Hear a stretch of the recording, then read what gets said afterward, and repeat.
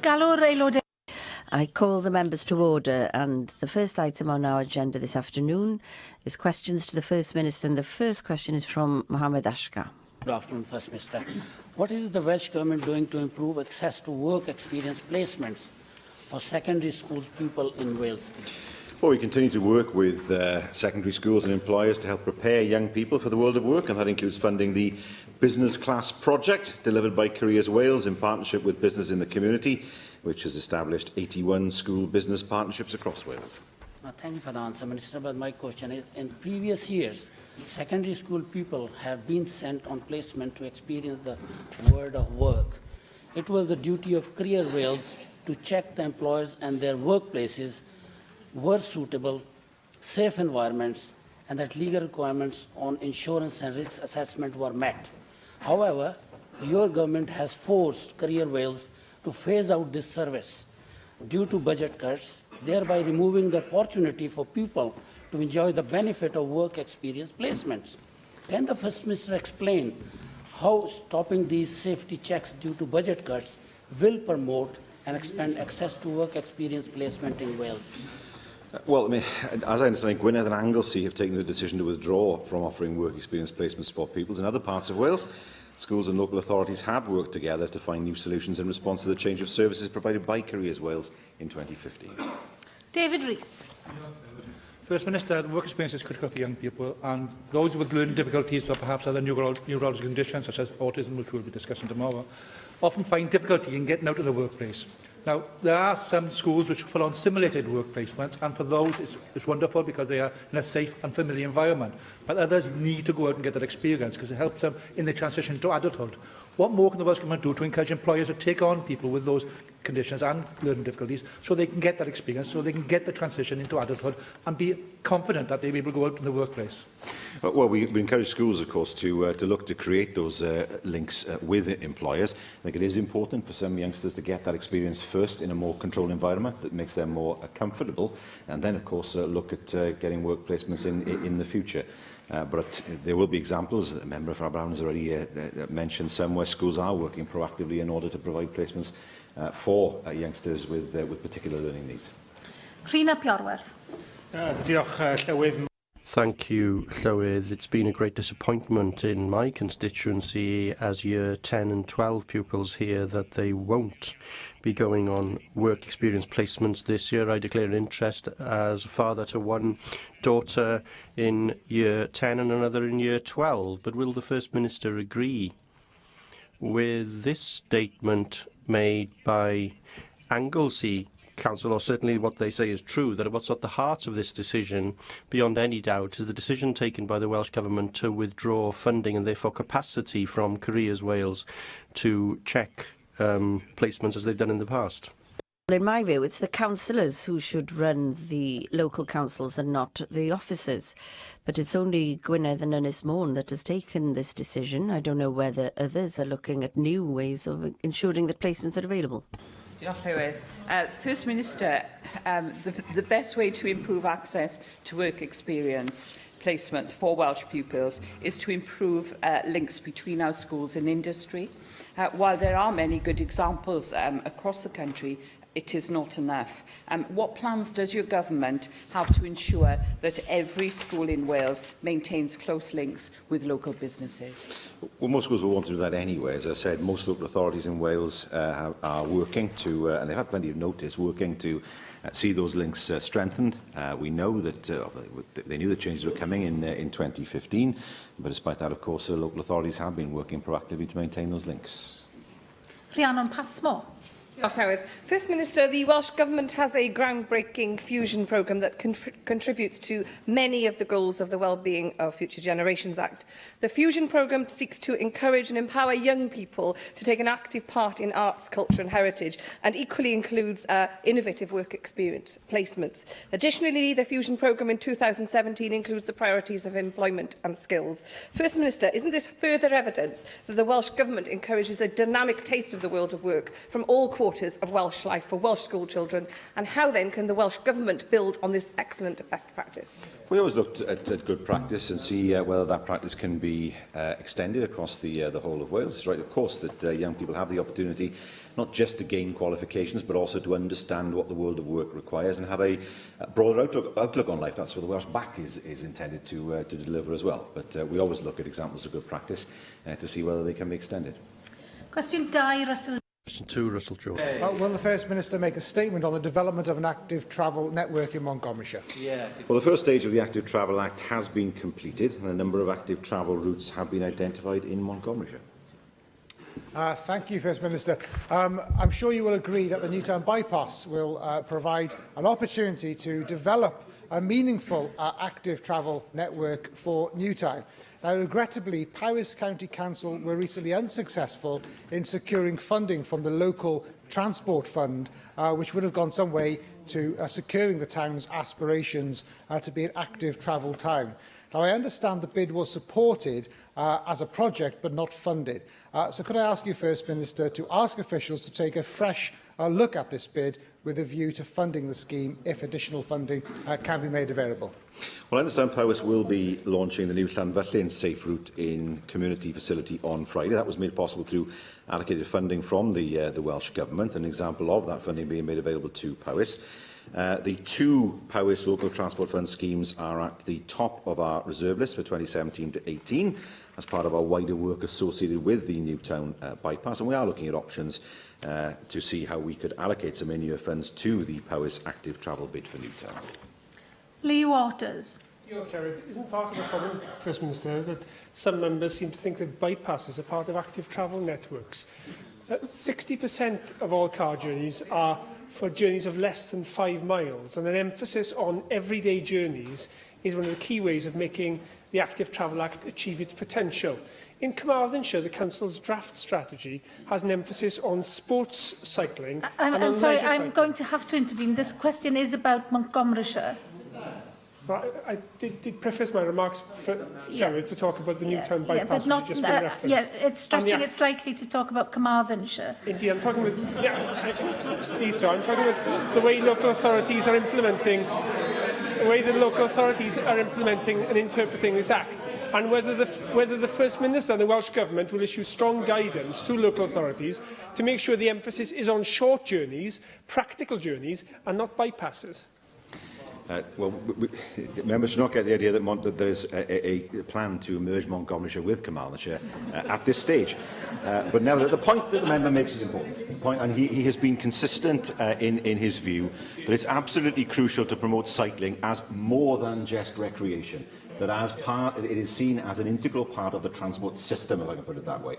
That's what the Active Travel Act was designed to do, and that's why it's so important that where funding is available, then cycle routes, for example, are provided when road schemes are in place. The Church Village Bypass is an example of that, and it is something, of course, that we seek to promote through funding and also through the legislation itself. I now call for questions from the party leaders. Leader of the UKIP group, Neil Hamilton. It's clear now that the failure of the Prime Minister's cynical, opportunist snap election gamble has thrown the whole Brexit negotiating process into confusion, perhaps exacerbated by the fact that she's appointed 16 Remainers to her cabinet of 23. And in particular, this throws perhaps more into question than previously the nature of our border controls post-Brexit. I'm wondering where the Labour Party now stands in this process, because I'm sure the First Minister will have seen that both Jeremy Corbyn and John McDonnell have said that the Labour Party is formally committed to taking Britain out of the single market and the customs union, whereas Keir Starmer has said he wants to negotiate a new form of single market agreement, and Barry Gardiner, the Sharrow International Trade Secretary, has said that we criticise Mrs May for taking single market membership off the table right from the very beginning. So can the First Minister tell me whether he is now a Corbynite or whether he's a Starmerite? Well, what we do know from the election is the hard Brexit that is espoused and promoted by UKIP is dead. People were asked to vote on a particular version of Brexit, specifically asked to vote on that by Theresa May, and she did not get that mandate. So, what happens next? We have put forward, together with Plaid Cymru, a white paper that suggests a way forward as far as Brexit is concerned. I have today written to the Prime Minister reminding her that it takes more than words when it comes to seeking engagement with the devolved governments. I welcome the words of Gyto Bev, for example, where he recognises the reality of the situation, that a sustainable Brexit can only happen if the devolved governments are fully part of that process. And I hope that the small group in Whitehall that have been trying to control this take note. Yeah. I read, of course, the government's white paper on Brexit, which effectively isn't in favour of border controls at all in any meaningful sense. My interest in this is on the impact of unskilled and semi-skilled labour being imported in uncontrollable numbers, and the effect that that has upon working class wages. Now, the Bank of England has published a substantial report on the impact of immigration on occupational wages, the evidence from Britain, the conclusion of which was that a 10% rise in the proportion of immigrants is associated with a 2% reduction in pay in the semi- and unskilled services sector.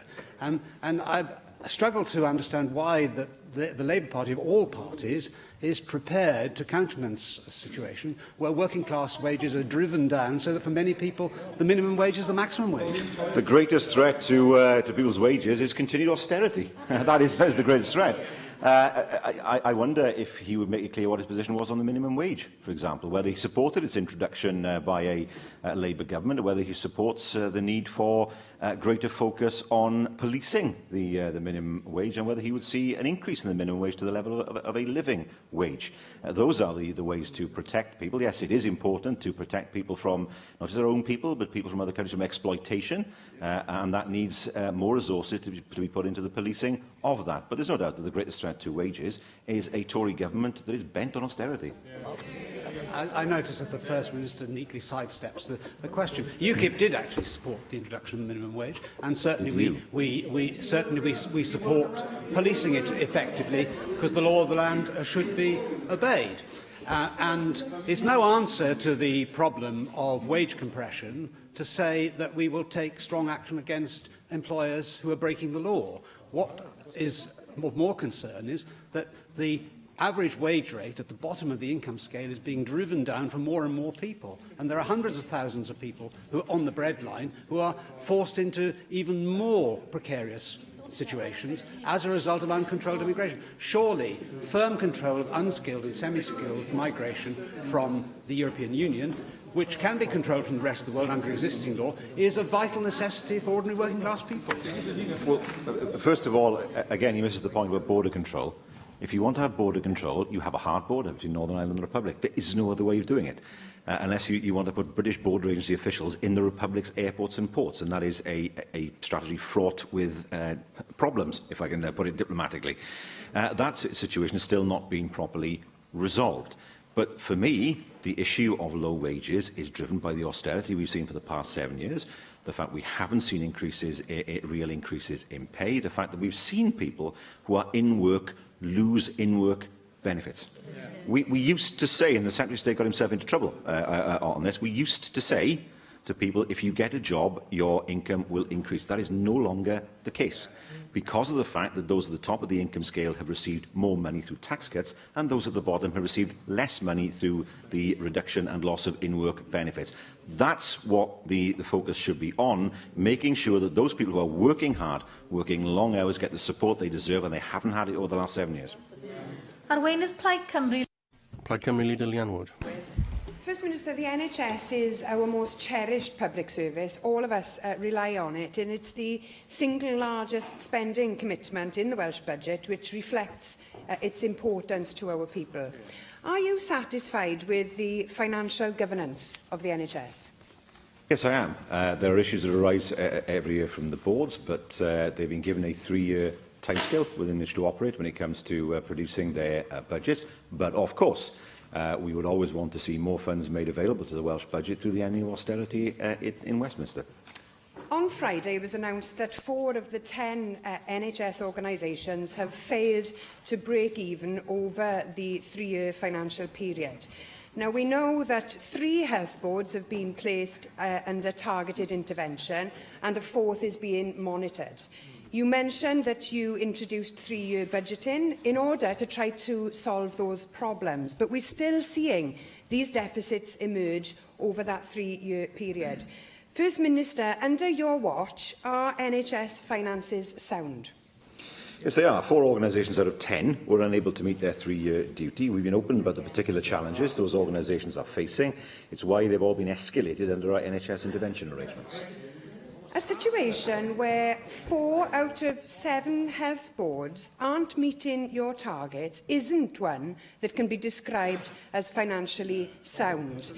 This is about how the NHS is being managed. It's about supporting the staff and the patients of the NHS by ensuring that the service is in good financial health. It's about health boards meeting the statutory duties which you have set out.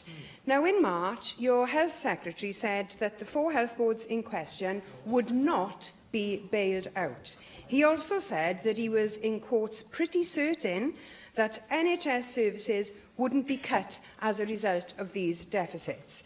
Now, being pretty certain doesn't fill me with confidence, First Minister. What we need today is a cast-iron guarantee.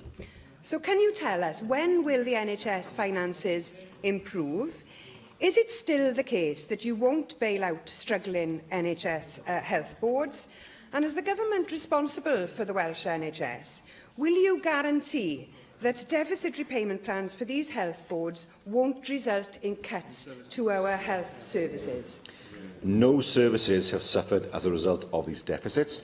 We have ensured that these organisations had sufficient cash to meet their normal commitments, and we manage their deficits within the overall health budget. Subject to audit confirmation, the overall health budget was balanced in 2016 to 17. Now, through the intervention arrangements, we are working closely with those organisations to address the governance, management and service issues that underpin their deficits, and we will not shy away from taking firm action with these organisations if that is what is necessary. No guarantee. Arweinydd yr wrth blaid.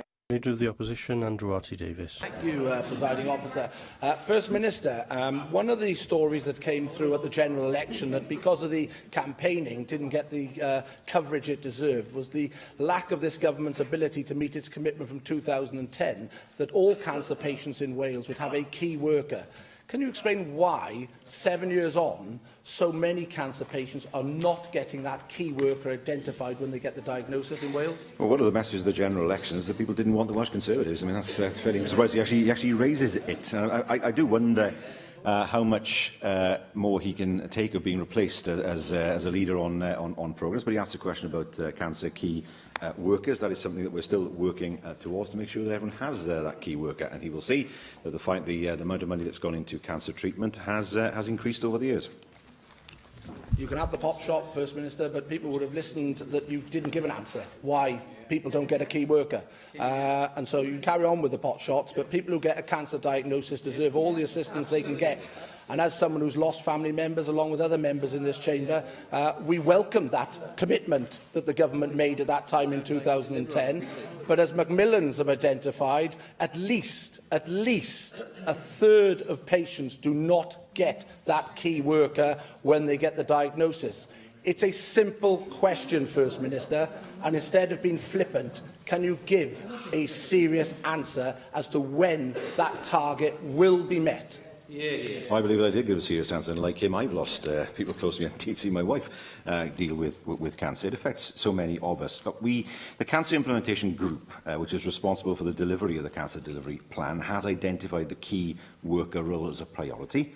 As such, work is being undertaken currently to develop a set of standards and associated measures to review the progress health boards and trusts are making in the provision of key workers, as well as for other priority issues. It's also important to note that the Cancer Patient Experience Survey provides a good picture of the situation in Wales.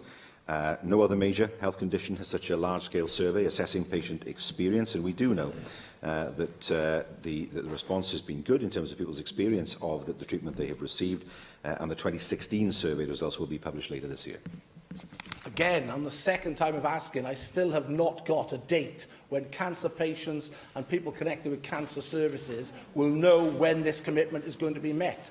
It is a fact that Public Health Wales have said it's not mandatory for them to collect the data to identify where the shortfalls are in the system. So you can read all you want from your script, First Minister. You made the commitment in 2010. Public Health Wales just say one basic point: it's not mandatory to collect the data. How can you genuinely say that you know you're progressing in meeting this target? And I do put the question again to you: when will you hit that target here in Wales? And will you now make it mandatory for Public Health Wales to gain that data so that we can see progress to meeting that goal? We support you in this measure. We want to see it met.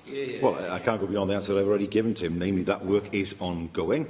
He asks the question, when will that work be completed? I will write to him with a date on that. He's asked me that specific question, but this is something that we want to see implemented in the future. Question 3, Neil. Question 3, Neil Hamilton. What progress has been made towards Wales becoming a no cold calling nation? Well, the zones have been set up in a majority of Welsh local authorities. We are committed to making our communities safer. I'd encourage local authorities to continue to introduce ways to stop cold calling to protect the most vulnerable people in society. I thank the First Minister for that reply. I don't know whether he's aware of a poll which has been conducted by the debt charity called Step Change.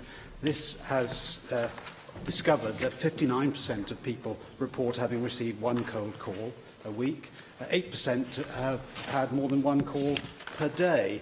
And one of the principal concerns about this is these calls offering high-cost credit. About a third apparently received one of these calls every week, and 1 in 8 has actually taken out high-cost credit with an average of £1,052 of extra borrowing taken out. This poses significant dangers for vulnerable people on low incomes. And I wonder if the First Minister can tell me what further progress the government intends to make in the next 12 months towards ending this curse. Well, we did provide funding in 2013 to increase the number of cold calling zones in Wales. That's helped to protect vulnerable people from scams.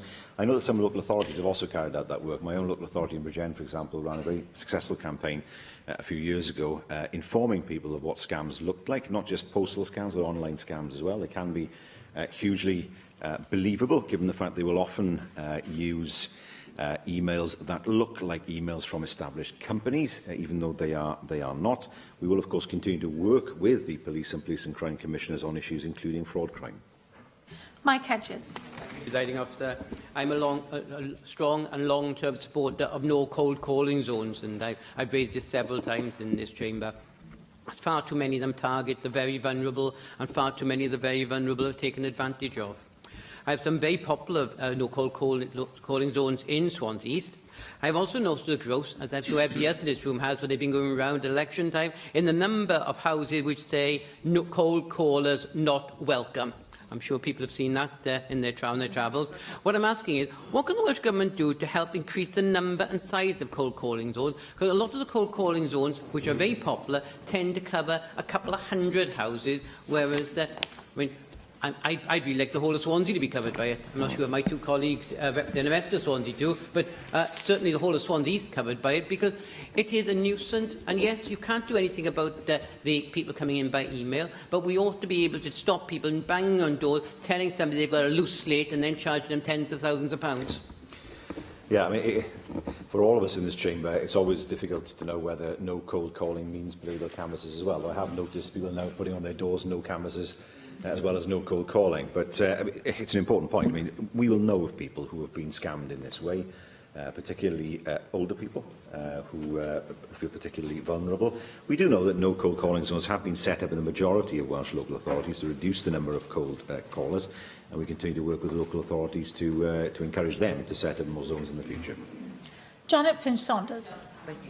Since 2005, my local authority has indeed been very proactive in ensuring the introduction of no cold calling zones. In fact, I was the Cabinet member introducing them at the time. A joint initiative with North Wales Police and Conwy Trading Standards has now established over 1,300 zones, including the entire community of Treviw.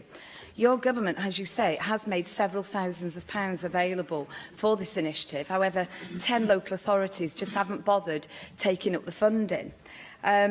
93% of people in a survey are not wanting doorstep sellers. 60% have received uninvited visits from contractors, with 25% experiencing repeat calls. So what steps, I'll repeat, what steps is your government taking to ensure no cold calling zones are robustly implemented across the whole of Wales in order to protect our most vulnerable and those living alone from what are often bogus callers and cowboy contractors? Well, the first difficulty is we don't have executive powers as a government to enforce the zones. The Assembly does have some legislative competence, but it's quite limited and limited to consumer protection. That means, of course, the local authorities have a particularly important role. She's mentioned, of course, her own local authority and welcome the work that they have done. For those 10 local authorities who haven't taken up the funding, it's a matter for them, of course, to explain and a matter to be taken up with them as to why it is that they feel that no cold calling zones are not appropriate for their area.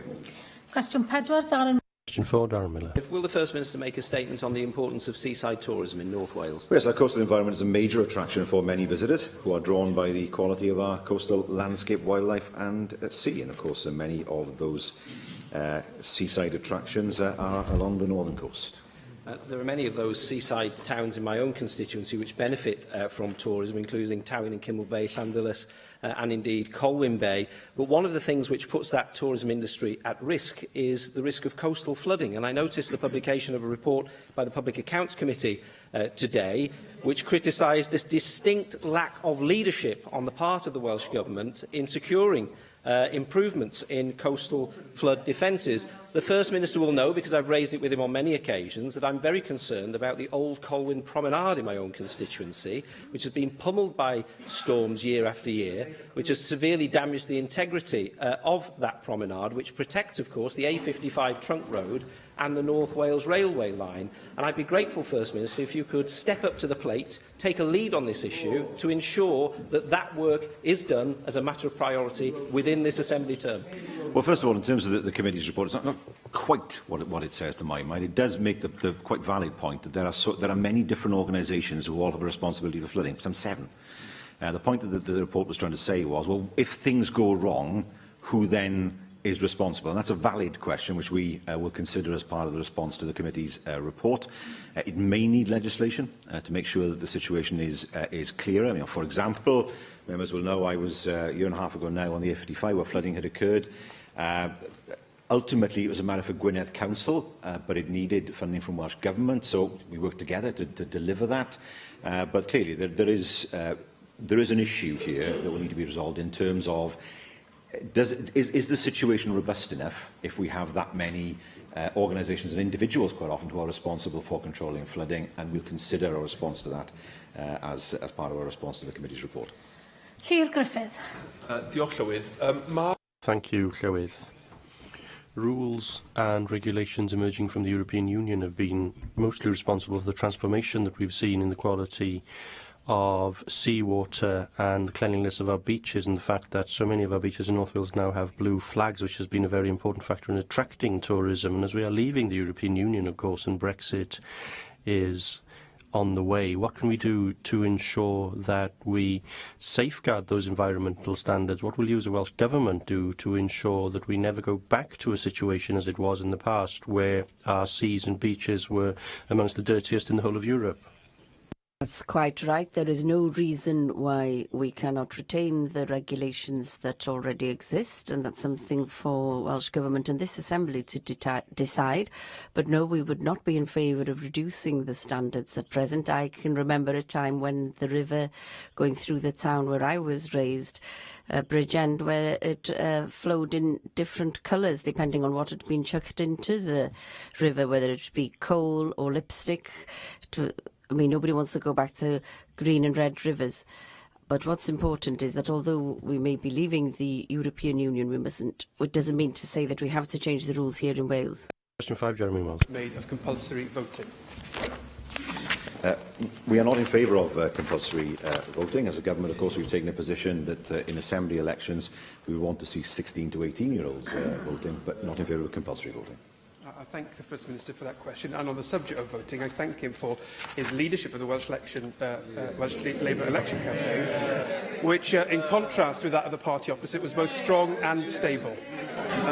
Another feature of the campaign was an increase in turnout, and yet 1 in 3 people did not vote. Compulsory voting is no substitute for political engagement or political education, but as well as being a right that people have fought for and died for, it can also be seen as a civic obligation that we owe one to another. As the Welsh Government and the National Assembly consider voting arrangements in the future, notwithstanding the Welsh Government's position, will he ensure that the experience of Australia and Belgium is taken into full account, and that of other countries where that civic obligation has been enshrined in law?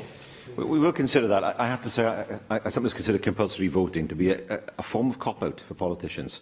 It's all our responsibility collectively to increase turnout. We'll never don't even get to 100% in the countries where there's compulsory voting.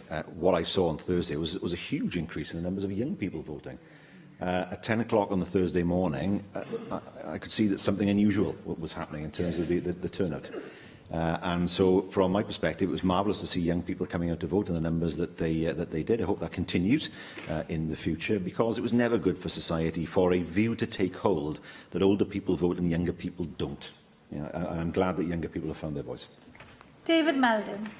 First Minister, can I say that, like you, I'm glad that the voter turnout last Thursday was much closer to the historic trend that we've had in the United Kingdom, and that is something that we should all be very grateful for. One thing that's always struck me as very peculiar is why we vote on a Thursday.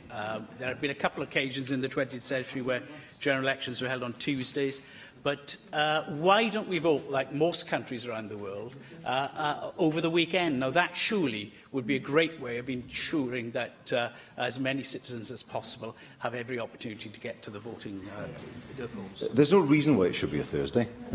In fact, there's no reason why we shouldn't look at weekend voting. Sunday is still problematic. I don't think the DUP will be pressing for that in the discussions that they have with the Conservative government as Sabbatarians. And indeed, the Western Isles of Scotland people there will have a view on that. I think Sunday voting, therefore, is still difficult in some parts of the UK. But there's no reason why people shouldn't vote on a Saturday, for example, when most people are not in work and when voting might be easier. And that's something to consider as an institution in the years to come. Simon Thomas.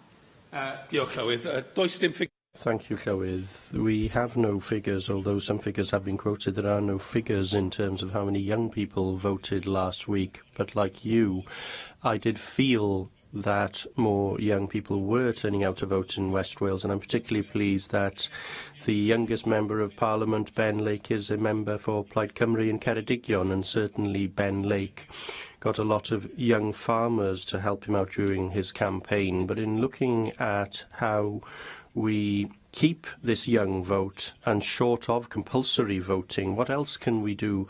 Yes, voting on different days perhaps, but isn't it also time to break this link that you have to cast your ballot in one place? And in an electronic age, shouldn't it be possible for anyone to vote from wherever they are in Wales for the candidate that they prefer?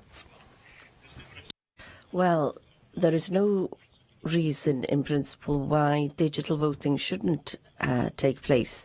There are some security issues which would make it very difficult at the moment, but there's no reason why it shouldn't happen.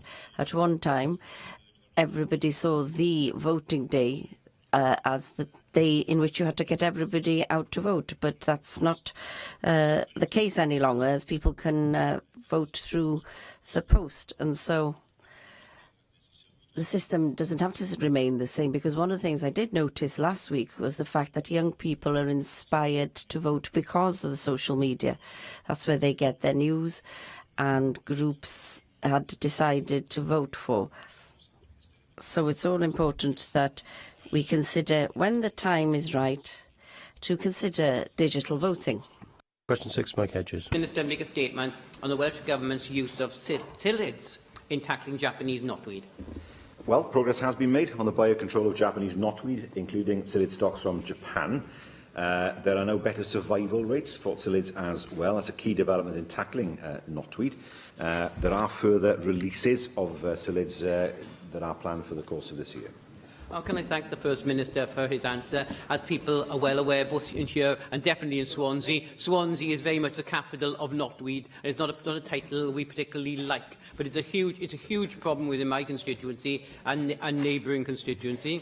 I'm very pleased with the success of the initial trial, but I wouldn't be fulfilling my duty as a Swansea member without saying, can I ask that further sites are being considered, that sites in Swansea, which is one of the worst affected areas in Wales, are considered for these new sites?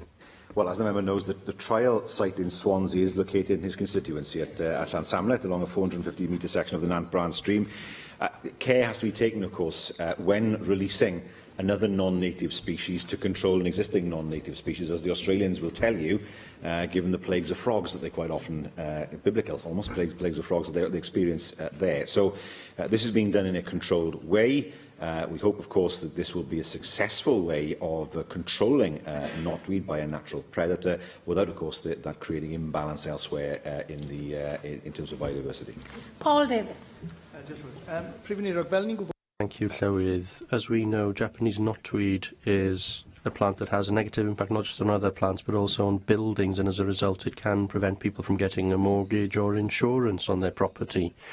Now, given the damage caused by this plant, what is the Welsh Government's overarching strategy when it comes to tackling this problem? And do you also agree with me that NRW should be responsible for tackling this issue, because I understand that NRW has no statutory powers at all in order to tackle this particular plant? Well, first of all, there is a group, which is a project board, which has been established to deal with knotweed. We are working with partners across the United Kingdom on that, and the Agriculture and Bioscience International Bioscience Centre, which is a non-profit making institute that is carrying out scientific and research work on behalf of the project board at the moment. So work is ongoing, and Natural Resources Wales is part of that work. First Minister, it's estimated that around £200 million has been spent in the UK alone trying to tackle Japanese knotweed, which causes around £170 million worth of damage to property each year. The Salid trials are very promising, but if the insect can successfully establish itself in the UK, it will only tame knotweed, not eradicate it. What more can the Welsh Government do to support Swansea University in their search to find ways to ensure that knotweed is eradicated and no longer threatens the property of our constituents? Well, we have supported a 2-year trial at Swansea examining the chemical and mechanical control of Japanese knotweed. Discussions are taking place at the moment with the university to improve our control advice in line with those findings. Question 7. Question 7, Rhina Bjorwerth. Will the First Minister make a statement on mental health services for young people? Well, by now we have seen the impact of the programme of improvements that we are taking forward as part of the delivery of Together for Mental Health, supported by an additional £8 million per annum for children and young people's mental health services. I was particularly pleased some weeks ago to have a conversation with Laura Burton, a young woman from Anglesey who volunteers her time to change, or volunteers a time for time to change, and is doing excellent work in pressing for improvements to mental health services. And I agreed with her that we certainly need to do more to change the attitudes of young people towards mental health, but also that an increase in awareness has to go hand in hand with investment in resources and adequate funding. Now, in terms of resources, does the First Minister agree with me that it's unacceptable that Anglesey has been left without a consultant psychiatrist at all for adults between the ages of 18 and 65, something that affects Laura like many other people? And does the First Minister also agree that in terms of awareness we need to do far more to invest in mental health education for young people in order to raise awareness among that group? Well, there is a counsellor in every secondary school in order to assist, of course, but they could do with more support. That is why we've invested £8 million per annum into CALMS, and so we look at the Betsy Cadwaladr area, including Ynys Môn, of course, and we know that the number awaiting an assessment has gone down from 669 down to and it was a reduction of 86%, and that is what the investment has given us. First Minister, the Making Sense report was published in tandem with the Making Sense initiative, which is supported by the High Needs Collaborative and the Wales Observatory on the Human Rights of Children and Young People. And this report highlighted that for many young people, support for the transition into adult services is non-existent. In fact, young people say that they are ill-prepared for the way that adult services operate, which is quite differently to the way that CAMS operates. And it's a scenario borne out by many cases that have come to me in my own constituency of Carmarthen West and South Pembrokeshire. First Minister, can you clarify what the Welsh Government intends to do to ensure that that transition, which is a tricky time for children becoming young people and young people becoming adults in all sorts of different areas, from education through to health service, is particularly looked at and reviewed to help those who need the support of professionals such as adult services and children and adolescent mental health? Yes, that transition is important, but we have ensured the funding has been made available for third sector partners to ensure young people with the most severe mental illnesses are supported into social, education and employment opportunities. But of course, with regard to the extra CAMS funding, what that is designed to do, of course, is to make sure that young people get the help they need at the time they need it, so they don't have to rely. Some will, of course, but they don't have to rely on adult mental health services in the future. Question 8, Paul. Question 8, Paul Davis.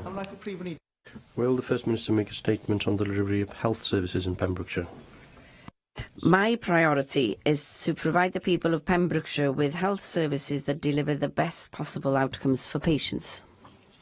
I'm sure you'd agree with me, First Minister, that it's important that emergency health services are located as close as possible to the population. Now, a retired consultant from Withybush has reviewed the number of mortalities among babies in Pembrokeshire, and the review shows that the situation has deteriorated since the maternity services were centralised in Glangwili Hospital in Carmarthen. Now, given this review, is your government willing to reconsider this issue and situation and considering reintroducing the special neonatal centre and ensure that paediatric services are available in Withybush? It would be very good if that consultant could give us the data so that we can study that data for accuracy. He hasn't done so. That would be a great help, but we know that the Royal College has said that the services in the Hywel Dda area are safe. Thank you, Llywydd. Well, the situation with paediatric care overnight is supposed to be temporary, where it's been removed from Withybush. That's not supposed to be the permanent position. So when will we see that paediatric service put back in place? Well, we know that the Health Board will be going out to consultation before long with specialists in the area in order to secure sustainable services, but it's true to say that this is temporary and not permanent. Question 9, Vicky Howells. What action is the Welsh Government taking to promote equality for older women in the Cynon Valley? Well, we are strongly committed both to supporting older people and to promote equality between genders, and that's just reflected, of course, in the Wellbeing of Future Generations Act and the Strategy for Older People, which supports action to address issues facing both women and men in later life. Thank you, First Minister. I know you have written previously to the then Secretary of State for Energy and Climate Change, calling for a review of the miners' pension scheme. I recently met with campaigners from the UK Miners' Pension Scheme Association, who highlighted to me how the current workings of the scheme badly affect miners' widows in particular, with some, for example, receiving just £10 a week. Would you write to the UK Government again, highlighting the way that reform of the scheme could benefit not only miners, but also promote economic equality for miners' widows in my constituency of Cynon Valley and elsewhere in Wales? Well, I met with representatives from the South Wales NUM a few weeks ago, and they outlined again strongly the case for a review. We will be writing to the newly elected UK Government requesting it to consider a review of the scheme. As a government, we have indicated our support for a review of the current arrangements for the surpluses of the Mine Workers Pension Scheme. As members will know, that's already been said in plenary, and I wrote to the trade unions this February to reiterate our support for a review. David Meldon. First Minister, many older women have a problem with mobility. They're quite frail.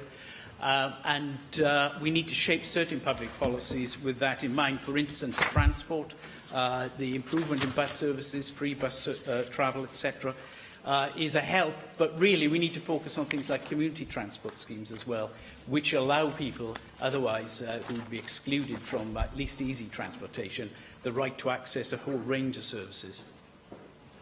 That's correct, and that's why we work with local authorities and with bus and train operators to make sure that services are accessible. For example, as part of the work for the South Wales Metro, accessibility of trains and stations will be an important part of the development of that project. Question 10, Michelle. Question 10, Michelle Brown. Thank you, Presiding Officer. What assessment has the First Minister made of the impact that last week's UK general election will have on the Welsh Government's education policy? Well, education is devolved and our priorities are set out in taking Wales forward. OK, thank you for that, First Minister. Labour's education policies included abolition of tuition fees and the reintroduction of maintenance grants, something that we would actually support in UKIP in respect of STEM students. Do you have any intention of implementing this in Wales? Well, that was on the basis of a Labour government being elected and providing us with the money to enable us to look at doing that.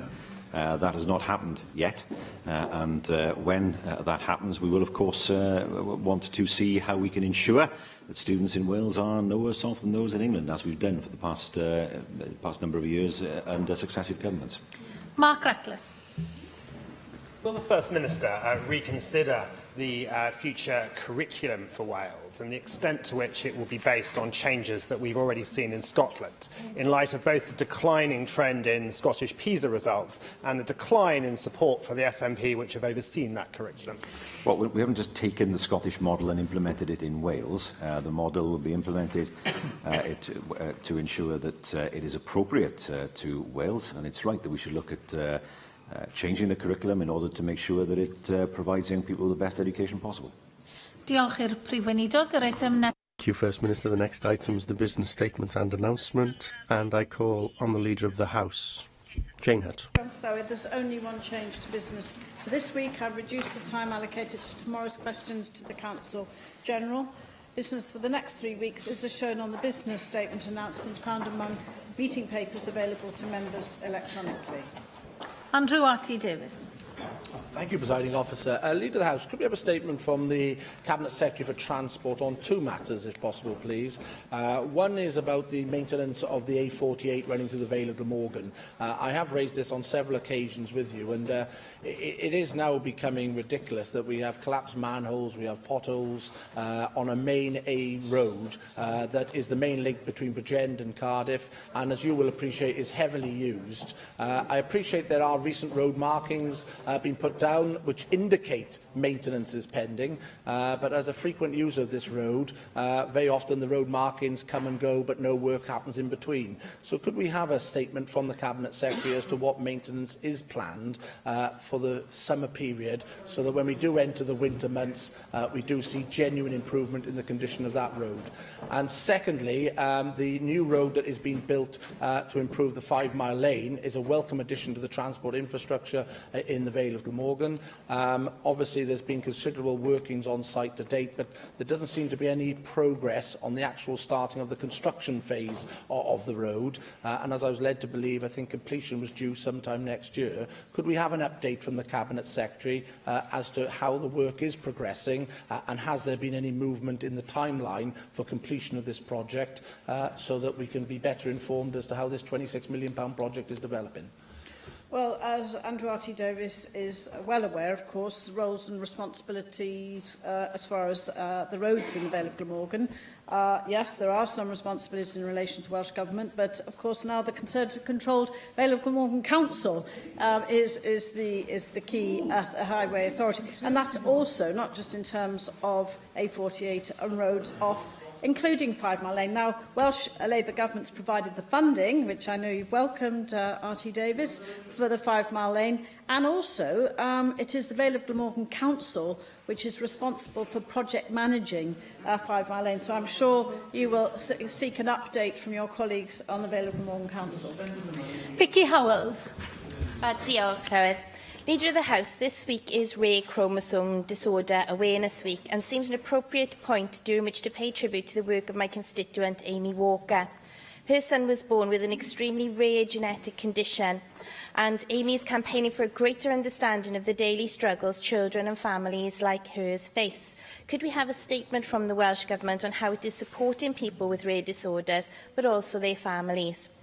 In addition, cervical screening saves around 5,000 lives across the UK annually, so it is worrying that uptake is now at a 10-year low in Wales and that 1 in 4 women do not attend screening when invited.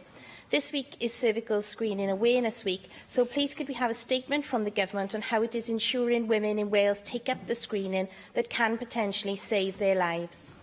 Well, can I thank Vicky House for raising awareness again in this chamber for those 2 all-important awareness weeks. First of all, the work that's being done by the charity Unique to raise awareness and understanding of chromosome disorders. And obviously, in terms of the experience of your constituent, it's very important to recognise this is the 4th Awareness Week, and the Welsh Government's committed to improving services for people living with rare diseases such as chromosome disorders. Our Rare Diseases Implementation Plan was first published back in February 2015. That was a response to the UK strategy for rare diseases, and there's progress against the plans being monitored by the Rare Diseases Implementation Group, and that does include representation not only from Welsh Government health boards, but also the patient group, the Genetic Alliance, and that will be updated to ensure it remains fit for purpose. And also on your second point, in terms of awareness of cervical screening, nearly 8 out of 10 women in Wales attend regularly for their smear, but we know that coverage rates for last year saw a slight drop. We have to do more work to maintain and improve participation rates, and the Screening Engagement Team of Public Health Wales is working with local public health teams, health boards and primary care clusters to consider cervical screening uptake in each area. There is a pilot programme also into looking at the future implementation of HPV testing, but I think back as far as cervical smear, cervical screening is concerned, we have to look at where the uptake is lowest. Neil McAvoy. Minister, in March 2017, the accounts of Natural Resources Wales were not given a clean bill of health. It related to a timber contract given out over 10 years, when the usual length of contract was 5 years. The company who were given the contract did not apply for the tender. The Chief Executive of Natural Resources Wales told the Public Accounts Committee that there had been a full business case to justify the decision, and then it turned out in the following meeting that the so-called business case did not contain a single financial figure, not one, and he then said that it wasn't a business case. There's no evidence, we're told, of value for money, and there are question marks on the lawfulness of the contract process. So, given all these concerns, and especially the concern in the industry itself, how on earth can the Chief Executive of Natural Resources Wales be allowed to retire when there are so many questions to answer? This is a very inappropriate question, I would say, Llywydd. But I would also say there is a role for the Public Accounts Committee, which, of course, and under the chairmanship of Nick Ramsey, has examined this issue, particularly in relation to the contract which NRRW was responsible for. Hannah Blythen. Llywydd. Last week, Leader of the House, our very own Anne Jones received the prestigious Gold Medal Award from the National Fire Protection Association in the US for her work in making sure Wales was the first country to make fire sprinklers mandatory in all new build houses. Leader of the House, will you firstly join with me and many of others in congratulating Anne on her amazing achievement, but also in light of this issue being back on the agenda, could we have a statement by the Welsh Government on progress being made in improving domestic fire safety in Wales? Well, I'm sorry that I don't think Anne Jones is in the chamber at the moment. Also here are my congratulations to those of Hannah Blythe and to Anne Jones for her recent award from the National Fire Protection Association. This is important as we recognise, and I think this is shared across the chamber, recognition of Anne's achievements. It's an international organisation, and those of us who have been here since Anne started on her journey to secure this domestic fire safety measure, it's a recognition of Anne's unwavering commitment to fire safety and the impact and influence that Anne Jones has had on fire safety in Wales. We should have coordinated the timing of chairing of this session slightly better. To be on the record, but it is on the record, and my congratulations also to Deputy Presiding Officer Anne Jones. Darren Miller. Leader of the House, can we ask for a statement from the Minister for Health and Social Services on security in Wales's hospitals? I had an email from a constituent just a few days ago who unfortunately is a cancer patient at Glenclwyd Hospital, and he remarked about the fact that he was able to walk around the whole of the hospital site at the weekend, in and out of individual offices. He could have lifted patient records, computers, telephones, in fact anybody could that wandered through the door. Obviously this is a concern, and I think it's incumbent upon the Welsh Government to ensure that patient records in particular are properly protected in our hospitals, particularly over the weekends when those offices may be vacant. Well, Darren Miller does raise an important point, which I'm sure he will be raising with Betsy Cadwallader Health Board, and of course this is something which we take very seriously in terms of security on sites, particularly in relation to patient confidentiality, and indeed staff and patient safety. Adam Price. Leader of the House, I was wondering if you could say whether government colleagues have indicated to you yet when we can expect the statement on the Circuit of Wales that we've been promised by the First Minister before the end of the month. Would the honourable member for Blaenau Gwent, if he has anything to say, can get up and say it? Yeah, let me tell the honourable member, who is not particularly honourable, as no member in this chamber, to repeat myself, as an honourable member, but yes, please, the Business Minister requires no help from other ministers in answering business questions. So, Adam Price. Thank you, Shelley. If the Leader of the House could update us on when we expect that announcement, and in that context, is it possible for the government to correct the record in relation to a number of written answers that I've received from the government that it has subsequently emerged are inaccurate?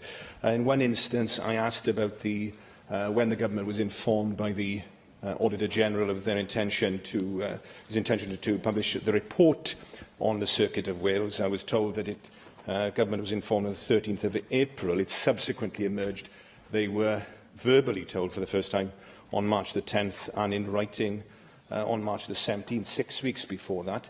And I also asked whose idea it was first to suggest an 80% guarantee for the project. I was told it was the company that suggested it on April the 15th. It subsequently emerged it was the government that suggested it a week earlier. Now, the corrections I received a letter from the Minister correcting the first set of questions, but that hasn't been shared with members. And, of course, the inaccurate record still stands, therefore, in the written questions. And in terms of the other issue, it was implicitly confirmed to the BBC yesterday that the account that I was given was inaccurate. I think it is important that before we have the statement from the Minister, that members have access to the accurate information, and indeed not just the statement that we'll hear in plenary, but also, of course, the Public Accounts Committee that is meeting to discuss the Auditor General's report, I believe, on the 26th of June. Well, I would like to take the opportunity to fully respond in terms of an update on Circuit of Wales and the questions and issues that Adam Price has raised. We have, of course, been working with the heads of the Valleys Development Company over many years to find a way to make the Circuit of Wales project work. Now that the Heads of the Valleys Development Company has submitted its final supporting information, the Welsh Government is completing its comprehensive due diligence process on the Circuit of Wales proposal. And of course, this has been exchanged about the importance which has been recognised. Due diligence is an important part of that consideration in supporting any project, opportunity to ensure there's a sustainable and robust business plan in place, fair sharing of risk between the private and the public sectors, and to examine the wider economic impact of the proposal. And as has been said again, that once that work is completed, Cabinet will consider the project and we will announce a decision. The first formal proposal that included the idea of an 80% guarantee for the Circuit of Wales project was set out in a document dated the 15th of April 2016. Various face-to-face phone and email discussions on the risks and legalities of the project took place over a number of months prior to this date between officials, other key organisations, including the heads of the Valleys Development Company and their advisers, and the level of guarantee would have been part of those discussions. And indeed, I would also add that the First Minister has received correspondence from yourself and will reply in due course. Mark Isherwood. I call for two statements. Firstly, to add my voice to the calls for a Cabinet Secretary, Health Secretary statement on cervical screening in this Cervical Screening Awareness Week.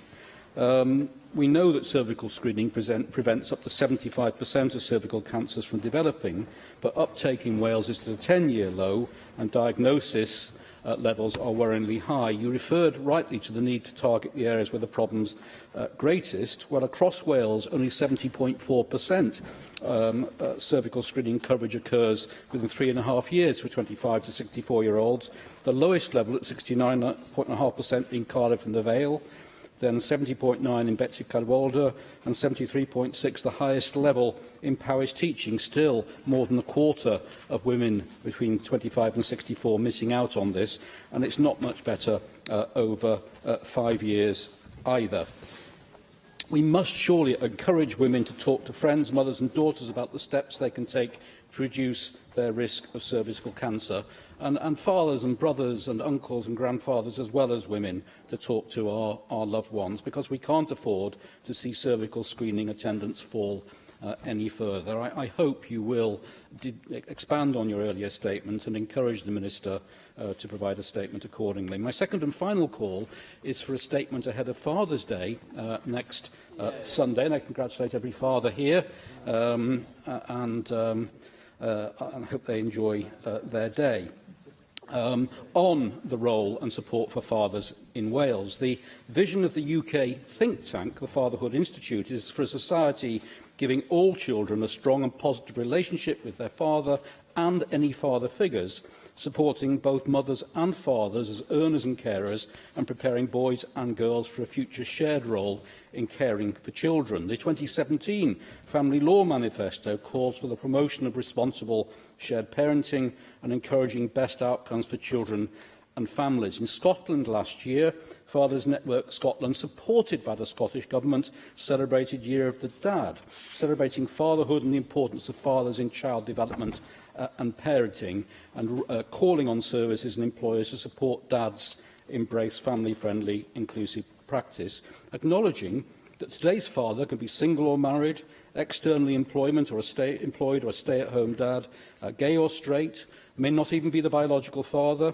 It could be grandfathers, uncles, foster fathers, adoptive fathers or stepfathers, but much is now expected of them. But despite this, and I'll conclude here, the Centre for Social Justice's 2016 annual fatherhood survey found that 47% of all UK fathers felt their role wasn't valued by society, and 46% of the lowest income fathers reported a lack of good fatherhood role models, and new fathers are crying out for better social and emotional support rather than being told to man up, with just 25% of dads feeling there's enough support to help them play a positive role in family life. Well, ahead of tonight's launch of the Welsh Dads Survey 2017 results at the Cross-Party Group on Fathers and Fatherhood, I would welcome your agreement to look at what happened in Scotland and see how we might take forward a programme of support in Wales.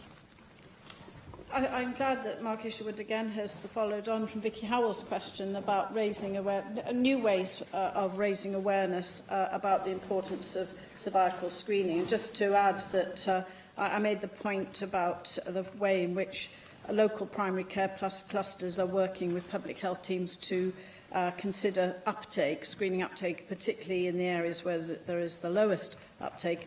And they're looking, for example, at social media activity, which will be a new way of raising awareness, but you also add to the importance, the roles that parents, fathers, brothers can play as well in terms of raising awareness of this vital screening programme. You've given a very positive profile for the role of fathers in advance of Father's Day on Sunday. Leader of the House, may I ask for a statement from the Cabinet Secretary for Health on free prescription in Wales and medicine cost management in NHS in Wales also. The cost of free prescription was £593 million in 2015. However, the cost of prescribing some drugs is far higher than the price they can be obtained across the counters in supermarkets. The cost to NHS in Wales for prescribing paracetamol, for example, was over £5 million last year. While I recognise the Welsh Government is not going to change its policy on free prescription, could I ask for the Cabinet Secretary for Health to look at ways that readily available treatments such as paracetamol can be issued without prescription, thereby reducing the cost to the NHS and releasing much-needed funds for other NHS services. And there is another area which is every one adult in 4 is obese in Wales, and almost 60% are overweight, according to the Welsh Health Survey of 2015. And I think that itself takes adulthood into diabetes, which was costing a surgery or a doctor £5 per month per medicine over only previous 5 years ago. Now, at the moment, the cost is well over £35 a month, and the way the number is increasing in obesity and diabetes, I think we are heading for a big tsunami of financial management lack in NHS in Wales unless we do something about it. Thank you. Well, I'm not quite sure where we're going with your questions, except to say I can absolutely assure you we will not be changing our policy on free prescriptions, which not only has mitigated against the austerity measures of your Conservative government over the last 7 years, but also enables us to treat those who suffer the most health inequalities in Wales. Nick Ramsey. Thank you. Can I firstly concur with the earlier comments made by the member for Carmarthen East on the Circuit of Wales? We are going to be looking at this on the Public Accounts Committee later this month, so clearly as chair of that I will be holding back on my views until then. However, it would be appropriate, I think, for us to have a decision in the wake of our committee deliberations as soon as possible, so we can have some clarity on what has been a very long-running saga, seems to be going for, well, as long as I can remember now, and I think the company and the public would appreciate that.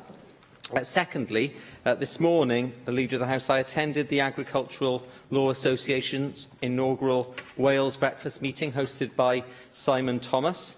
The ALA were founded in 1975 and provide invaluable legal advice and support to their members, and it was good to welcome them to the Assembly. I know they want to increase their presence in Wales. These are clearly uncertain times for our farming community, Leader of the House, with the Brexit process underway, the loss of young people from the industry, and, of course, the ongoing issue of bovine TB. Will the Welsh Government undertake to work closely with the ALA and, indeed, the farming unions to reassure our farmers in Wales? And perhaps we could have a statement at an appropriate point in this chamber, or maybe a debate on ways that we can support our farming industry, both traditionally and perhaps looking at more innovative ways, because I think this is a vital aspect of the Welsh economy that does need to be supported and nourished over the years to come. We note on the point that you made regarding the Circuit of Wales, Nick Ramsey, and on your second point, well, I'm sure that was a very important meeting this morning of the Agricultural Law Association. I think it's very important that we also take the opportunity to reflect on your point that it is going to be very difficult. It is currently very difficult for the farming community, and of course the Welsh Government and the Cabinet Secretary working very closely, not just with the farming unions, but with partners. So I hope that you will join us as a Welsh Labour Government in calling for a longer-term commitment from the UK Government to make good on promises made during the referendum campaign that Wales would not lose a single penny as a result of the UK leaving the EU. And finally, Susie Davis. Diolch Dipper Lywydd. Well, talking about making good on promises, Leader of the House, it's about 9 months now since the issue of wood chip fires and illegal dumping of wood chip was raised in this chamber. It's an issue that particularly affects my region. In all fairness, the Cabinet Secretary said that she was taking this seriously and recognised the insufficiency of both regulation and the resources to enforce the existing regulation, let alone new regulation. I'd be very grateful if you could ask for a statement from her department updating us on progress on the areas of regulation that need reform, the evidence that's underpinned the decisions that is coming to at this stage, and what progress is being made on perhaps even early drafts of improved regulations that will help prevent this serious issue, particularly in my region, happening again, occurring again. Susie Davis, I will ask the Cabinet Secretary to update us, as she promised to do, in terms of officials looking at this. I know the adverse impact of wood chip fires is something which has been experienced across Wales and not just in your region. Thank you very much, Leader of the House. Thank you. Item 3 on the agenda is a statement by the Cabinet Secretary for Finance and Local Government on the tax policy framework, and I call on Mark Drakeford to introduce the statement.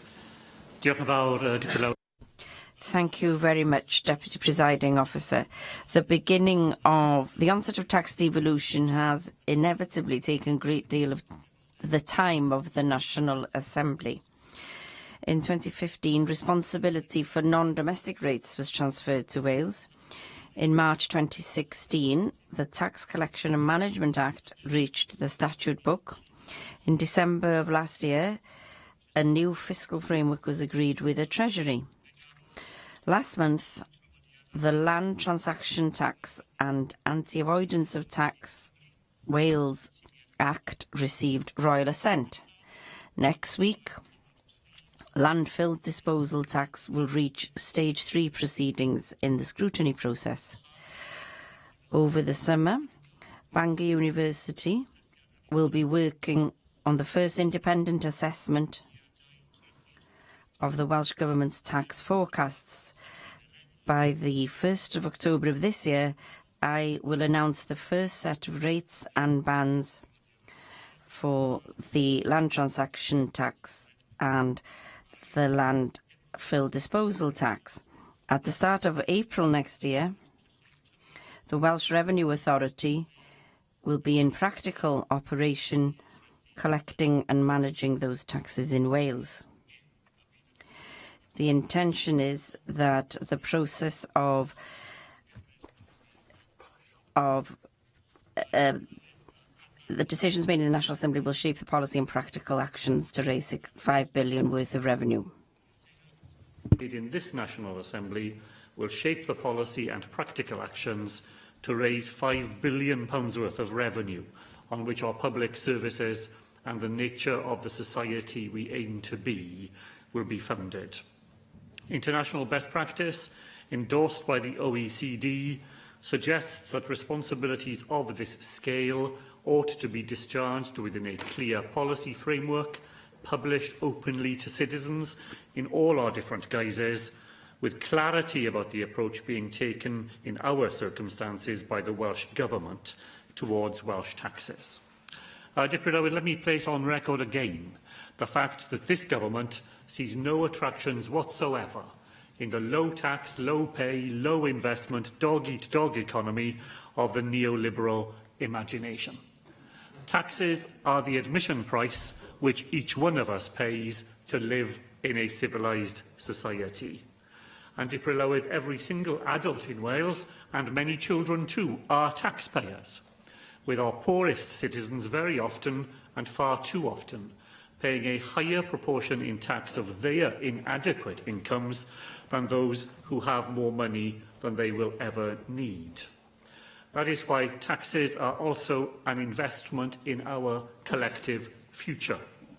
What we depend on today owes much to the taxes which have been paid in the past by our parents and grandparents. These public services are benefits which define our society and underpin its values. They would not be possible without taxation. Good taxes should be efficient and effective, producing maximum benefit for the cost incurred, and they should acknowledge Wales's position both within the United Kingdom and be compatible with the UK and wider international taxation framework.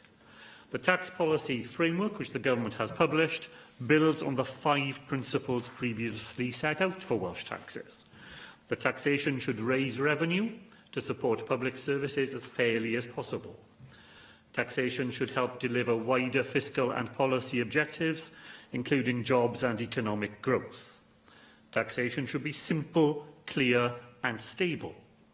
Taxation should be developed through engagement with taxpayers and wider stakeholders, and taxation should contribute directly to the Wellbeing of Future Generations Act goal of creating a more equal Wales. Wales's new suite of tax powers will ensure that people here have a genuine choice for the first time, both about the level of taxes paid and about the quality and quantity of devolved public services. My party's manifesto included a commitment not to increase income tax during the lifetime of this Assembly. It will be for political parties to set out their plans for tax rates ahead of the next Assembly elections in 2021. In this Assembly term, we will carefully consider other tax rates and their impacts collectively to ensure they continue to generate sufficient revenue to fund public services while remaining fair and supporting economic growth. Taxation can also play a role, as we know, in influencing behaviour. We will consider whether new Welsh taxes can be introduced in an efficient way to operate alongside our existing or new policy tools. A debate on new taxes has been scheduled in government time to be held before the end of this summer term. With land transaction tax and landfill disposal tax will be collected and managed by the Welsh Revenue Authority, which becomes operational in 2018. The authority will work in partnership with local authorities across Wales and other tax authorities in the United Kingdom to build a comprehensive picture of the delivery of tax services, compliance and tax policy development. It will work to join up activity for the benefit of taxpayers. Delivering a tax policy for Wales will need a steady, consistent and informed approach.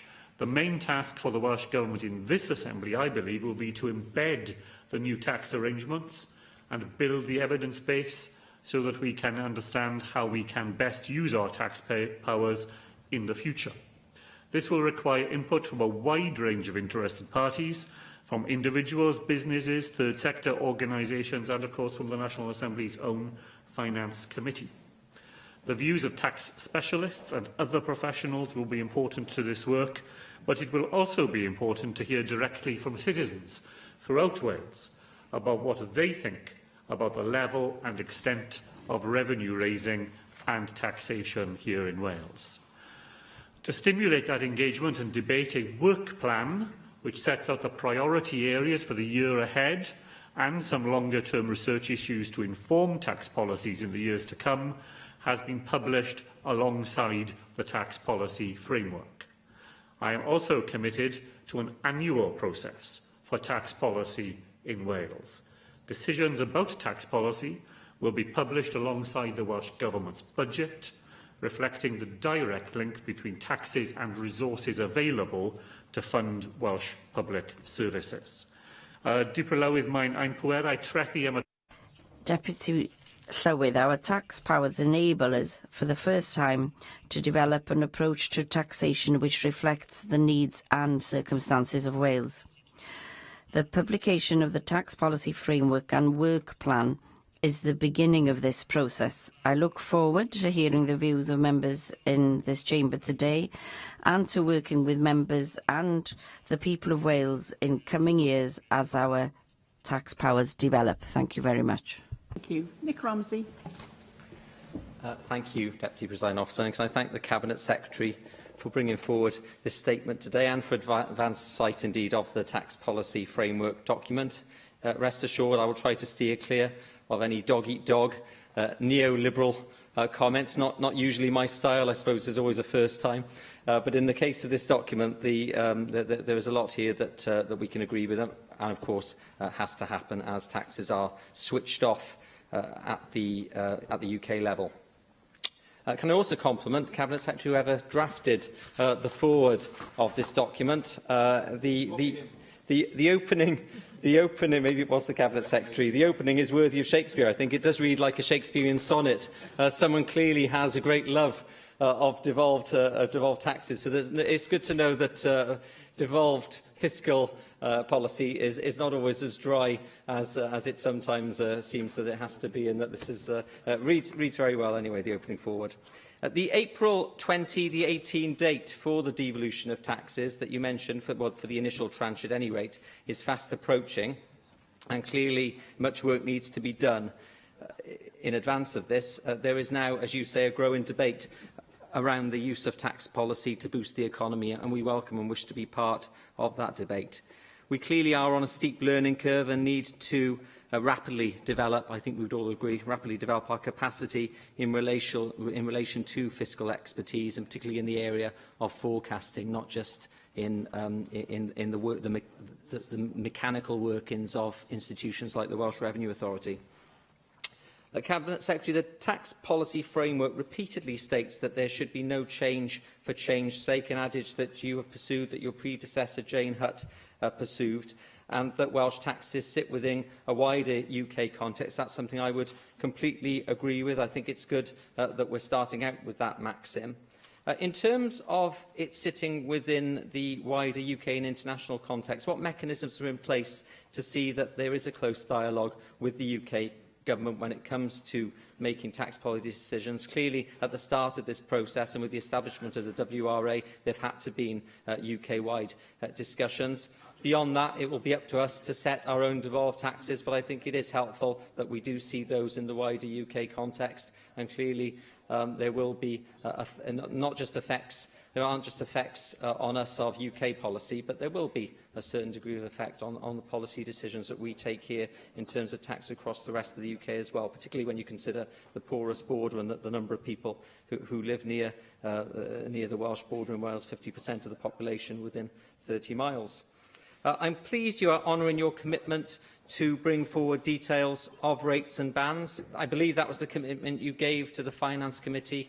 Many of us, myself, I remember Mark Reckless making the point that we would like to have seen the rates and bans on the face of the bill up front. You made your arguments for not doing that, and I remember you saying that as a compromise you would bring forward the further details of the rates at an appropriate time. So I'm pleased to see that coming forward, and we will look at those with interest. The policy framework refers to new taxes several times. And, of course, the new fiscal regime does allow for the Welsh Government to introduce new taxes. You did mention, I think it was when we had the Senedd at Newport event, and you came to an evidence session there. I seem to remember you saying that you thought it would be interesting to develop or look at developing some new taxes, or one new tax, I think you said, as a trial to see how that process would work, to test that process. Have you had any further thoughts on that? Because clearly, if on the one, being cynical for a moment, if on the one hand you are thinking of keeping the existing tax take with the existing taxes like stamp duty and landfill, etc., keeping those relatively similar to where they are at the moment. If you bring in a new tax, then that is a way of surreptitiously increasing a tax take. So I'd be interested to know if you've had any further thoughts on developing new taxes. Can I ask you about the reform of council tax, which you do mention briefly in the framework document? Is this a precursor to a move or to a debate about potentially replacing that with a land value tax. There has been a lot of discussion between Assembly members and also within Wales, outside within academia, about the relative merits of a land value tax. I know it operates in other parts of the world. Clearly a land value tax, not going to get into the discussion about it now, but clearly a land value tax has benefits for some, but in rural areas where there is more land ownership, then that could cause problems. So I think if we are going down the line of looking at a land value tax, the sooner we initiate that discussion so we can all have an input into that, the better. And on the issue of not raising, well, on the issue of income tax in general, it's obviously different to the other two taxes. I'll finish with this, Deputy Presiding Officer. Clearly different from the other taxes in that I believe the responsibility for this remains, of raising this, remains with HMRC, not something that's going to be devolved here. So how are you working to strengthen relations with HMRC in this respect to make sure that this process does run as smoothly as possible? But thank you for bringing forward this framework today. I look forward to its development with interest.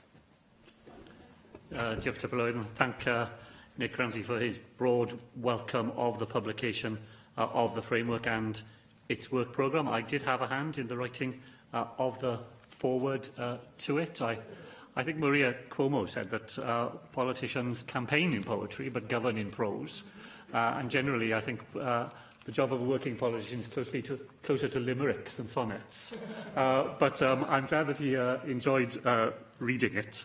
And can I say that I think he very accurately summarised some of the key debates that lie behind the framework, the advice which we have had from stakeholders about continuity in the earliest days of tax devolution with a possibility of greater differentiation in the future, and particular advice to us about the porous nature of the border and being attentive to the way in which decisions about devolved taxes made in Wales would have an impact upon cross-border activity.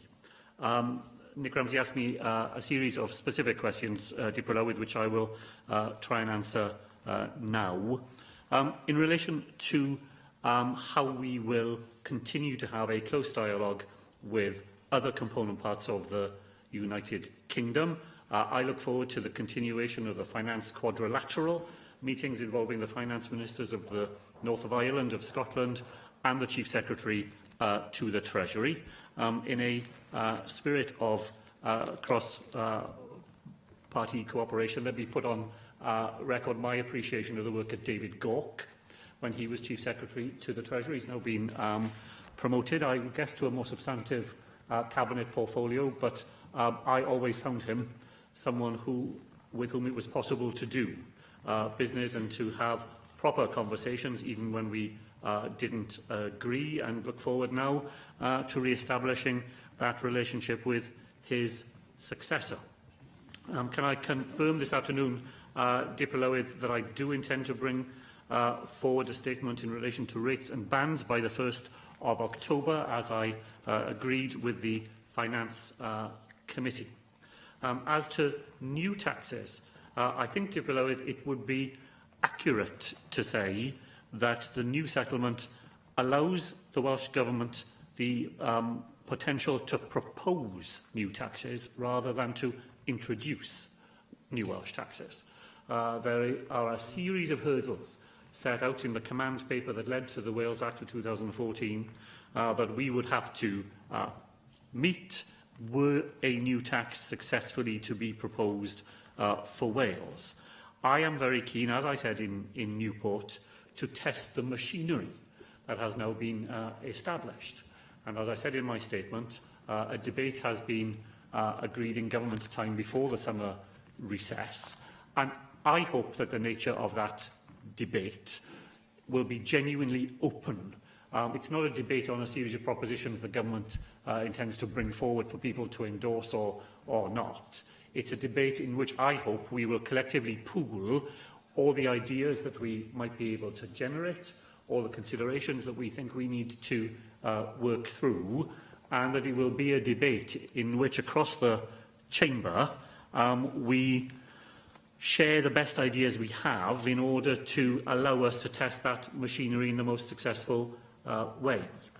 Nick Ramsey asked about reform of council tax and whether it is directly linked to the longer-term possibilities of replacing council tax. And the answer, I think, to that is probably that they're not directly linked in that way. I do hope to make some proposals for the reform of council tax as it operates in the here and now to make it fairer and make it more efficiently administered. At the same time, the work programme, as members will have seen, commits us to work to look at, in an applied way, how alternatives to the council tax, including LVT, might impact were they to be introduced in Welsh circumstances. And I think that's a very important piece of work, and it will allow the Assembly in the future to make an informed decision as to whether or not there is a better way of organising local taxation arrangements, because we will have moved on in this Assembly term from a rehearsal of the theoretical merits of different models of local taxation to an applied piece of work that looks as to what we would actually have to do and what the real-world impact of a shift might be. Finally, to confirm what Nick Ramsey said, administration of income tax post the partial devolution of income tax will remain with HMRC, not with the Welsh Revenue Authority, but a joint project board has been established and has met between the HMRC, between the Welsh Government involving the WRA as well. HMRC will draw on its experience of partial devolution of income tax in Scotland to make sure that it is in the best position it can be to take on these new formed responsibilities for Wales. Simon Thomas. Thank you, Deputy Presiding Officer. As Chair of the Finance Committee, I'd just like to welcome the report from the Cabinet Secretary and just tell you about a few of the things that the Finance Committee are doing which go hand in hand with the Government's intentions and to give that scrutiny perspective to the work of government. May I say at the outset that I want to say just how readable this framework is, not just the foreword. The rest of it, too, is free from some of the complex language that we hear from government from time to time, and that's an important point, because many people in Wales still aren't fully aware of the devolution of taxes that is happening, and certainly aren't aware of the devolution of income tax. A referendum, of course, would have created that awareness. I'm pleased that there isn't going to be such a referendum, but I also think that there's a job of work for us all to inform people about this issue, and I would like to hear a little more from the government as to what they are doing to promote this framework and to disseminate the message on the devolution of taxation. So we should also welcome the fact that we have in this framework a purpose and a clear objective for taxation in Wales, principles which have been clearly set out. One could disagree with them. I don't do so personally, but one could disagree with them, and at least you do know what the government's purposes is in taxation, and that's very different to some other governments, including some governments on these isles. Now, the Finance Committee has already shown commitment to scrutinise taxation policies and the further devolution that's to happen. I think we've also seen the outcome of that work with the two bills that the Cabinet Secretary mentioned, and the work that the Finance Committee has done in scrutinising both of those bills has led to the commitment to provide a community scheme on the landfill bill, and there shows that there is work to be done jointly here between government and the Assembly, and we as a committee are also very interested in seeing the establishment of the Welsh Revenue Authority, and as well as holding the pre-appointment hearing with the candidate for chair of the authority. We will continue the work of scrutinising the preparation for the establishment of the authority, particularly their digital activities before they start or take on board their full functions next April. I think it's also important to remind Assembly members that a change is to be proposed next week to our standing orders to ensure that we do have new standing orders and a protocol agreed with the Finance Committee and the Government in order to ensure that we in the Assembly have the necessary tools to scrutinise government as they introduce these new taxes, and that very interesting suggestion that we heard today from the Cabinet Secretary of a debate on new taxes. And I think everyone will be interested in looking at that. And just in that context, if I may ask the Cabinet Secretary, as the Finance Committee, as he already knows, is already inquiring into the possibility of building upon our new standing orders to move towards a parliamentary framework which would run hand in hand with the government's fiscal framework, does he have any work in the pipeline to look at processes such as a finance bill or other processes, because we do want to see how the Parliament can be strengthened in that regard? I welcome the fact that the framework talks of other taxes. It's important to note that council tax and non-domestic rates are just as important to many people as the taxes that we've already seen devolved. And in that context too, there is a very important paragraph in the framework, paragraph 49, I believe, which discusses how the government will publish data and how it will gather data in moving forward. The Finance Committee is visiting Scotland this week on Thursday, and we hope to have discussions with the Scottish Fiscal Commission, and I know that the government isn't going to establish such a commission, but the Cabinet Secretary mentioned the work that will be done by Bangor University, and I'd also like to know how the government is going to publish this information and how it will ensure that we as Assembly members, but also members of the public, have the most recent data and the most up-to-date information in order to ensure that the decisions taken in the name of the Welsh Government and in the name of the people of Wales, therefore, are the right ones and are evidence-based. This statement is to be welcomed and the framework's to be welcomed, and I look forward, and I'm sure that all members of the Finance Committee look forward to scrutinising this information in more detail, but also to work with government in order to ensure that we have the best possible systems in place in a parliamentary sense over these new taxation powers. Thank you very much, Simon Thomas, as Chair of the Finance Committee, for his words this afternoon. Of course, I welcome working with the committee, and we are collaborating on more than one piece of work, and there are different methods of working as well. And I acknowledge that sometimes the committee will scrutinise the work of the government, but I think that we can demonstrate over the past year that it has been possible to collaborate on some of the important issues for the people of Wales, and also to improve some of the things that have come before the committee. And I look forward to working with the committee in that manner in the future. I agree with Simon Thomas that we have a great deal of work to do in trying to explain to the public what exactly we're doing in the taxation field.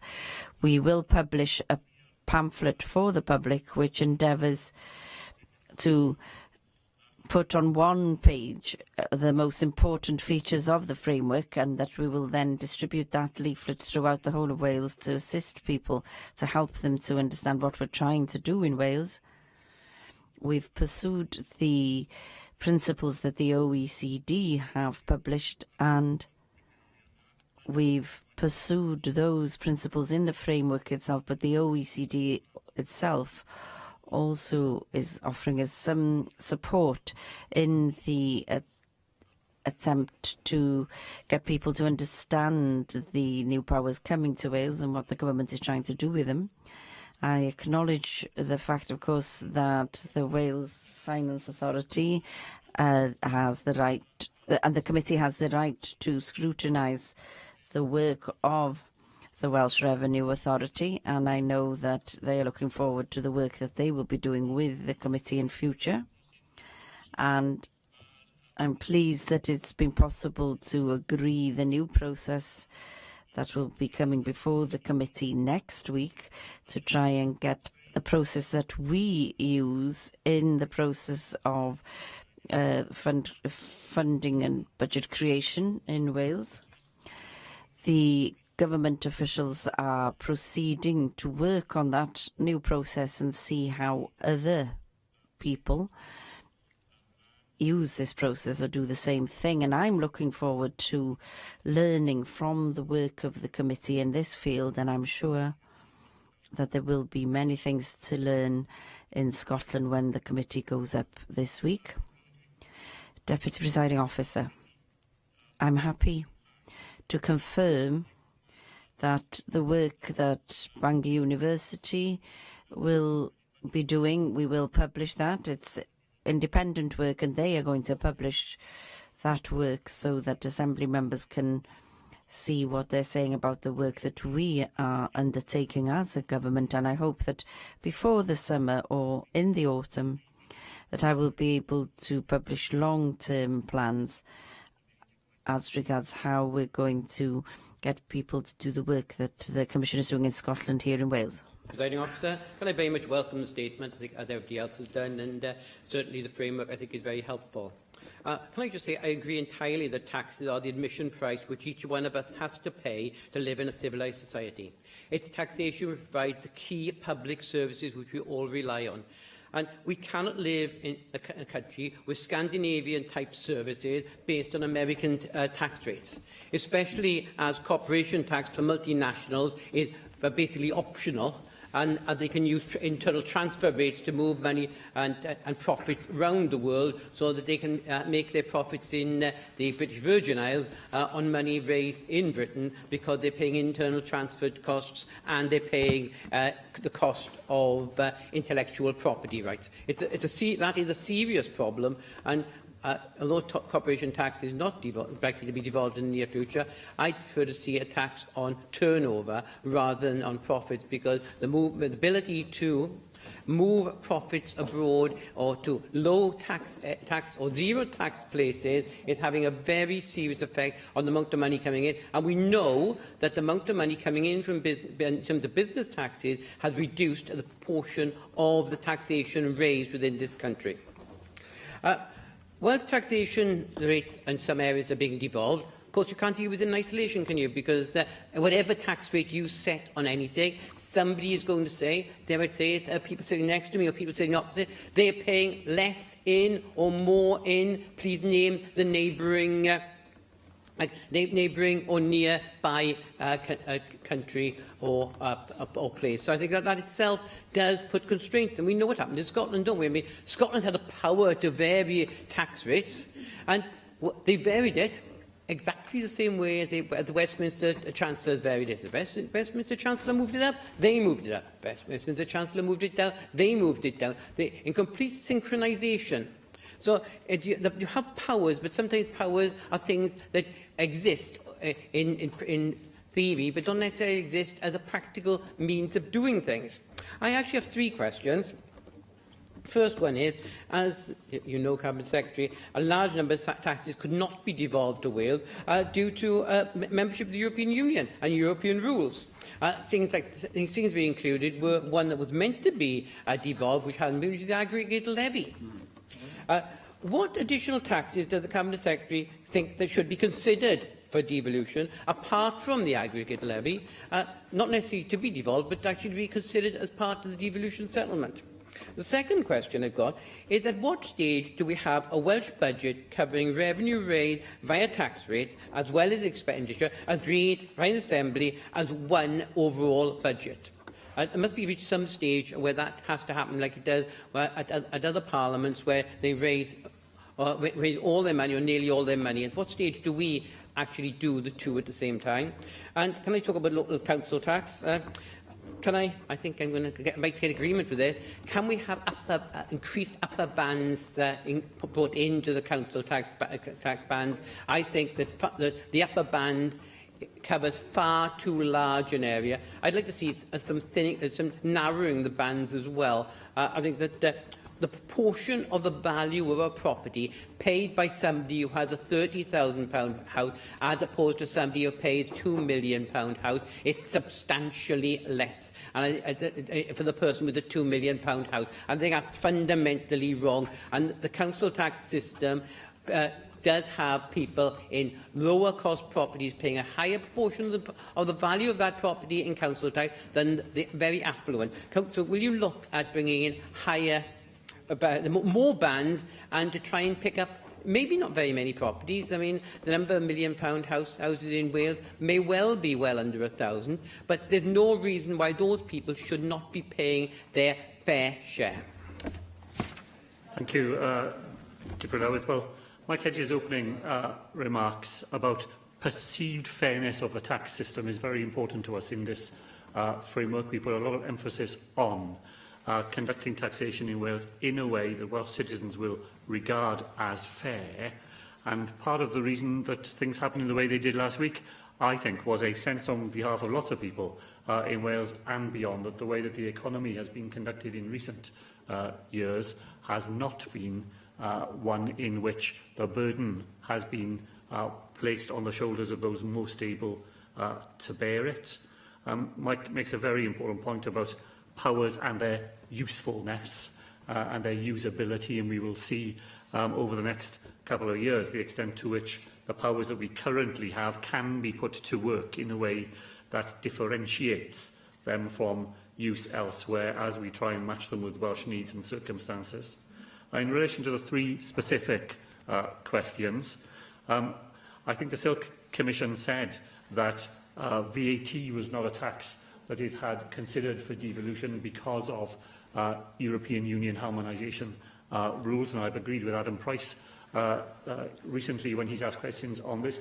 This is at least something that we now ought to be prepared to look at to see whether there is anything there that can be more additionally useful without EU membership rules. The question of how we scrutinise the budget and put it together in a way that revenue raise and spending decisions made are aligned with one another, well, I hope that you will see that the proposals that will come forward next week go some way to doing that already, and the further work that the Finance Committee will do on further alignment will be a help in that. I think we'd have to recognise that there is a genuine difficulty in the UK government's decision that an autumn budget means the end of November, because for both ourselves and for Scotland and Northern Ireland, that inevitably means that we will have laid our draft budget and in the middle of the process of it being scrutinised, potentially significant changes could be made at the UK level, which will mean that some of the assumptions we made at the start on revenue and on spend will be changed before the final budget can be laid. And at the moment, that is a difficulty without a readily to hand solution. As far as the council tax is concerned, as I said in my answer to Nick Ramsey, we do intend to bring forward proposals for making council tax fairer, and the issue of bands and the proportion the council tax represents as a percentage of property values will be part of that consideration. Thank you. Neil Hamilton. Thank you, Deputy Presiding Officer. It's the misfortune of somebody who comes this low in the proceedings that most of the intelligent questions have been asked already, but I'll try and till a new furrow.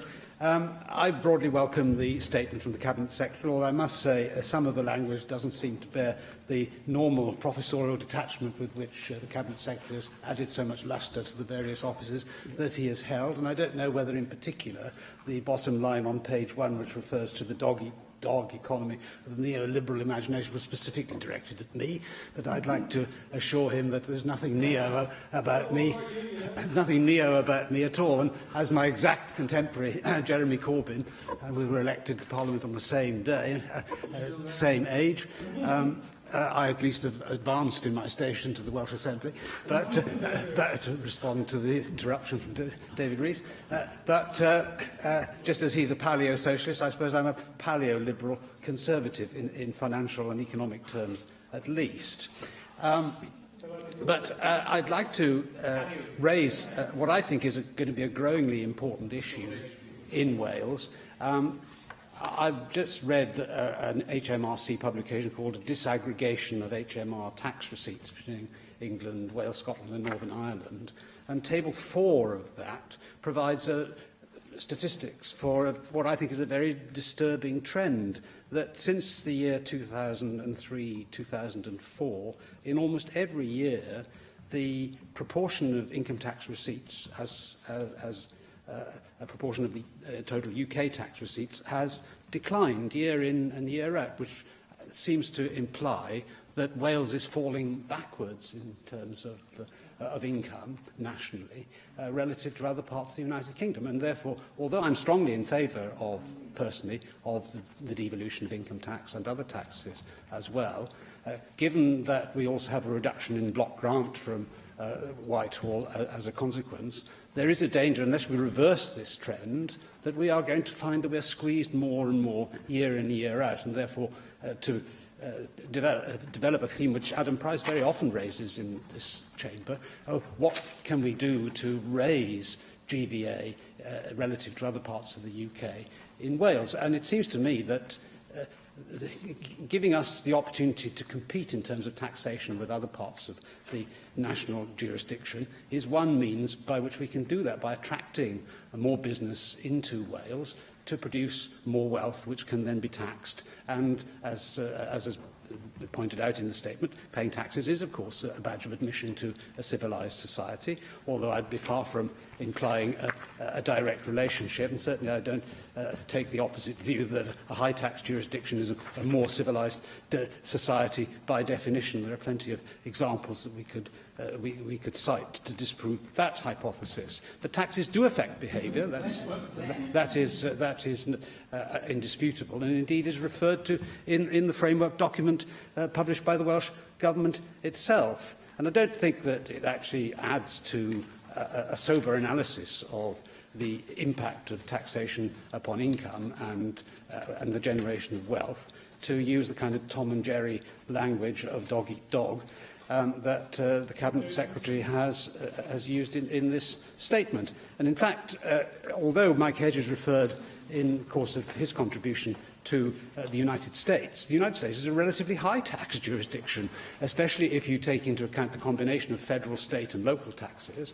And Ernst & Young have done a very interesting analysis of the American tax system in relation to the tax system elsewhere and the macroeconomic effects of these high tax rates. And they say, for example, that the high US corporation tax rate is beginning to have significant adverse economic consequences for the US economy and American workers, and suggest that the reform of the US corporation tax includes a significant reduction of the rate, would likely to provide important economic benefits to the United States. Well, I would say that that's true in spades of Wales. Of course, corporation tax is not a devolved tax, and I think it would be a very good thing if, as the Holton Commission recommended, it were devolved to Wales, because it would give us the opportunity to attract more private investment into Wales, on the back of which we could then have not just a higher GVA for the whole country, but a bigger tax base for the Welsh Government, which we could spend on all the things that we would like to spend money on, but which we can't now afford. So I know that the Cabinet Secretary has disparaged what he thinks are my views in relation to what he described in our last exchange as the Laffer curve. But when we consider the experience of the Irish Republic, and in particular in relation to corporation tax, they have a corporation tax rate of 12.5%, but they have a special 6.25% corporation tax rate in relation to what they call the knowledge development box. That is, for genuine innovators employing highly skilled people. It seems to me that Wales has a far too high proportion of income created by the public sector. We need to increase the proportion which is generated by private enterprise, and that if we deny ourselves the opportunity to use the tax system in order to encourage that, then I think we're stabbing ourselves in the back. Because if we take the sort of party political badinage out of this, there is a massive empirical evidence to show that whilst there isn't a direct relationship, obviously, between particular tax rates and economic growth or wealth in a society, there is, as the Cabinet Secretary will readily admit, a connection of some kind between the two, and lower taxes generally tend to produce higher GVAs. I mean, after all, take the logical extreme of this is Singapore, one of the wealthiest countries in the world, with almost no natural resources and the lowest tax rates. So that says nothing, of course, about the distribution of income in Singapore, but nevertheless, the economy of the country and the wealth which it now enjoys compared with the situation 20 or 30 years ago speaks for itself. So I would just like to make that plea to the Cabinet Secretary to be perhaps a little more flexible in his thinking about this issue. Thank you, Dipper Lewis, and thank Neil Hamilton for the initial broad welcome he gave to the framework. I'll just try and respond to, I think, 3 different points that he made. The disaggregation work of HMRC and the table to which he referred, I think I draw a couple of different conclusions from it than he does. The reason that it shows declining income tax receipts from Wales is essentially because of rising thresholds at the bottom end of income tax distribution over that period. And because Wales has a higher proportion of its population that pay tax in the bottom band of income tax, if those thresholds rise faster than inflation, as they generally have over that period, so there is an inevitability that income tax receipts in Wales decline relative to other parts of the United Kingdom with a different income tax distribution. Now, this was a very important consideration in the agreement of the fiscal framework. It's why we have an agreement that the Welsh economy for income tax purposes is compared separately at each of the 3 bands, and why the block grant adjustment will be taken into account separately against those 3 different ways in which income tax is raised. So I think it's an important point that he raises, and he's right to point to HMRC's work, but I don't think its conclusions are quite as bleak for Wales as he suggested, and I think that our future ability to raise revenue in Wales and the fiscal framework will help to protect us against decisions that are made elsewhere over which we have no direct control, but which have an impact on the extent to which income tax receipts are collected here in Wales. On the business of corporation tax, of course, he is quite right to say that this is a non-devolved matter. Silk suggested that it should only be devolved to Wales if it were at the same time to be devolved to both Scotland as well as Northern Ireland. And I'm sure the member would find it interesting to explore the Northern Irish experience to date, where the practical use of the devolution of corporation tax has proved much more difficult than originally anticipated, and in particular, the Treasury's refusal to take into account second-order effects of corporation tax devolution has made that, from a Northern Ireland perspective, they will pay all the costs of corporation tax devolution with very few of the benefits, and that's why its introduction, I think, has been delayed there. In his final point, let me say this to him. I think he too often is in danger of falling into the private good, public bad mantra of his youth, of his Thatcherite Paleolithic, past.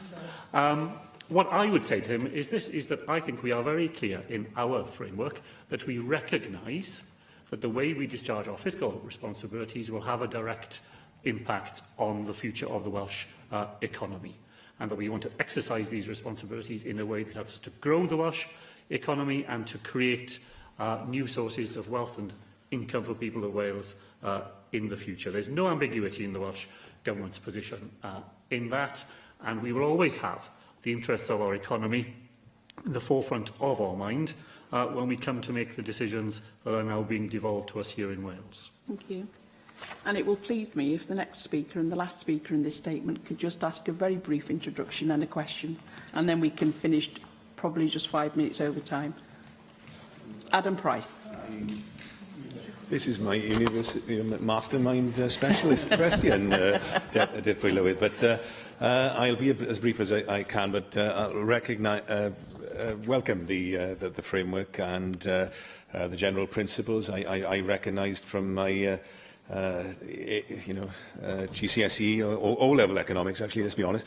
The Adam Smith's canon of equity and certainty there. So two out of the 4 canons, not bad at all. I will just focus very briefly, if I may, on the tax policy work plan. I should pay credit to Ben Lake, who joined us in the Finance Liaison Committee and made a huge contribution here and will be making a huge contribution somewhere else as well over the years to come.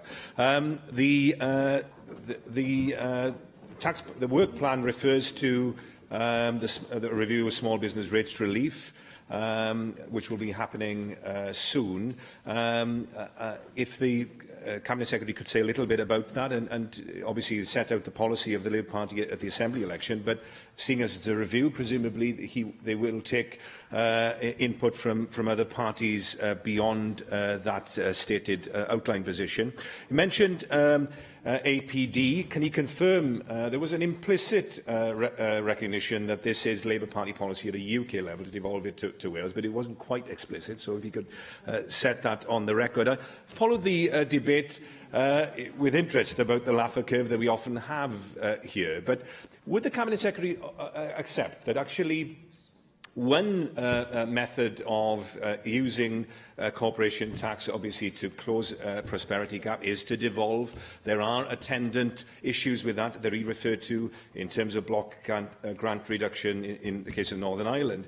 There is a different method, of course, which is actually referred to in the Holtham Commission report, which is actually to have the central government to set variable rates of taxes like corporation tax, but it also could apply to APD. I understand that that's what the DUP are trying for in their negotiations, where, I mean, as Nicholas Calder did with selective employment tax in regional policy in the 1970s. So this isn't a race to the bottom now. This is the centre saying we will reflect the different levels of economic prosperity by having discounted rates of certain taxes in those areas like Wales that could benefit from something of a boost without that then leading to a hit in terms of the block grant. I have much more to say, Deirdre Lywydd, but out of deference to you, I will sit down. Thank you. Diolch yn fawr i Adam Price. Thank you very much, Deputy Presiding Officer. May I thank Adam Price too. Publication alongside the framework. I hope that members of other parties here will see there were some specific commitments have been made by the Welsh Government to include items in the work programme, that you can see them there. That includes the energy rate relief possibility that Adam Price mentioned. There is a regulation-making power in the Land Transaction Tax Act that allows the Welsh Government to introduce new reliefs using that regulation-making power.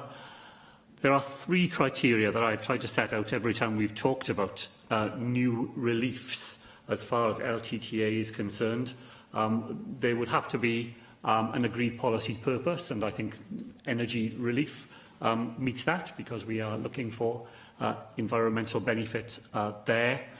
They have to be affordable, and thirdly, they have to meet their intended audience. And that's probably the key thing, the key test that has to be passed as we look at a potential energy rate relief, because there was such a relief introduced between 2007 and 2012, and it was abandoned essentially because the empirical evidence showed that the relief simply hadn't reached the people for whom it was intended, and it hadn't had the policy impact that had been hoped for it. But it's there in the work programme in order to allow these things to be tested further, and I'm very keen that we do that.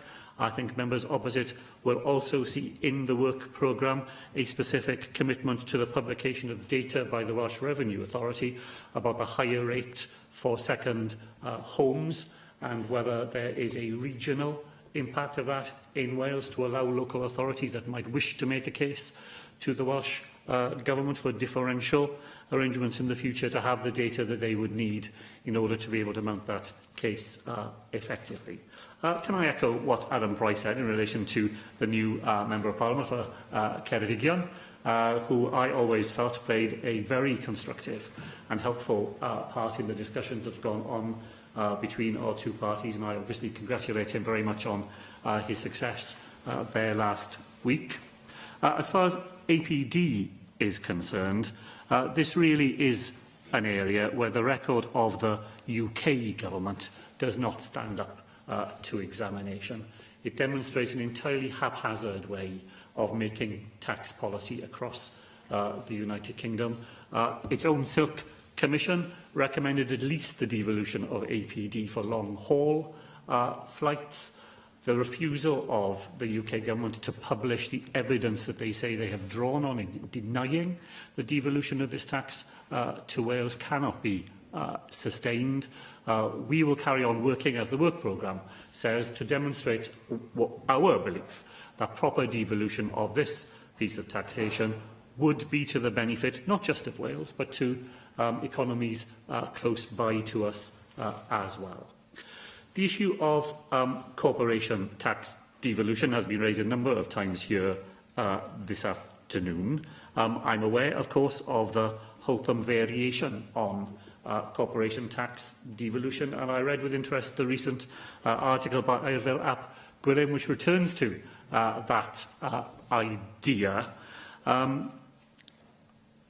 My own view is that it remains something that we ought to continue to debate. I've said here in the past, that I do have a concern about a race to the bottom in corporation tax devolution, but there are ways maybe that could be mitigated if it was done in particular ways. I noticed that Airfel Ap Gwilym says in his paper that this variable setting of rates in different parts of the United Kingdom by the UK government would be politically palatable. And I could not help but believe that it would be one of those ideas that would be politically palatable to those who benefit from it, and maybe slightly less palatable to those who would not. But it's a debate for another day. So I'm very grateful to all members who have taken part this afternoon for what has been, I think, a very useful discussion of these very important new responsibilities. Thank you very much. Thank you. Next item on the agenda is a statement by the Cabinet Secretary for Economy and Infrastructure on the independent review of support for publishing and literature in Wales. And I call on Ken Skates to introduce the statement. Thank you, Deputy Presiding Officer. In May 2015, I announced a review of support for publishing and literature in Wales, chaired by Professor Medwyn Hughes. This is the first time that an independent review has considered the Welsh Government's overall support for publishing and literature. A review of support for books from Wales was commissioned in 2014, but no independent panel has previously been commissioned to consider this area in its entirety. I am grateful to the members of the review panel for their professionalism and hard work. The panel's report will be available on the Welsh Government's website this afternoon. I asked the panel to assess the main aims of the Welsh Government in supporting the publishing industry and literature in Wales in both languages. What are we seeking to achieve culturally, socially and economically? Are these aims still fit for purpose in the 21st century? I asked them to look at the scale and remit of the support currently given, including the relationship between the bodies responsible for delivering this support. They were also asked to consider the impact of digital developments within the publishing industry and to assess the administrative arrangements for our support of a Welsh language daily online news service, as well as the Papurau Bro. Finally, the panel were to consider support for publishing and literature in disadvantaged areas across Wales. In carrying out this analysis, the panel were of course mindful of the Welsh Government's broader strategic priorities as set out in Taking Wales Forward and our legal duties to the people of Wales, including the Wellbeing of Future Generations Act. There have been huge changes in the way in which both written and audio-visual material is published and consumed. This review therefore provided the opportunity to reconsider the nature of the current infrastructure support in the context of the changing dynamics within publishing. Such changes range from the creative ways in which writers practice and engage in their craft, the digital developments for publishing, and the ever-expanding opportunities for readers to engage with literature, be that through live events or other formats. There are likely to be further huge changes over the next 5 to 10 years. Therefore, in producing its recommendations, the panel focused on the need for support structures that will not only be appropriate for 2017, but will be adaptable enough to respond to further evolution in the sector, remaining relevant and being able to identify new opportunities for publishing and literature across Wales. It has taken some time for this report to be finalised. Rightly taking an evidence-based approach, the panel invited key stakeholders to present on the current infrastructure and support in Wales. These discussions were often passionate and clearly demonstrated the level of professional interest in the subject. The public were also invited to contribute via a bilingual online questionnaire. The unexpectedly large but welcome response clearly showed the importance that people attach to our rich literary tradition and the contemporary vibrancy of the published word in Wales. Given the significant amount of evidence submitted, it became apparent that additional time was required to allow the panel to consider it in detail.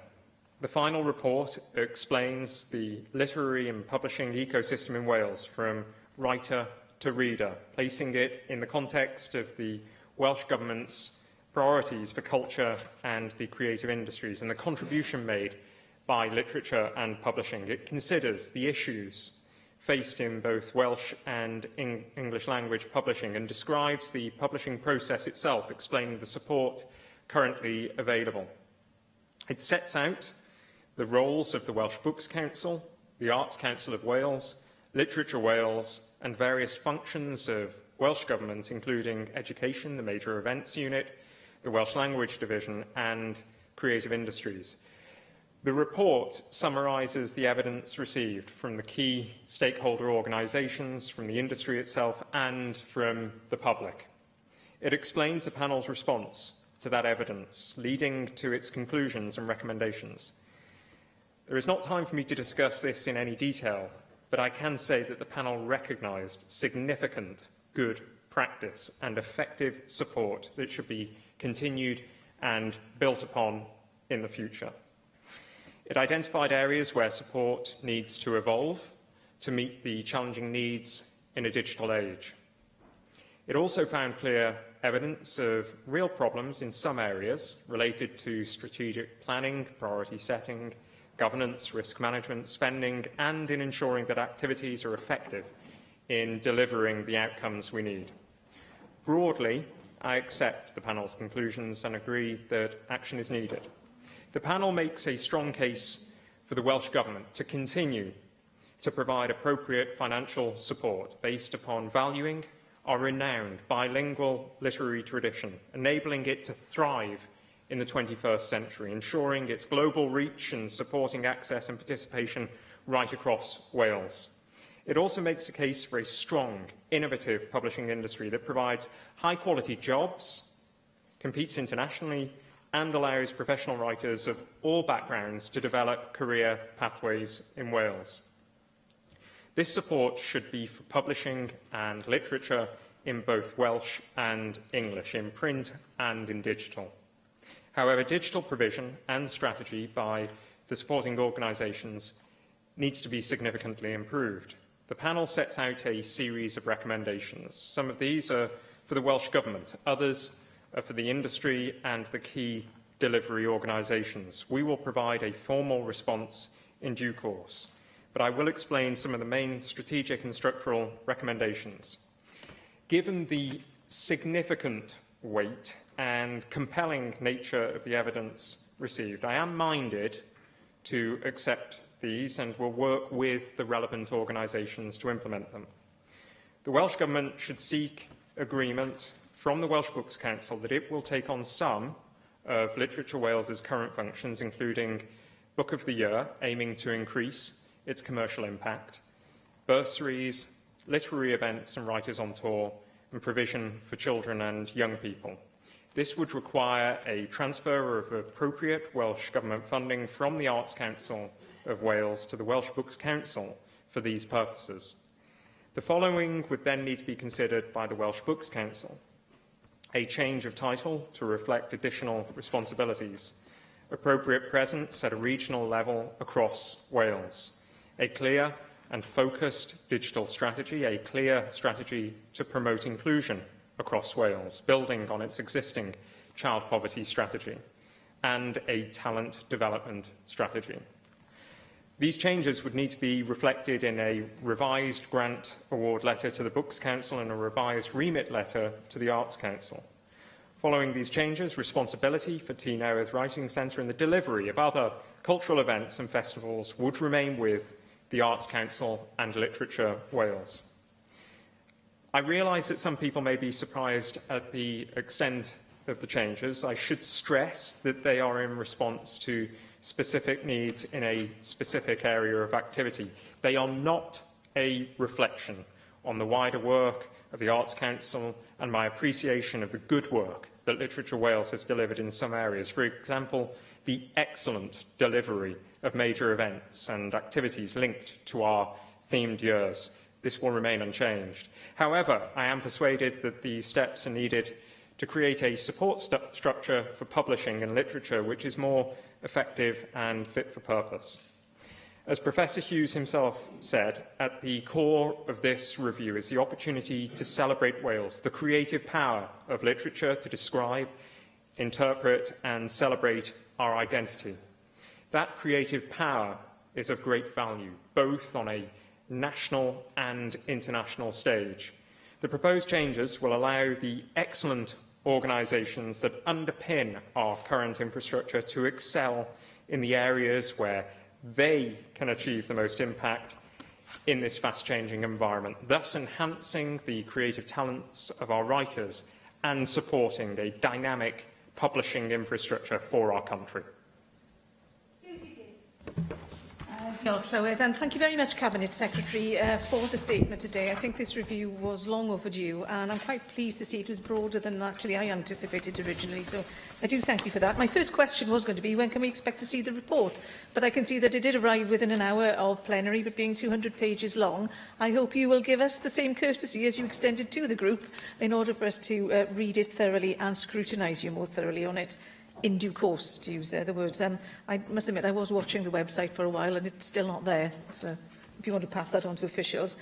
I am very pleased to hear that there was a good response to the consultation. I would have liked to have heard a little bit more what that said on good practice, but I appreciate this is a statement today and you'll probably hear from me again on that one. But Assembly members, I don't think, were approached during this consultation. We weren't actually particularly... attention wasn't particularly drawn to it. I hope this isn't just me, but I must admit I didn't know an awful lot about it until I went looking on the internet for this and only came across a rather unhelpful media piece about a potential conflict of interest, which I know that you've responded to. But in particular, I was a little bit worried when you said in your statement that a questionnaire was the main way of getting hold of people to respond to this. I don't even know where that questionnaire was. Perhaps you can just fill me in on that. But actually, if it had a very, very strong public response, and maybe from bodies such as libraries rather than publishers and stakeholders that you'd expect to respond to this, I'd be very interested to know how they were reached, because that's a question that affects us all as Assembly members in trying to get information from, but also information out to members of the wider public of Wales that we would normally struggle to do. If there's new information there about innovative ways of reaching the public, then I would really like to hear about that, particularly if it's secured responses from a good geographical balance of members of the public and a good a response from people from different socio-economic backgrounds. With regard to support and impact, now I think these go hand in hand, and I'd be quite interested to know what you mean by support. You mentioned it a couple of times in your statement. Certainly from the committee that I'm a member of, we'd be extremely interested to hear about support for digital promotion of news in a, I think what we would have to accept as a non-pluralistic media landscape in Wales. I think that's something we'd all be very interested in. However, if we're going to be dashing down a sort of digital route, and I can understand the impetus to do that, I think we need a good sense of what success looks like at the moment with the organisations who are currently involved in the review. And in books, just to take just a simple example, whether there's been a particularly good success rate in the Welsh Books Council or publishers getting take-up on Kindle and other e-readers, or what's the situation with audiobooks, for example, because not all books are reading books, after all. Because actually the impact that concerns me most is the impact on the end user. I mean, obviously, I have a deep interest in what happens to the organisations involved in that. But if we don't end up with either more people reading or more people consuming whatever the written word is, whichever format it's in, there's a question for, obviously, Welsh Government, but for us all generally, about what success is going to look like at the end of this. You mentioned in your statement ensuring global reach and supporting access and participation against Wales. And I would be keen to know what our global reach is at the moment. What it looks like, as I say, what it looks like now, and what it could look like realistically as well. Because again, if Welsh Government, with our support, is going to invest in any of the ideas that are brought forward in the review, and I appreciate I haven't read them yet, we want to know what you expect as the end result of that investment, at least in some sort of sense. Just a couple of specifics, so that I leave questions for others. The new school curriculum. Now, obviously, we're going to need an immense amount of resource for the new school curriculum.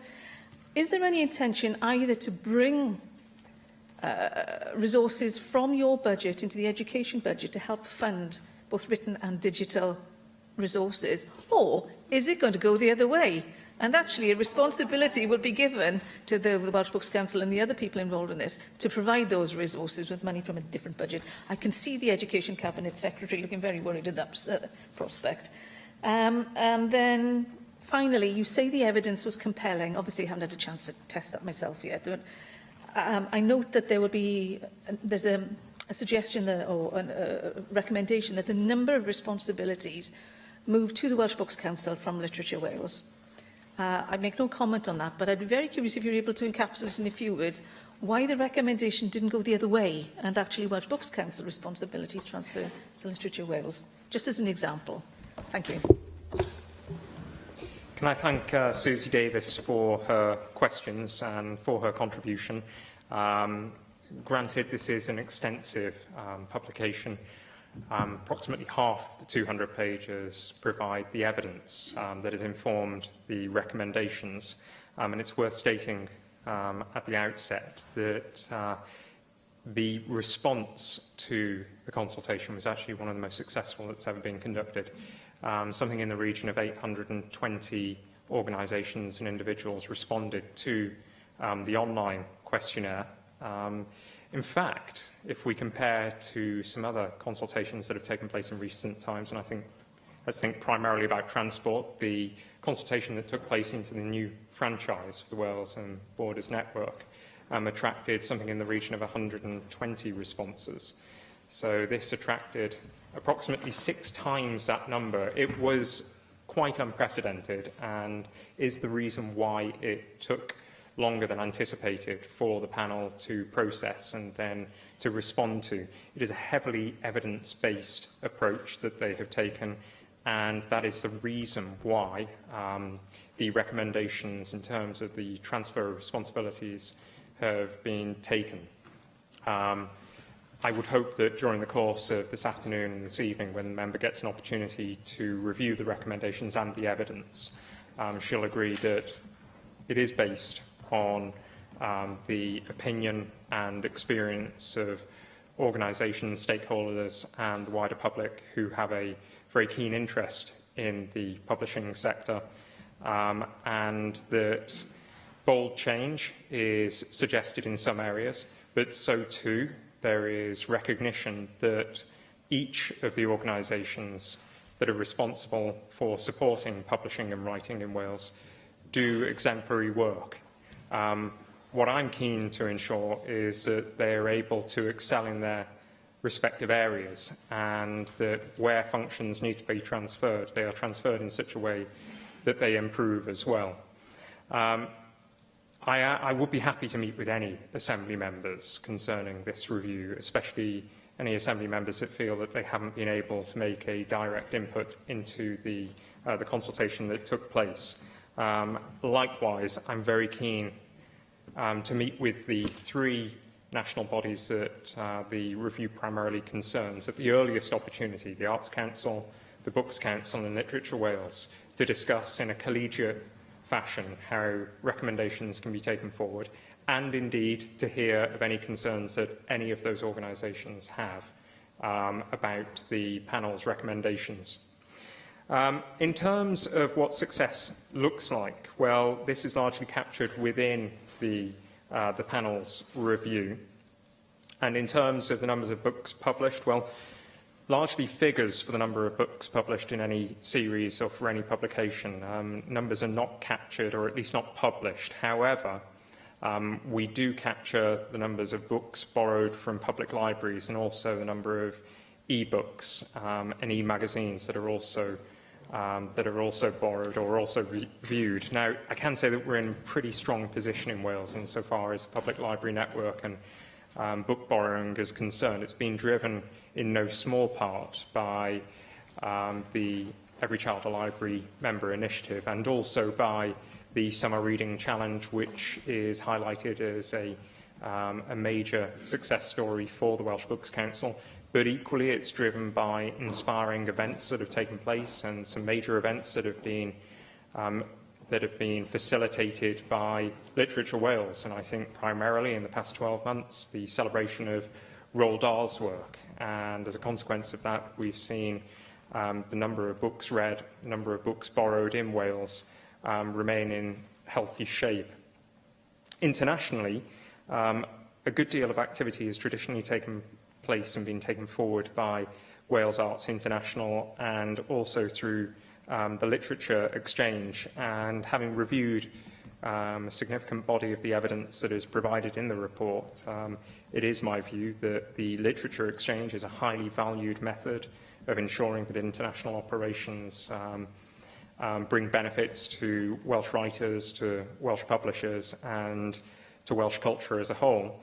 But there is a specific recommendation within the report which is relevant to Welsh Government, and that concerns the overseas business visit support. I think in terms of ensuring that publishers have access to strong business advice and also access to international markets, there is an opportunity, I think, through trade missions and other support services to enhance the offer that publishers have to an international audience. In terms of the curriculum, there is a specific recommendation concerning the curriculum, again for Welsh Government, of course, but that is simply that it is vital that publishing and literature are considered in the development of the new curriculum.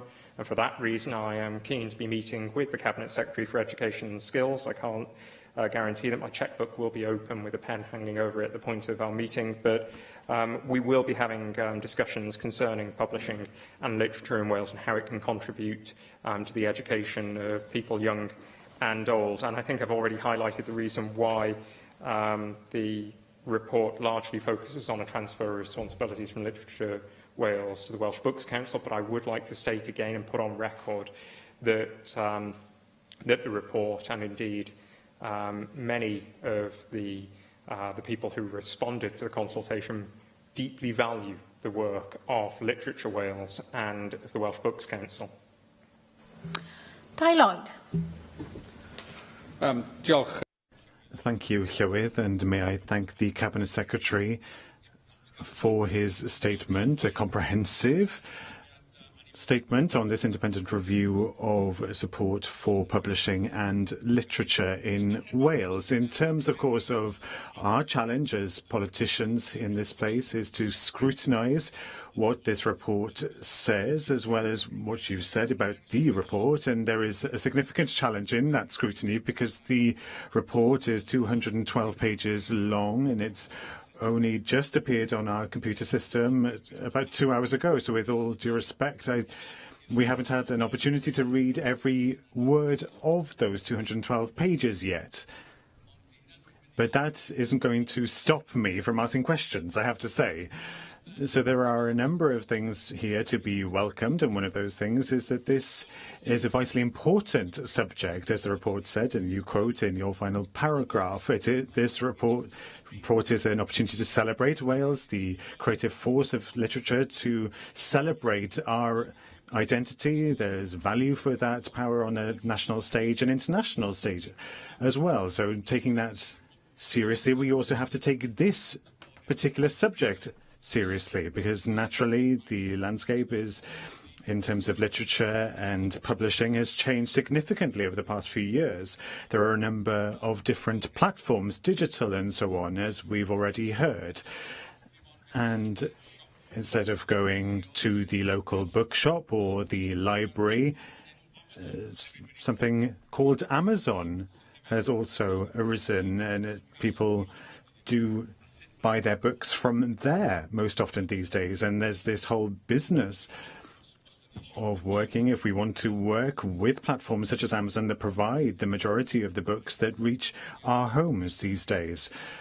We also need to note with Amazon that we need more provision via the Welsh language in what they provide. And I note in passing that Lolfa, the publisher, has some kind of arrangement with Amazon, but the Welsh language provision is quite scant because there is that challenge with that changing landscape, and it's constantly changing. And with the public funding that is allocated, as you note, there are successes, especially with our Papurau Bro, these local papers that do engender interest and that disseminate information to our local communities. I think of the Papur Bro in Swansea, and there's one in Llanbed upon Steffan, Clonc.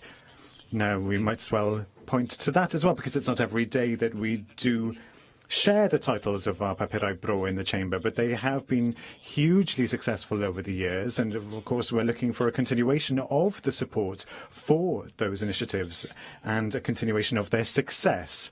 And as we are talking about publishing and literature in Wales, I think it is a matter to welcome that there are more responsibilities being transferred to the Welsh Books Council. But of course, as you say, there will need to be some changes, remembering the changing landscape in terms of digital and so on. Now, in terms of why some changes have to take place, as you've noted already, there are structural changes that are going to take place between the Arts Council, Literature Wales and the Welsh Books Council, as you've noted. I would like to know the timetable for that and how you are going to administer those changes as Cabinet Secretary. But in the paragraph at the end of the second page out of 4, you do note that the review has found clear evidence of genuine problems in some areas relating to setting priorities, governance, risk management, expenditure, and so on and so forth. That list goes on. So if we're going to have a statement on a review that the rest of us haven't had an opportunity to read, then I would like to know more and to have more information and more detail about what exactly these problems are in structural planning, setting priorities, governance, risk management, and so on and so forth. As you've gone into some detail with regards to describing the problem, but you haven't given too much detail about what exactly the problem is. So there is a challenge there. Perhaps the Cabinet Secretary will be aware that the Culture Committee, Susie Davis has already mentioned this, we are undertaking a review in the Culture Committee on news journalism at present and the way that communication happens in this digital age. It is a cross-cutting review with what's happening with the Culture Committee, and it's undertaking these current reviews. So perhaps we do need to refer that the work is already being done in this place. But ultimately, as there are so many details that we haven't had an opportunity to scrutinise, I would like to ask, yes, on the basis of this statement today, that's all well and good. You've answered questions, but I would ask for a full debate in government time as well. Thank you. Can I thank Guy Lloyd for his questions and his contribution? And given that this is an extensive report and many members have not had an opportunity today to read it in full yet or to absorb the detail, I'd be more than happy to bring forward a debate in government time to examine this report in more detail. Scrutiny of the report will also include further discussions with the national bodies and organisations to whom it is most applicable. In terms of, I'll run through some of the general points and then the more specific points that the member raised. In terms of wholesale challenges, the report does make recommendations for the Welsh Books Council to develop proposals to alleviate the current impact of wholesale book sales and also to accommodate future likely trends. And I think this is absolutely essential if we are to maintain, particularly on high streets in rural areas, the presence of small independent bookshops. The panel recognised the great success story of Papau Bro and recommended that it should be retained as a Welsh Government responsibility, given the various examples that the member has already outlined and the evidence that was provided by members of the public and stakeholders. It's quite clear that the current arrangements are fit for purpose and should not be changed.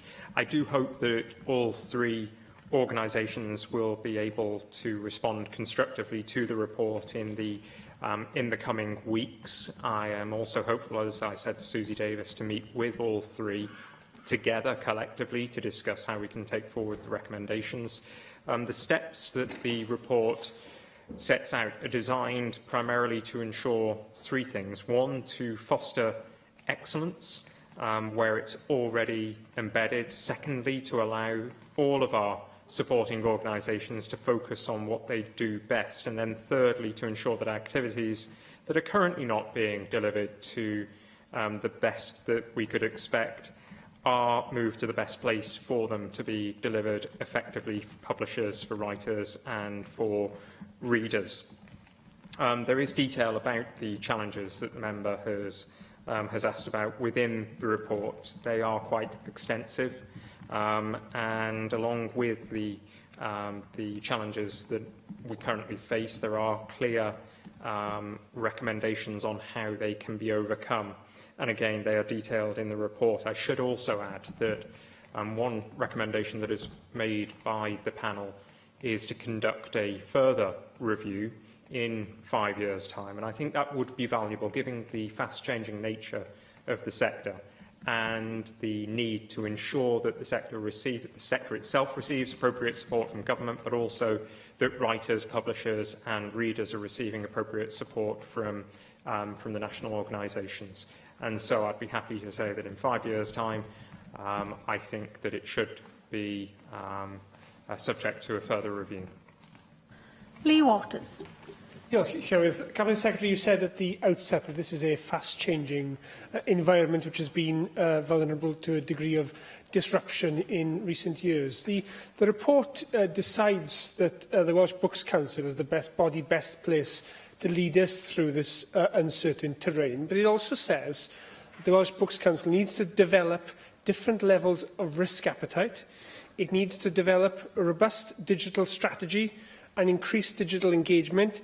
And it also says that the Welsh Books Council needs to review the nature and capacity of the executive and governance arrangements. Now, taken together, this does seem to me a fairly profound retrofitting of the Welsh Books Council.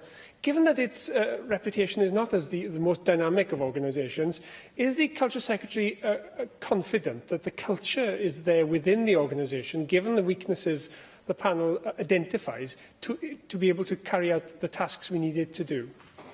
Can I thank Lee Waters for his question and say these are not insignificant challenges that are being presented to the Welsh Books Council, but if they are met, they could deliver enormous benefits for the publishing sector and for writers.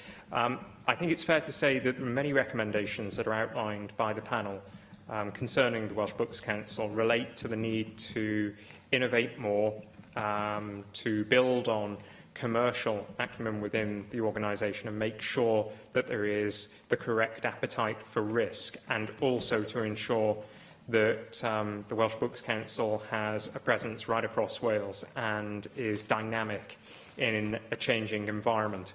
I think in terms of the organisation itself and its ability to respond to some of the recommendations and what could be additional responsibilities, clearly there are recommendations concerning the Executive and the Board, which I think would, if adopted, I think would ensure that the organisation is able to adapt to increases in its responsibility levels, and in doing so would then lead to an improvement of service delivery.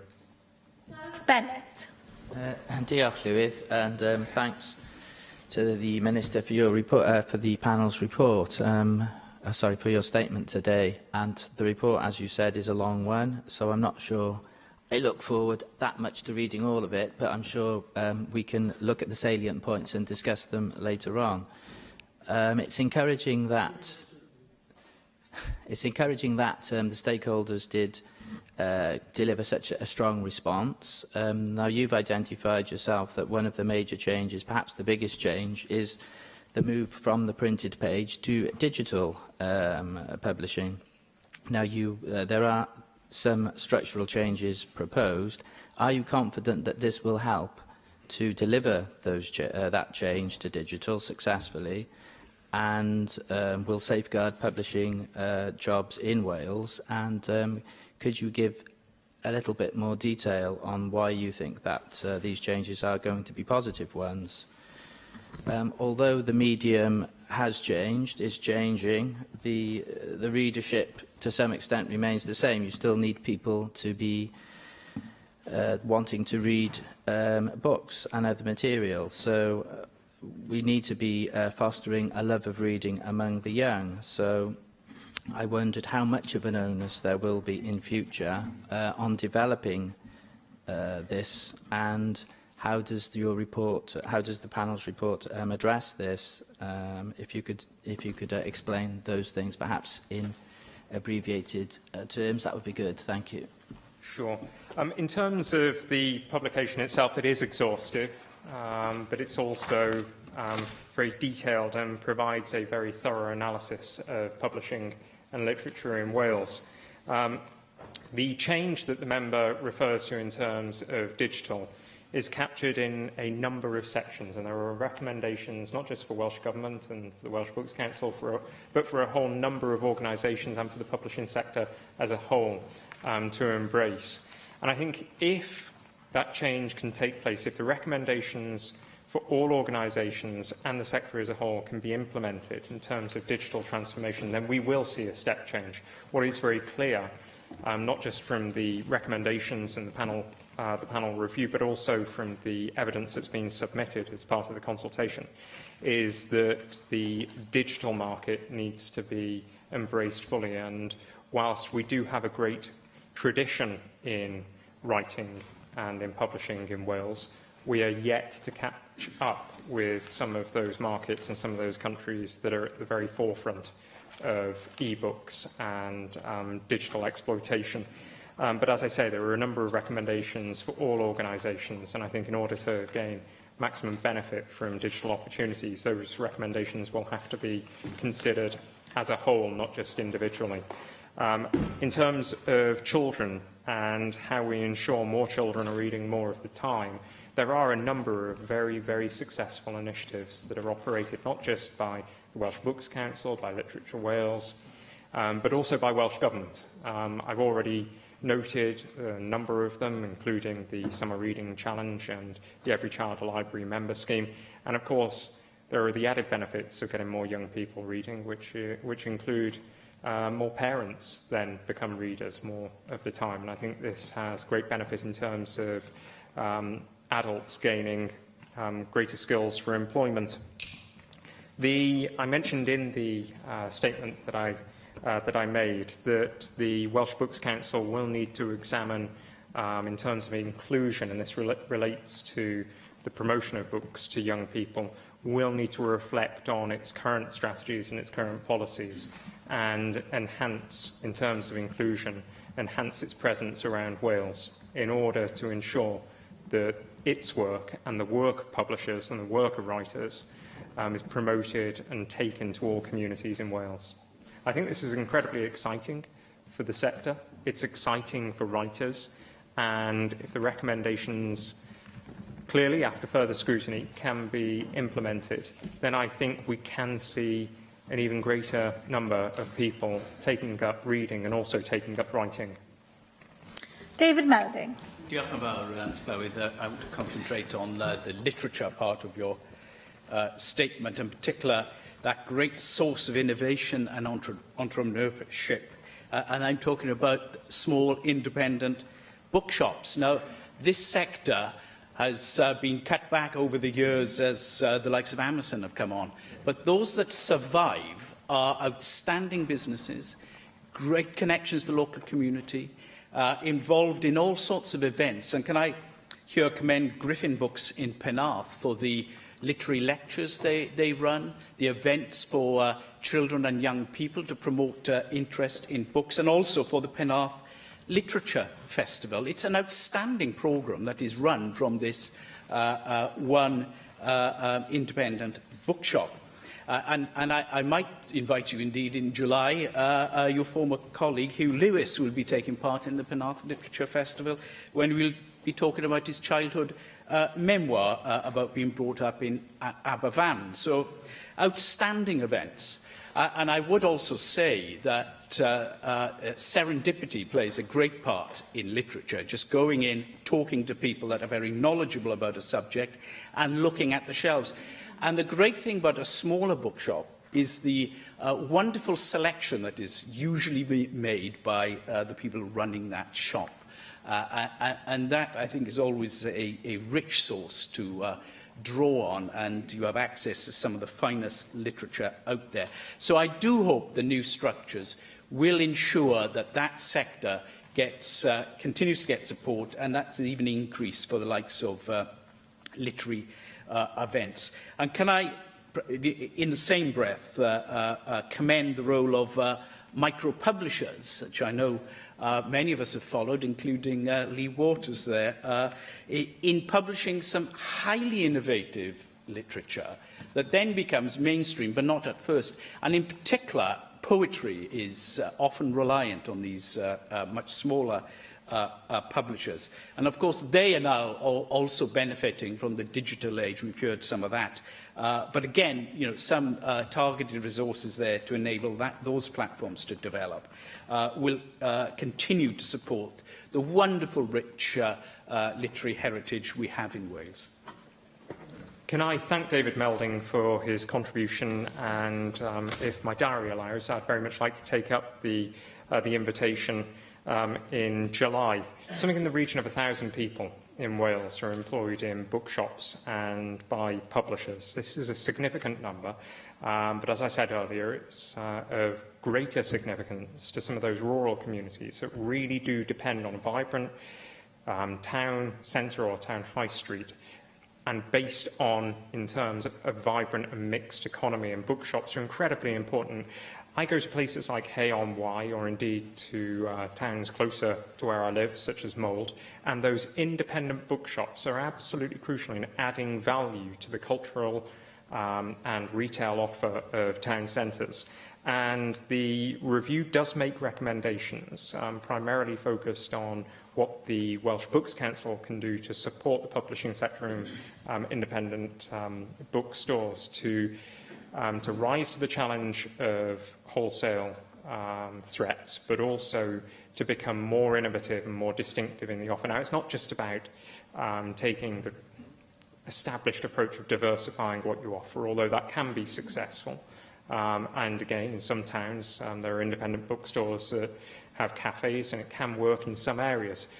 But it goes beyond that. It's about embracing innovation in terms of how you offer a service that is bespoke and truly independent. And as we look across government at the changing face and nature of the working environment and changes in terms of retail and the high street, I think it's important that we support, through not just the Welsh Books Council, but other organisations and bodies such as Business Wales, support local independent bookshops to become vibrant, not just in the daytime, but also potentially in the evening as well. We're trying to encourage right now a nighttime economy in our high streets, and I think bookshops, as well as other retailers, can offer a distinctive evening opportunity for people to gather, for people to learn, and for people to purchase. This was established in the United States many years ago, but it was driven largely by the multinationals who offered a coffee shop in every one of their huge gargantuan bookstores. But thankfully, local independent bookstores in the United States responded, they competed, and as a consequence, many are thriving. I'd like to see the same in Wales. I thank the Cabinet Secretary. The next item on our agenda is the statement by the Cabinet Secretary for Education on Successful Futures, an update on digital. And I call on the Cabinet Secretary to make her statement. Kirsty Williams. Presiding Officer, as I have said before in this chamber, education reform is our national mission, and I am determined to ensure that our young people have the opportunity to reach their full potential. The OECD recently published a report on our reforms, acknowledging the widespread commitment to improving teaching and learning in Wales's schools. One of the key areas highlighted in the report as having made good progress has been at the vanguard of our reforms, the development of our learners' digital skills. From the outset, we have been clear that being digitally competent is one of the fundamental pillars of a modern education. That is why digital competence was identified as the third cross-curricular responsibility alongside literacy and numeracy, and why we fast-tracked the supporting framework which was made available in September 2016. The Digital Competence Framework, the DCF, developed by Leading Edge Digital Pioneer Schools, Regional Consortia and Estin, embeds digital skills and knowledge across pupils' learning experiences as they progress through school, and will see teachers increasingly apply relevant digital skills in their lessons. Since its launch, there has been a number of developments to support teachers to weave digital skills into their teaching. A curriculum mapping tool was published last term to help schools plot their journey through the DCF, and an updated professional learning needs tool on Hub helps identify teachers' skills needs and the most appropriate development opportunities for the workforce. Our digital pioneers are now creating classroom tasks for schools featuring innovative and practical ideas on how to use the DCF as part of their daily practice. And a new professional learning approach will be available from the autumn term, again developed by teachers for teachers. But of course, support for digital did not simply start with the DCF. Through the Learning in Digital Wales programme, significant progress has been made in a number of key areas. For example, since the launch of Hub, around 3/4 of schools are counted as actively engaged in using that platform, and I'm pleased to report that usage is increasing. In March, Hub received over 3.2 million page views and averaged over 28,000 logins each day, which has significantly exceeded the original expectations for the project. These figures confirm that Hub is now a staple resource in Welsh classrooms. However, we are constantly looking to innovate and to improve the platform. Therefore, I'm pleased to announce a series of updates and exciting new developments to ensure that Hub continues to meet stakeholders' needs and keeps pace with relevant digital advances. A new user interface will further enhance teachers' and learners' experience of Hub and will give quicker access to the tools and functions that are most commonly used, all developed following feedback from teachers and the Regional Educational Consortia. Looking ahead and considering future requirements, we know that demand for broadband speed in schools will continue to increase. It is simply unacceptable for a school to be at a significant disadvantage due to poor internet speeds. Ensuring that every school, no matter where they are based, has access to superfast broadband remains a priority of mine, which is why last September I announced a further investment of £5 million to address this issue.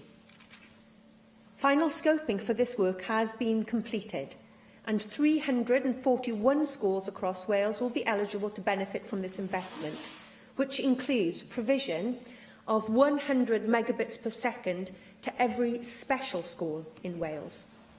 Orders for the new services have started to be placed, with the first delivery of the new circuits expected early in the academic year 2017-2018. In addition to this, my officials will continue to identify where additional improvements can be made to network resilience and centralised services such as web filtering to ensure that schools in Wales have the best access to ICT services possible. But my ambition for learners does not stop here. I want our learners to go further than just using the tools and infrastructure that we have made available. I want them to move from being users of technology to being creative authors. Learners' ability to write code is a key aspect of that ambition and is far broader than just using technology. It's about problem solving, being creative and doing things in a different and fun way. Being able to code cuts across so many subject areas and so many exciting careers, and has the ability to open up new opportunities for young people and teachers. Next week, Deputy Presiding Officer, I will be announcing plans for how we are going further to support our learners to develop coding skills in and around the classroom. And I will be setting out what Welsh Government will be doing, working with regional educational consortia, universities, businesses and the third sector to expand the network of code clubs in every part of Wales. The approach will focus on support for teachers, closer engagement between school and creative partners, and a stronger role for parental engagement. I'd like to finish this update by fulfilling another one of the OECD's recommendations for education in Wales, and that is being better at celebrating our successes. Our approach was recently described by Microsoft as world-leading, and that we are leading the charge by threading digital competence throughout the curriculum. Next week, I will be speaking to 350 teachers at the National Digital Learning Event and Awards to continue to celebrate the current best practice in our schools. This is an ambitious, exciting and innovative agenda where we can be proud that Wales is leading the way for our teachers and for our learners. Miller. And can I thank the Cabinet Secretary for her statement and for an advance copy of the statement which was distributed earlier on today. I want to welcome the announcement of the additional £5 million today in order to improve broadband speeds at our schools. We know that it's only as recently as earlier this year, that some schools have actually had a broadband connection at all, which I think we all agree is completely unacceptable, and we clearly need now to make sure that we are absolutely at the vanguard of taking advantage of the opportunities that broadband and superfast broadband access actually provide. And my party certainly recognises the importance of ensuring that our children and young people are digitally equipped for the 21st century, and that's why one of the reasons why we brought forward a debate just a few weeks ago on things like internet safety, and of course the importance of coding is something that we've raised in the past too. So I'm very pleased that some important progress is being made on those matters, and I was particularly pleased to hear you make reference to having appropriate web filters in place in our schools as well. I think that it is absolutely right to celebrate success, and I also want to congratulate the Welsh Government on the establishment of Hub, and it's nice to see that it's getting some attention internationally.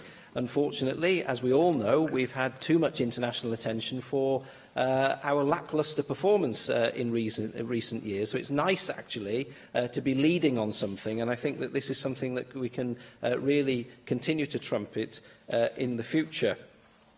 I think it is concerning that we've still got a quarter of our schools, 1 in 4, not accessing the Hub on a regular basis. You made reference to the fact that 75% of our schools actually are. That still means we've got a quarter who aren't making use of the wonderful resource that is there available to them. And I wonder, Cabinet Secretary, what work you're going to be doing to encourage them to take advantage of it, because we know that many schools are finding that they're having a much richer experience in terms of being able to use those online resources and to bring them and introduce them into the classroom. Can I also ask you that in terms of the higher broadband speeds, of course they're important, but it's also important that we've got an IT infrastructure which can take advantage of that. You know, I've been into many schools that are using sometimes quite old equipment that might be in need of an upgrade. And I wonder what work you're going to be doing with local authorities to make sure that there's proper investment in the IT infrastructures in our schools to make sure that it's up to scratch and that the higher speed broadband services are actually going to be worthwhile being used on some of that older equipment. Can you also tell us what you're doing to ensure that those pupils, particularly those who are digitally disadvantaged by not having a broadband connection in their own home, don't fall behind in this digital revolution that we're having in our schools? Because obviously, if a child, if a learner goes home and they're not able to do their homework online in the same way as other children, or to continue to develop those skills which they've been learning in the classroom, then I think it's important that we try to have a strategy to overcome that. And I wonder what thoughts the Cabinet Secretary has on how we can do that in a successful way, and what discussions she might have had with the Minister for Science and Technology about the Superfast Cymru rollout. And I note that there is a statement on the rollout of Superfast Cymru this afternoon. Can you also tell us when you're going to publish the action plan in terms of the Internet Safety Action Plan that was referred to a few weeks ago in the Chamber, when you made an important announcement that you were going to develop that? Because obviously these things go hand in hand. If we're going to have more access to the Internet, then we've got to make sure that that is absolutely safe access, and that any guidelines for its use are developed alongside this rapidly developing sort of arena, particularly for children and young people who might be vulnerable when using the IT systems. And just finally, can you assure us that you will be keeping us up to date on these developments? As I say, I think it is exciting. It's nice to know that we're at the top of the tree as far as this issue is concerned, and that we're getting some international plaudits. But we also need to make sure that we're constantly and regularly informed about progress, so that we can ensure that Wales continues to have that lead position, not just within the UK, but around the world. Thank you. Thank you very much, Darren, for your comments and your questions. As I said in my statement, equity of access to these facilities is very important to me, and you are right to say that until recently some schools were not in a position to access the DCF and do the kind of work they wanted to do in digital terms because of a lack of infrastructure.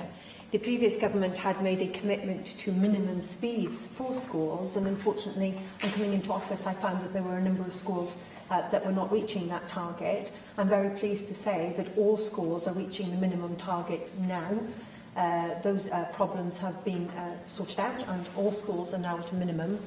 The £5 million, and I should be clear, it's not an announcement today, it's money that I've announced previously. I'm reporting back to the Assembly today on the usage of that £5 million for clarity's sake. The £5 million investment will be able to further enhance facilities for 341 schools. Those decisions have been made in collaboration with local authorities around capacity they know is problematical, growth in demand, and where they feel that there are particular pinch points. And importantly for me, to improve capacity in our special schools. Under the previous target, special schools were given the same minimum speeds as primary schools. It's clear to me, and that was done usually on the basis of their roles are smaller and smaller than a secondary school. But of course our special schools often have secondary age pupils in them, and it seems to me only fair that they have access to what they would have if they were in mainstream secondary school, and also because of the very innovative way many of our special schools use digital technology to access learning opportunities for many of their learners. So I'm particularly pleased that we've been able to address that in the investment. Darren, but you're also correct. The gubbins outside the school is one thing, but if we haven't got proper infrastructure within the school, then this investment will not reach its full potential. Sometimes when I visit schools, people complain to me about a lack of broadband, but actually it's connectivity issues within the school building itself that are the cause of the problem. So we will continue to work with local authorities to look at local networks, the capacity of Wi-Fi within an individual school building, and also, crucially, support from the centre of councils to support schools in the use of their ICT, and we will need to continue for them to do that. We also need to challenge some behaviours. So you talked about web filters, you said about protecting children, but sometimes web filters can be used in a way that actually confines what we can do with ICT. I'm aware of one particular local authority in Wales where the web filter does not allow Skyping. So in one county, we can have school children Skyping with an Antarctic explorer, literally down in the South Pole, and they can have that conversation with that explorer, but in another authority, because of issues around web filter, they cannot use Skype. So we need to address those kind of issues that are confining our ability to use this technology. You said about literacy disadvantage.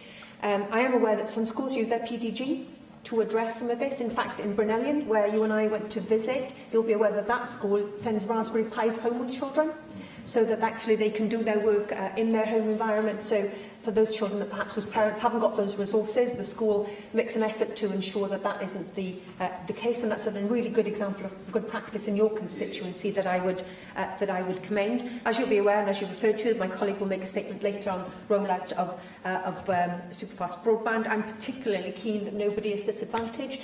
Many of these children have to go home at the end of the school day because of school transport issues. And if they're in a community that doesn't have access to this technology, they are indeed at a disadvantage. There isn't a day goes by when my daughters don't come home from school and their homework demands of them some research on the internet. With regards to safety, Hub has got many resources with regards to internet safety, and we continue to work very closely in ensuring that our children have the skills, the knowledge and the wherewithal to keep themselves safe online. And I will be publishing that report as quickly as possible. I'm keen to do that in a timely fashion. Thank you. Claire Griffith. Thank you, Deputy Presiding Officer. May I also welcome your statement this afternoon and welcome once again that digital competence is a cross-curricular aspect and a central part of education planning by this government. And Plaid Cymru, of course, in the past has called for digital literacy to be placed on an equal footing with numeracy and literacy, and clearly we therefore welcome every move in that direction. May I also bear witness as a parent to the success of Hub. Certainly in our house the children are far more willing to go and do their work on Hub rather than getting to grips with their books. One would recognise that we need both, of course, but certainly its contribution is very great and one to be welcomed and one which can be built on further, as the Cabinet Secretary has already suggested. Now, as we've heard, getting broadband to more schools is one thing, of course. Ensuring that the infrastructure is in place is another thing. But, of course, what is also needed is to ensure that the hardware is available, because I know of one school, for example, where if more than 2 pupils are using an iPad at the same time, then the whole system will crash. But in having broadband in place, then you need 20 pupils all using iPads, and the school doesn't have 20 iPads, and therefore we need capital investment in buying equipment to take full advantage of that new infrastructure which will be put in place. And in a climate where school budgets are reducing, and where I know of another school, for example, where they need to spend £5,000 to £7,000 on purchasing equipment if they are going to go into an agreement with another provider for IT services, then that can be difficult. So I don't know what consideration the Cabinet Secretary has given to possibly creating some sort of fund or providing some practical support to the schools who will need to take full advantage of the broadband capacity that will be available to them in order to ensure that their pupils get the maximum benefit from that investment.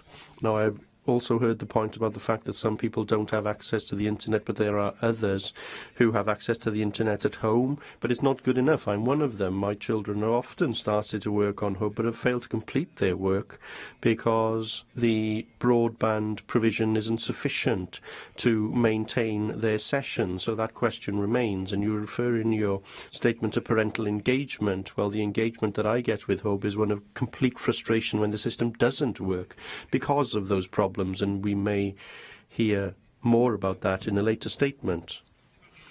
Now, I don't need to remind you, but a workforce survey by the Education Workforce Council recently found that ICT and digital skills was one of the areas where the workforce is saying that they feel that they need far more training. 46%, I think, said that they felt that they needed enhanced training in this area. Now, you did refer to opportunities which are to be announced next week, perhaps, but I would like to know what arrangements are in place to ensure that this potential is fully delivered, because time for training is the issue that I've raised with you in the past, and it's difficult to see if we are to make full use of the opportunities before us, then we must ensure that the workforce has the necessary skills, particularly when we're talking about development of coding and more activities around that, which requires a higher level of skill in this particular area. Thank you, Llia, for your support for the importance of digital competency and recognising that if we're to give our children the very best opportunities to compete in a global marketplace, being digitally competent is absolutely crucial to them. With regards to Hub, and apologies for not answering Darren Miller's question in the first session, it is very encouraging to see the increasing usage of Hub and the recognition of the value the resources that are available on Hub can play. I'm also very pleased to engage with a wide number of stakeholders who also see value in working on educational resources that as long as they're bilingual and we have checked them, we are happy to host. So, for instance, recently took part in an event with the Fire Service of Wales, sharing their resources on Hub, National Farmers Union of Wales sharing those resources on Hub, and I know that, for instance, in this summer in the Royal Welsh Show, Hubby Keep Cymru will be launching some educational resources which we hope to be able to host on Hub. So it's great to see not only schools engaging, but a wide range of organisations throughout Wales that see this as a valuable way of engaging with school children. But you're right, we need to identify which schools are not engaging with Hub and to understand the reasons why that is and what we can do to address those barriers. Are there barriers around infrastructure? Well, I hope that the investment that we're making means that no longer becomes an issue in terms of superfast broadband and adequate broadband speeds for the schools themselves. I have not been made aware that hardware is a particular issue, but undoubtedly, I'm aware that parents and PTAs and friends of schools are working really, really hard, often in this area, to make those resources available for our young people. And I will keep under review whether this is a barrier to schools using our particular platforms. In-school infrastructure can be a problem, and as I said to Darren Miller, we're working with local authorities to try and address that. Broadband connections at the home is not my job. My job is to get the broadband connections to the school. We've got everybody up to the minimum speed. We're improving that for 341 schools, but I'm sure Julie James later on will explain very clearly how the government intends to make sure that broadband connections for the home usage are what we would all want them to be. Professional learning is absolutely key, and we need to work on this in a number of levels. You will be aware, as I mentioned in my statement, that the first thing we need to do is to be able to assess what the professional learning needs are. And that's why the Hub self-assessment tool, which has now been renamed the DCF Professional Learning Needs Tool, It's been developed by our pioneer schools. The updated version is now available. It's got new functionality attached to it. Now, that supports teachers in assessing their skills and their confidence. It supports DCF coordinators in school to identify professional learning needs within their own individual school, and it's there to assist in developing professional support for staff. It also allows local education authorities and consortia to identify what the learning needs are in their particular areas, so they can adapt their their professional learning programmes and what's available to meet those needs. So identifying the need is one thing, and then we need to look at what those offers are. And those offers are many and varied. So, for instance, I recently launched Barefoot Resources on Hub at Cadoxton Primary School in Barry. Now, Barefoot Resources have a teach-yourself material specifically for staff. Yesterday I was in a school in Llandoch with the Cabinet Secretary for Health, and the teachers there said that they've had great enjoyment learning side by side with their pupils, and actually getting pupils to explain to them has not only increased their skills, but that's a great way of testing learning. If a pupil can explain to you what is going on, that's a really great way of knowing that learning has been embedded as well as developing other skills. But we need a national approach, and that is being developed. Welsh Government previously has funded a number of posts to train teachers in the use of Hub, and as I said, the ongoing professional learning needs of our staff will be absolutely crucial in delivering this agenda. Thank you. Lee Waters. Thank you, Cabinet Secretary, and I certainly welcome your statement about the future investment in coding.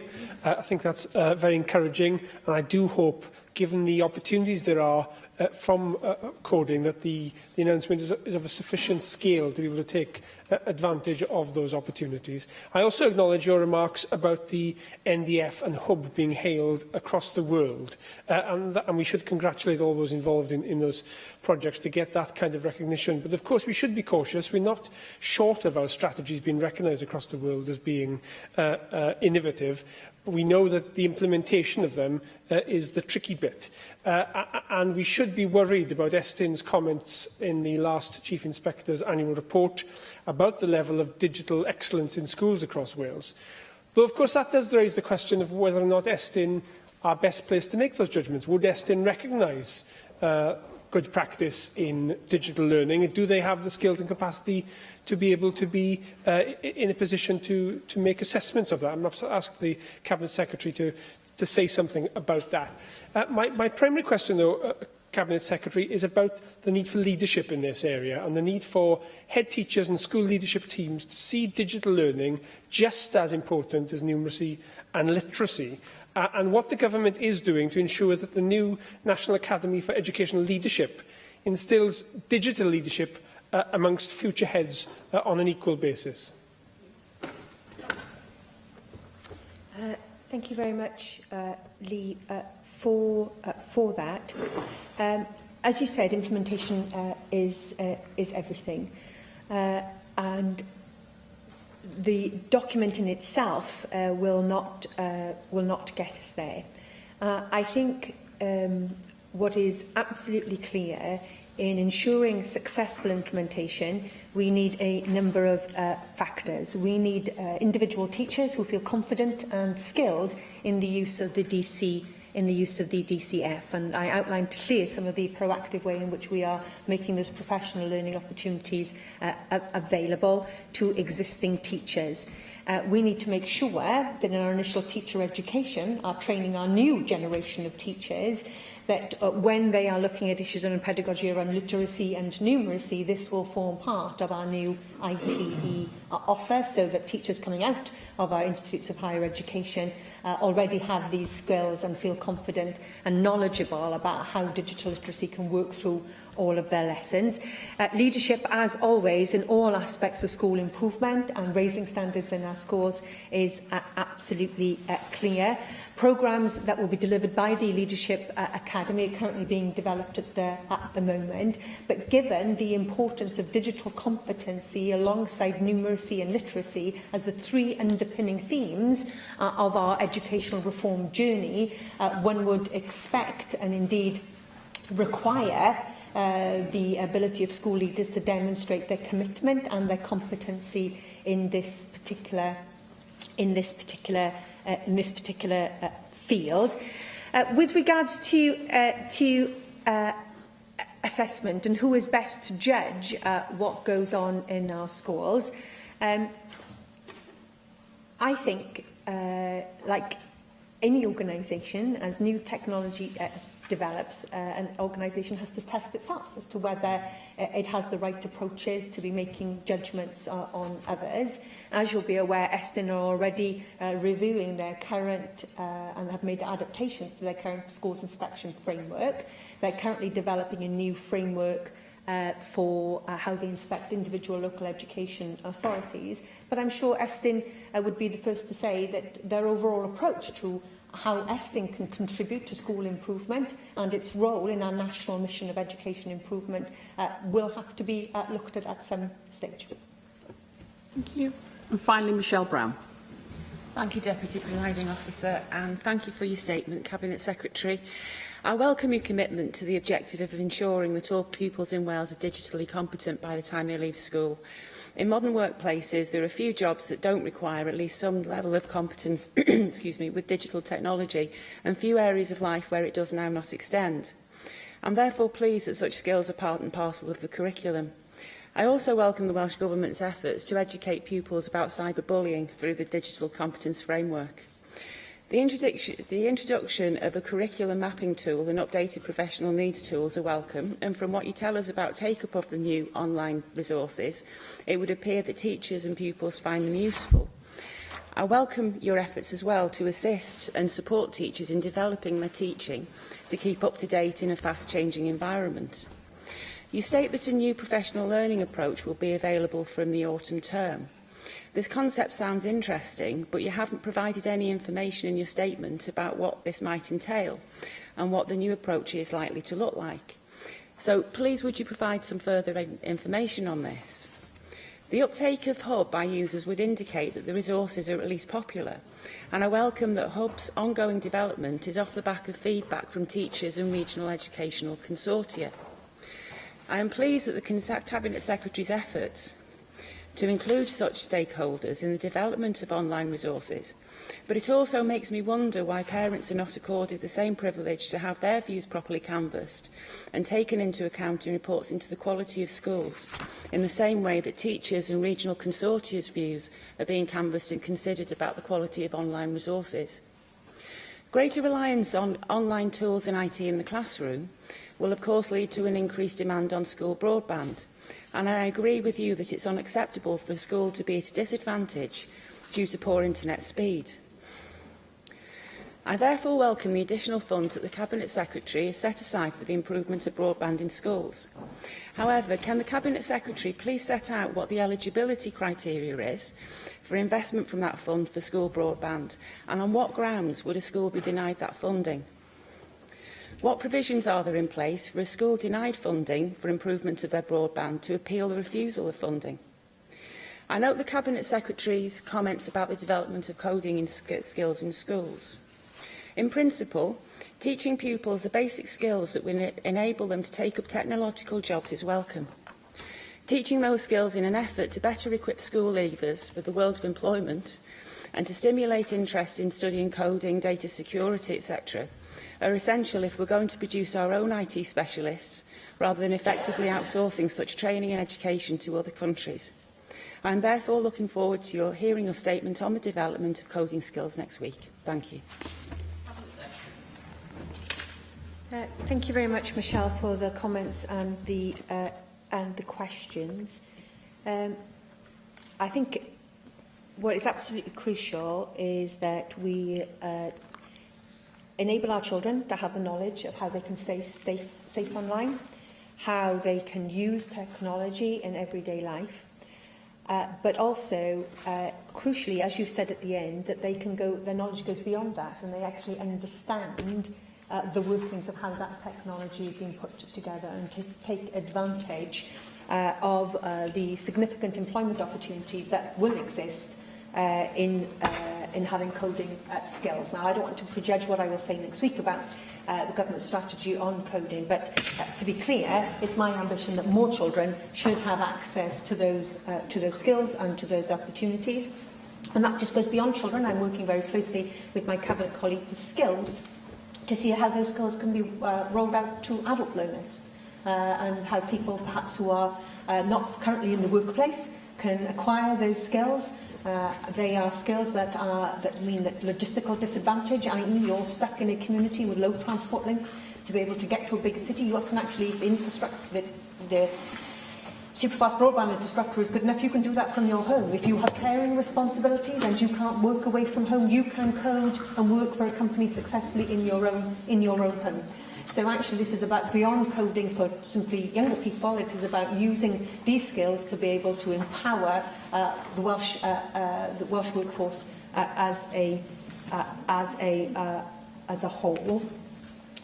With regards to criteria for the 341 schools that have been supported by this £5 million, those conversations have been had with individual local authorities who have identified schools that have significant problems in increasing their broadband speeds, whose roles perhaps are increasing because of mergers of schools or a closure of schools and the re-establishment of different patterns within the school who might struggle, as well as identifying resources for our special schools, which, as I outlined originally, had lower speeds set for them, and we wanted to address that because of the individual specific needs of the special schools have for this type of technology. And we will constantly keep under review the adequacy of the infrastructure that is available. With regards to coding, as I said, that's really important. And parents are an important part of this whole discussion. This isn't about excluding parents from this discussion. And many schools, I know, work very closely with their parental community to share good practice, to share, for instance, internet safety advice, to be able to give after-school opportunities for parents to come in and understand how they can, what they can do simply at home with filters, etc., to keep their children safe online. So this is not about excluding parents from this. Actually, we want to increase parental engagement and understanding of how these resources can greatly aid their children's academic and educational attainment. Thank you very much, Cabinet Secretary. Now move on to the statement by the Cabinet Secretary for Health, Wellbeing and Sport on the genomics? That's right, yeah, for precision medicine strategy. Sorry, I've had new glasses, I can't read properly. And so call on the Cabinet Secretary for Health, Wellbeing and Sport, Vaughan Gethin, to introduce the statement. Thank you, Deputy Presiding Officer. On the 12th of April this year, I published the Genomics for Precision Medicine Strategy consultation. The strategy outlines our plan to harness new genomic technologies to improve the health and prosperity of the people of Wales. Through the strategy, we want people across Wales to have access to quicker, more accurate diagnosis and better information to support treatment decisions. We also want to apply the latest techniques for improved disease prediction and gain a better understanding of disease outbreaks. New genetic and genomic technologies are allowing us to develop a much more detailed understanding of the link between our genes and our health. Traditional laboratory genetic tests apply sequencing methods that analyse a single gene or a part of a gene to identify DNA changes that cause illness. However, the recent emergence of newer, next-generation sequencing techniques has enabled the study of tens, hundreds or thousands of genes, or even the whole of a person's DNA or genome at the same time. Parallel developments in IT, data storage, sharing and analytics have enabled us to scrutinise, observe and analyse the vast amounts of information that is generated by this type of sequencing. The pace of change in this area is rapid and the cost of genomic technologies continues to fall. The strategy provides us a basis for us to capture the health and economic benefits of these technologies for the people of Wales. The new genetic and genomic technologies are playing an increasing role in the delivery of modern medicine. They're having an impact on a wider number of clinical specialities, enabling clinicians to better understand a patient's individual disease and provide more accurate and timely diagnosis. They're also enablers for precision medicine, the development of targeted treatments for individuals rather than the population as a whole. For example, our understanding of the genetic basis of cancer now supports the provision of targeted therapies to patients. In lung cancer, for example, 4 genetic markers have been identified, and these allow clinicians to give the treatments most likely to stop the growth of tumours, shrink them, and lengthen the quality and duration of life. As there are frequently multiple genetic markers for each disease, it's more cost-efficient and quicker to test for all or several genes at the same time. And through the strategy, funding will be provided for the NHS All Wales Medical Genetics Service to deliver gene panel analysis to look at multiple targets for lung cancer simultaneously. And this will allow clinicians to make better decisions about treatment options and also allow patients to take part in innovative clinical trials. In rare diseases, genetic and genomic technologies are enabling quicker and more accurate diagnoses. Most rare diseases have a genetic basis, but it often takes a long time for patients to receive a diagnosis, if they do at all. And that leaves patients and their families with little information about the risks for their family and options for treatment or the management of their condition. And what's more, in complex conditions like some intellectual disability, over 1,000 genes are involved. The ability to analyse a greater number of genes simultaneously will mean that more patients with rare diseases and their intellectual disability will have access to the most up-to-date technologies for a quicker, more accurate diagnosis. The strategy, though, is not just about pushing more DNA through sequencers and crunching data. It's also about co-production of services that will support public or patient in accessing the most accurate test in a timely manner. And importantly, it's about what happens next.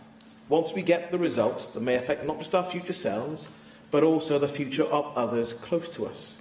And the very nature of genes and DNA means that our problems can be passed on to our loved ones. Genetic counsellors and other medical professionals work tirelessly at the interface of genomics and the human condition to clarify the impact that this knowledge may have on our health, well-being and the support that we may need. It's clear that patient benefits in this field will not be delivered by the NHS in isolation. Links to research and industry activities are more important than ever, and the wider ecosystem for genomics must be aligned to maximise health and economic benefits for Wales. In addition to developing new services for patients in Wales, the strategy outlines actions to develop research in genetics and genomics, to grow knowledge and skills amongst the NHS and the non-NHS workforce, and to build precision strategic partnerships in genomics for precision medicine. In this highly competitive and rapidly expanding field, it is important that Wales is able to work together with partners on an international stage, as this attracts additional funding, supports the development of the skills base in Wales, and underpins a faster adoption of new treatments for patient benefits. With Welsh Government support, Wales is joining the 100,000 Genomes project through partnership with Genomics England. And this will enable Welsh patients with specific rare diseases to take part in a large cutting-edge research project, with the potential to receive quicker and more accurate diagnosis that may come from whole genome sequencing. The project has attracted £1 million in funding from the Medical Research Council, allied to £2.3 million of Welsh Government funding, and it's supporting high-quality jobs and bringing additional economic benefits here to Wales. The Genomics for Precision Medicine strategy was developed by the Genomics Task Force, built upon close working between colleagues in the Welsh Government, the NHS, the third sector and higher education institutions. And the Task Force has worked hard to consult throughout the process and ensure that as many stakeholders as possible have been able to have their say in the development of the strategy. And the strategy now focuses on developing genomics capabilities, because these technologies are becoming increasingly affordable and having that positive impact on precision medicine and the management of infectious disease. Investment in genomics alone, though, will not be sufficient to deliver precision medicine. Other technologies such as imaging, molecular studies, real-time monitoring of illness and data analytics all play an important role alongside traditional clinical methods of assessing an individual's disease. These diagnostics, of course, need to be integrated with the development of a new targeted therapeutics involving advanced therapeutics arising from cell and genome therapy approaches. It's clear that the challenges ahead are great, as are in many other areas of medicine and the health service. And further partnership will, of course, be necessary to make precision medicine routine practice in our National Health Service. But this Genomics for Precision Medicine strategy underpins what should be a bright future to capture the health and economic benefits of genomics technologies within Wales. Thank you very much. Angela Burns. Thank you, Deputy Presiding Officer, and thank you for your statement, Minister. Genomics has enabled groundbreaking advances in research and medicinal applications, and I believe holds an enormous hope for us all in the future. We all know of the crisis facing humans because of the overuse of antibiotics and the ever-mutating bacteria that produces the superbugs that seem to survive all. Finding alternatives for the treatment of illnesses that are caused by antibiotic-resistant bacteria is dependent on the study of bacteriophage genomics.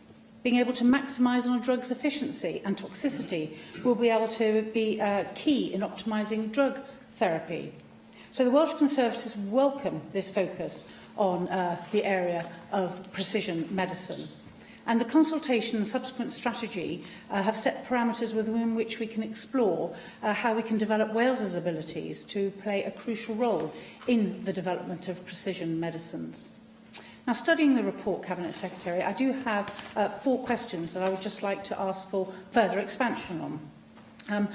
Priority 2, it mentions IT infrastructure requirements. Now, there's obviously a need for high-quality, reliable communications infrastructure to be in place to allow these facilities to grow across Wales and not just in urban centres, particularly if they're going to be allied to universities and to various hospital research centres. So what guarantees can the Cabinet Secretary give us that all corners of Wales will be linked up to fast communication network so that we can really maximise on this? In my own constituency, I have a number of highly innovative companies that deliver targeted precision medicinal implements around the world and have built businesses that are doing incredibly well, but they have had to face the communications challenge again and again and again to enable their businesses and their research facilities and the collaboration that they have with partners across the world to really grow. So that would be my absolute first question. Secondly, the strategy acknowledges that large data sets are an essential tool and that there are challenges with respect to the anonymisation of data. And it also talks of the need to access patient samples and of the integration with SAIL. What processes, Cabinet Secretary, are in place to protect data, to protect the patient and patient confidentiality? Cyber attacks are a growing threat, and I think we must be mindful of security.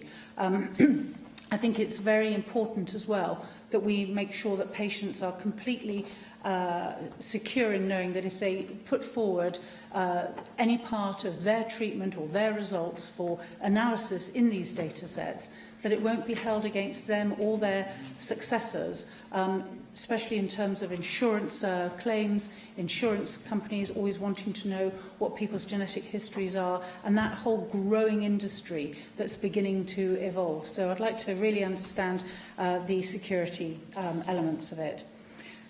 Cabinet Secretary, what support have you put in place for getting people trained in this field within Wales? Perhaps you could outline what steps are being taken with the health boards, with the research institutions, with the universities to get more of our young people interested in this growing and vitally important area. And finally, in the report it mentions that a business case will be developed by the end of 2017 regarding the siting of a genomics laboratory. And I just wondered what progress has been made on this. This is a really exciting area of research. I absolutely welcome this statement, and I would encourage you and I would want to support you in putting as much effort and money as we can into this area, because I truly believe this is one way of not only protecting ourselves in the future, but addressing the vast health inequalities we have, not just in our country, but throughout the world.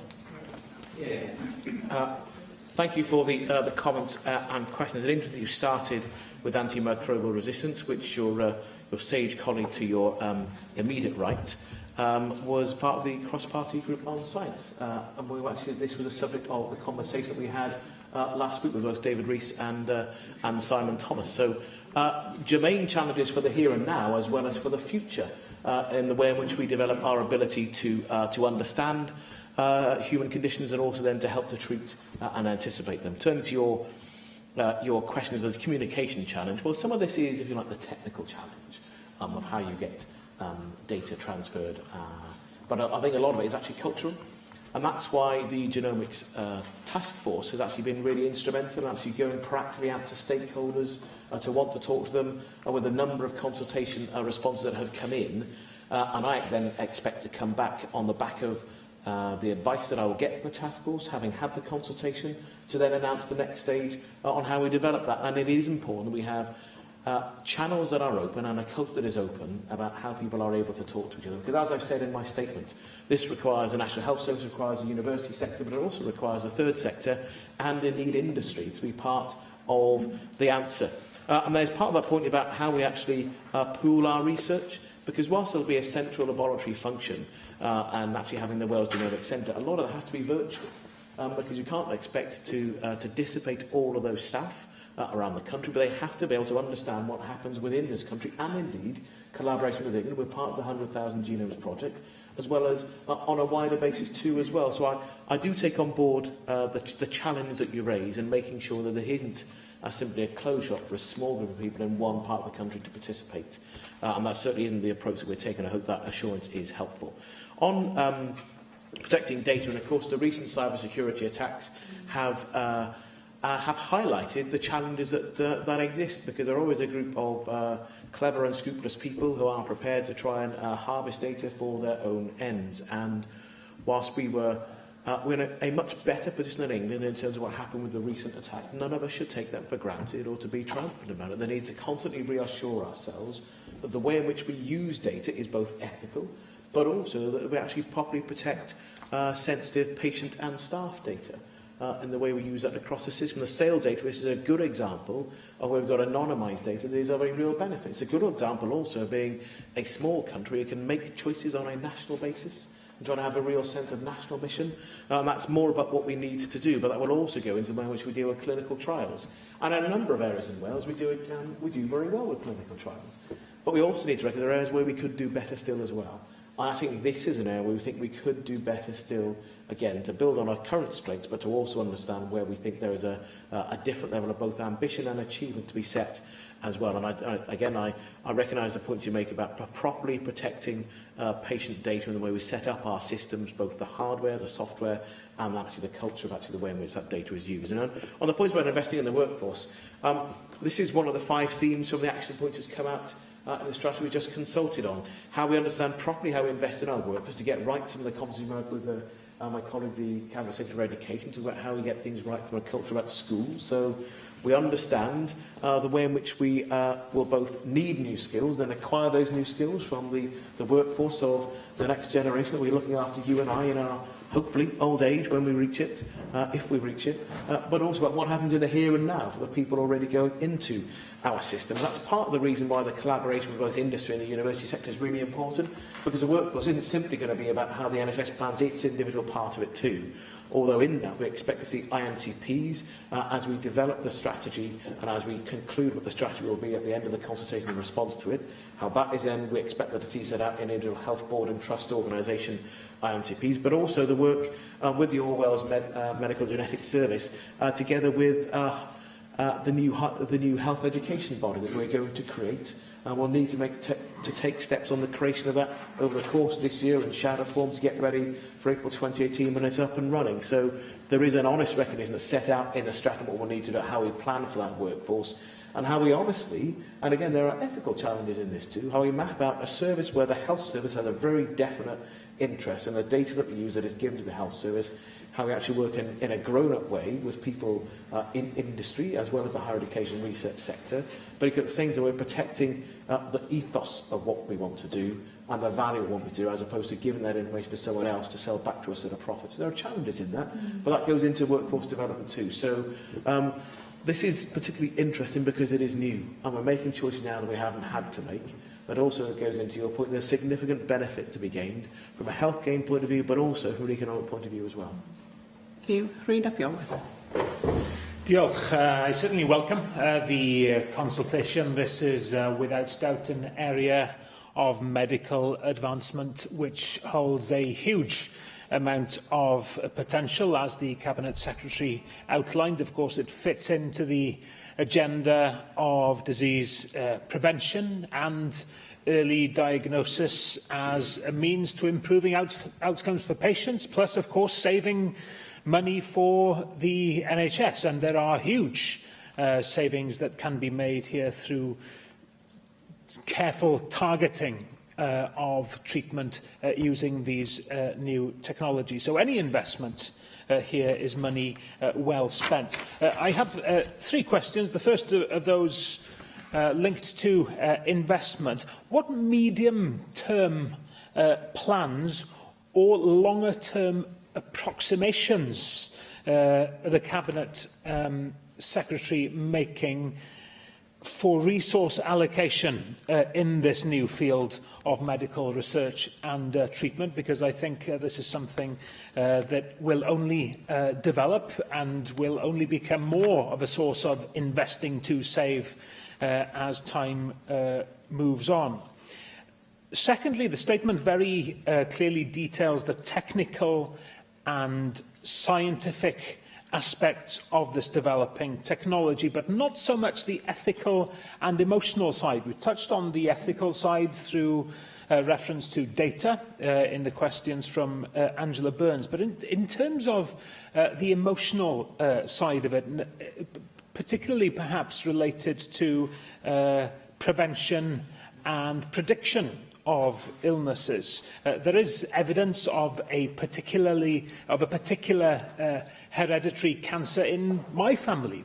My late mother's DNA has been stored. I've chosen not to investigate whether I'm susceptible at this point. A close friend of mine produced a television programme looking at whether she was susceptible to the cancer that took her mother's life. And she decided at the end of that journey that she didn't wish to know if she had been pre-programmed. So there are some very difficult emotional and ethical questions here. And I wonder what plans there are to invest in that emotional support for families and individuals who find themselves in a place where perhaps this technology could be of use to them, but they have fears about what that would entail.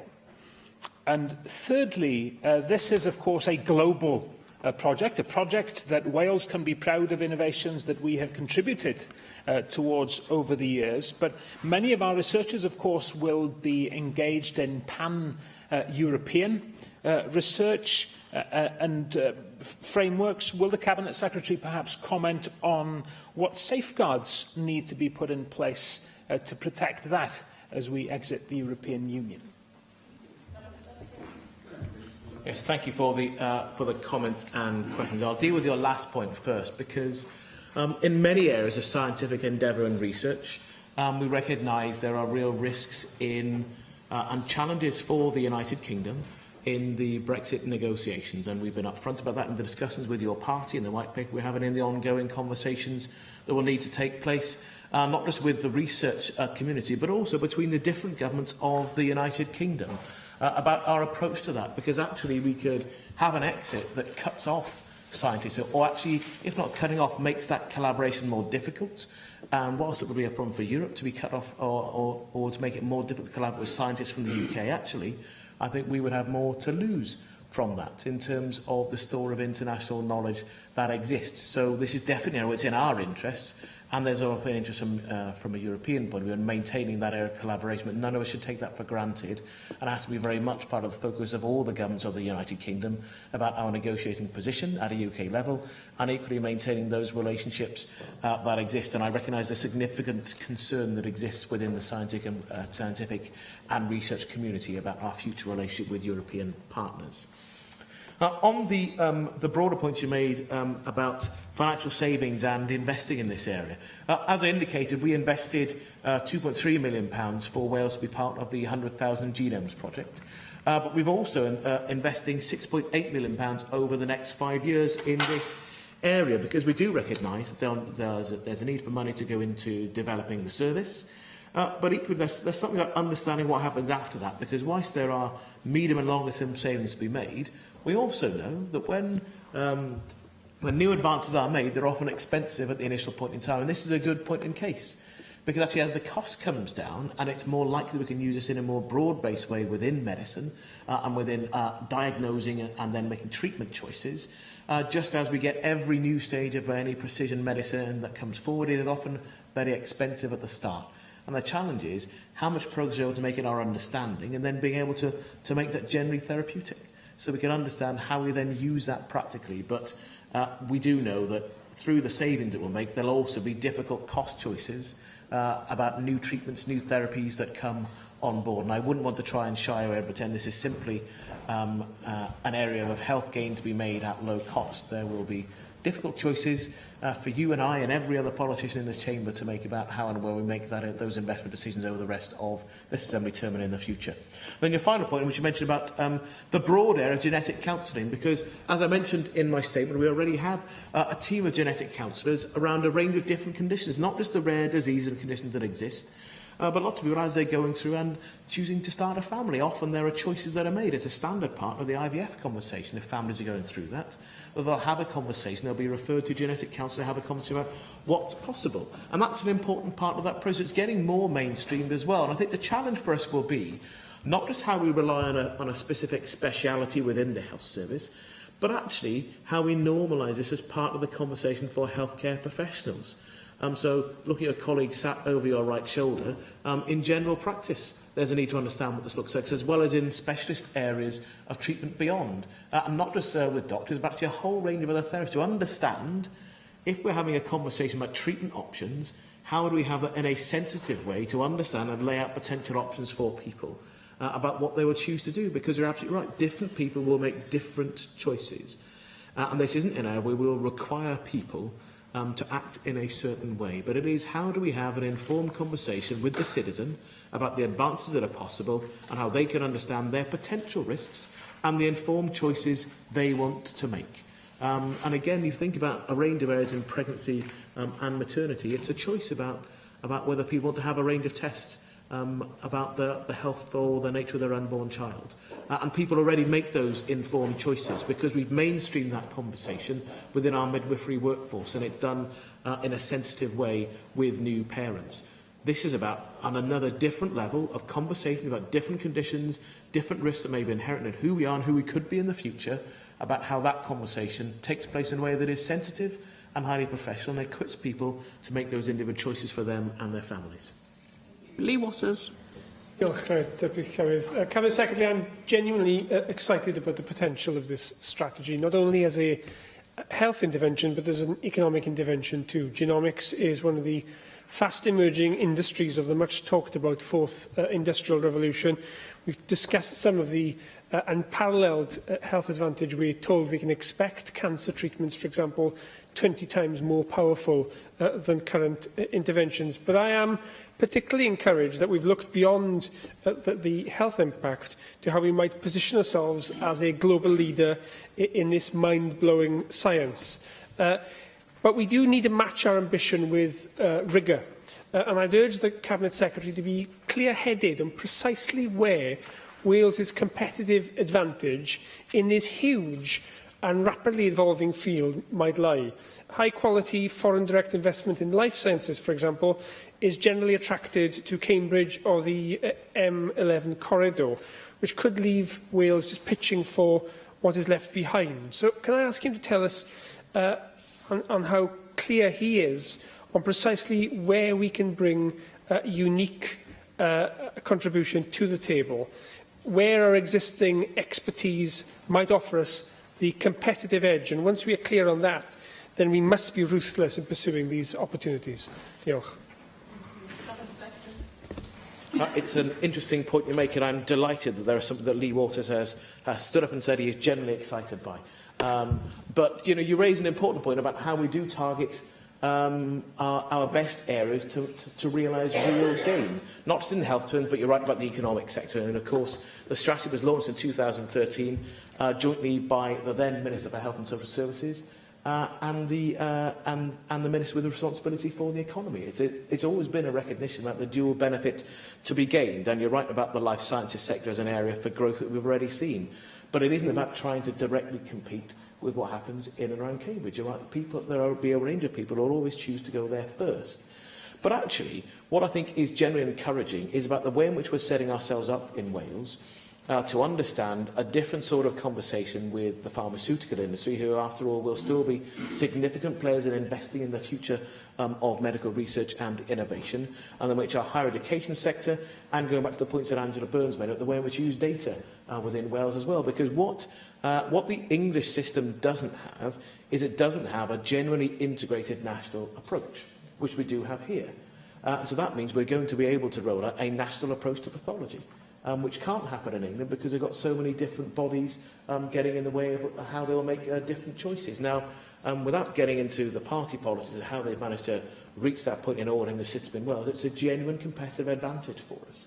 And what we'll need to be better at, not over the next few years, but over the next decade and more, is our ability to make national choices with only 10 organisations in the health field, the health boards and trusts, and then the government with them as well, and how we actually get alongside people to make those choices, because we've already seen a range of pharmaceutical players investing in Wales as a choice because of the environment that we are creating, and because we're able to have a conversation that recognises the potential without compromising on our values.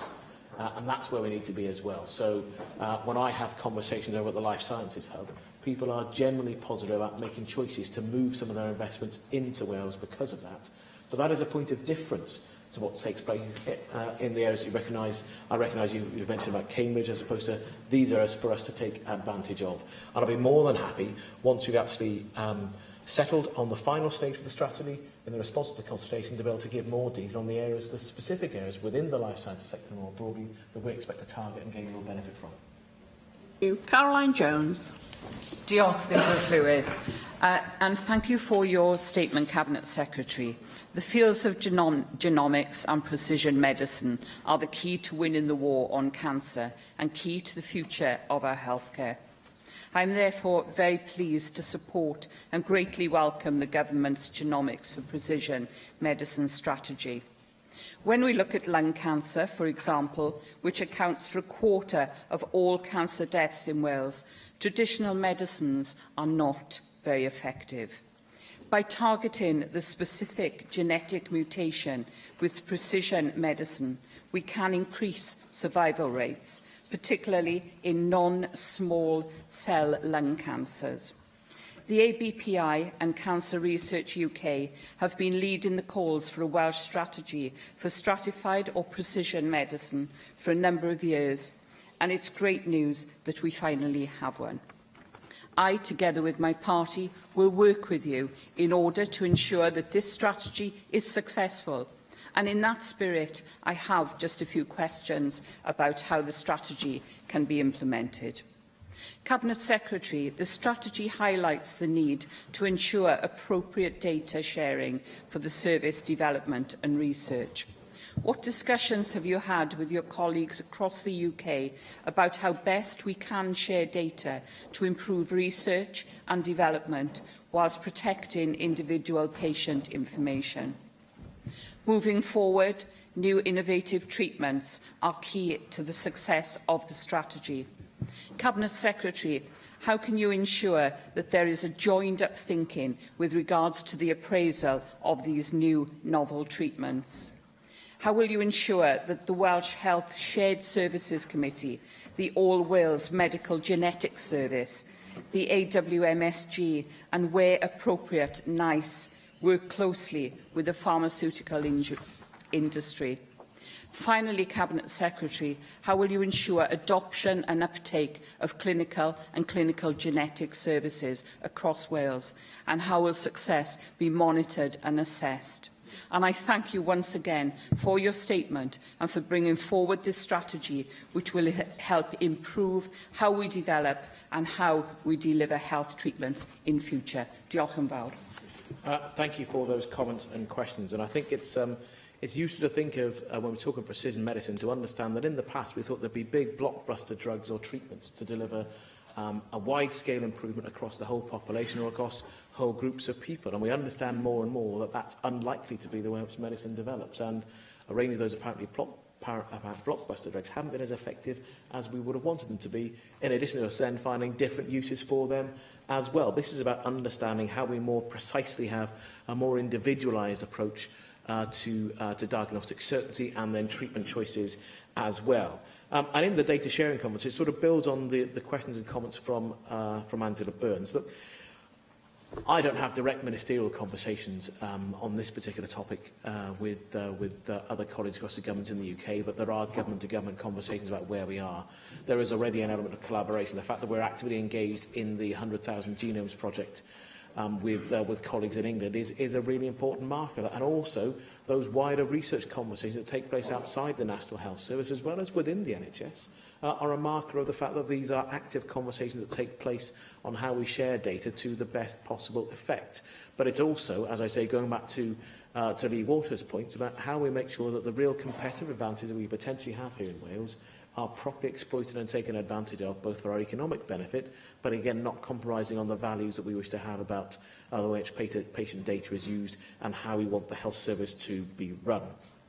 On your point about the appraisal of new developments, we'll make sure that there is a proper, rigorous appraisal process, both in commissioning terms through WISC, but also as new treatments, new therapies are developed, they'll all need to go through a process to understand whether they offer genuine value in terms of both financially, for us as taxpayers, for what we are paying for, but also for the individual citizen and their treatment choices available to them and their healthcare professionals that they will be understanding and making choices with. So that will still be part of the process. There's no suggestion that actually if we're running along a track of saying that if this comes from precision medicine, then actually all those other indicators about effectiveness and cost effectiveness go out of the window. They won't.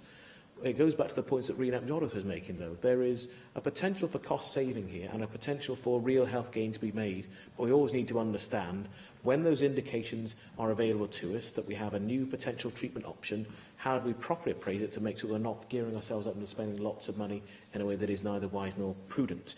And on your broader point about Big Pharma, I think I tried to do it in responding to the points made by Lee Waters. There is an adult conversation to continue to be had that should lead to different investment choices, investing in different parts of Wales where there's a real advantage to be gained. So, real economic opportunity, real health gain to be made, and an area where I really do think Wales has a good story to tell. And I hope in the future we'll be reporting on active and real progress that we will continue to make with and for citizens and the health service here in Wales. Thank you very much. Thank you, Cabinet Secretary. Next item on the agenda is the statement by the Minister for Skills and Science on the update on superfast broadband. And I call on the Minister for Skills and Science, Julie James, to introduce the statement. Thank you, Deputy Presiding Officer. Today I want to provide you with an update on our Superfast Cymru project and progress towards a successor project. The current Superfast Cymru project continues to make good progress. To the end of March 2017, BT has told us that more than 645,000 premises have been given access to fast fibre broadband by the Superfast Cymru project.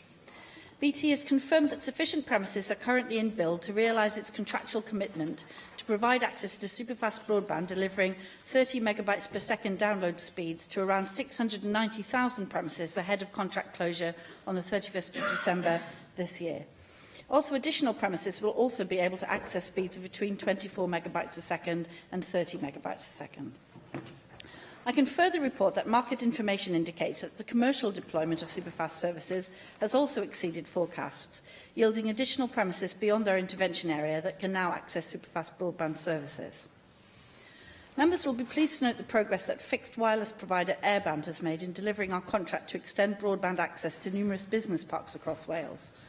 I am pleased to confirm that this deployment is now complete and covers a verified footprint of around 2,000 business premises across North and South Wales.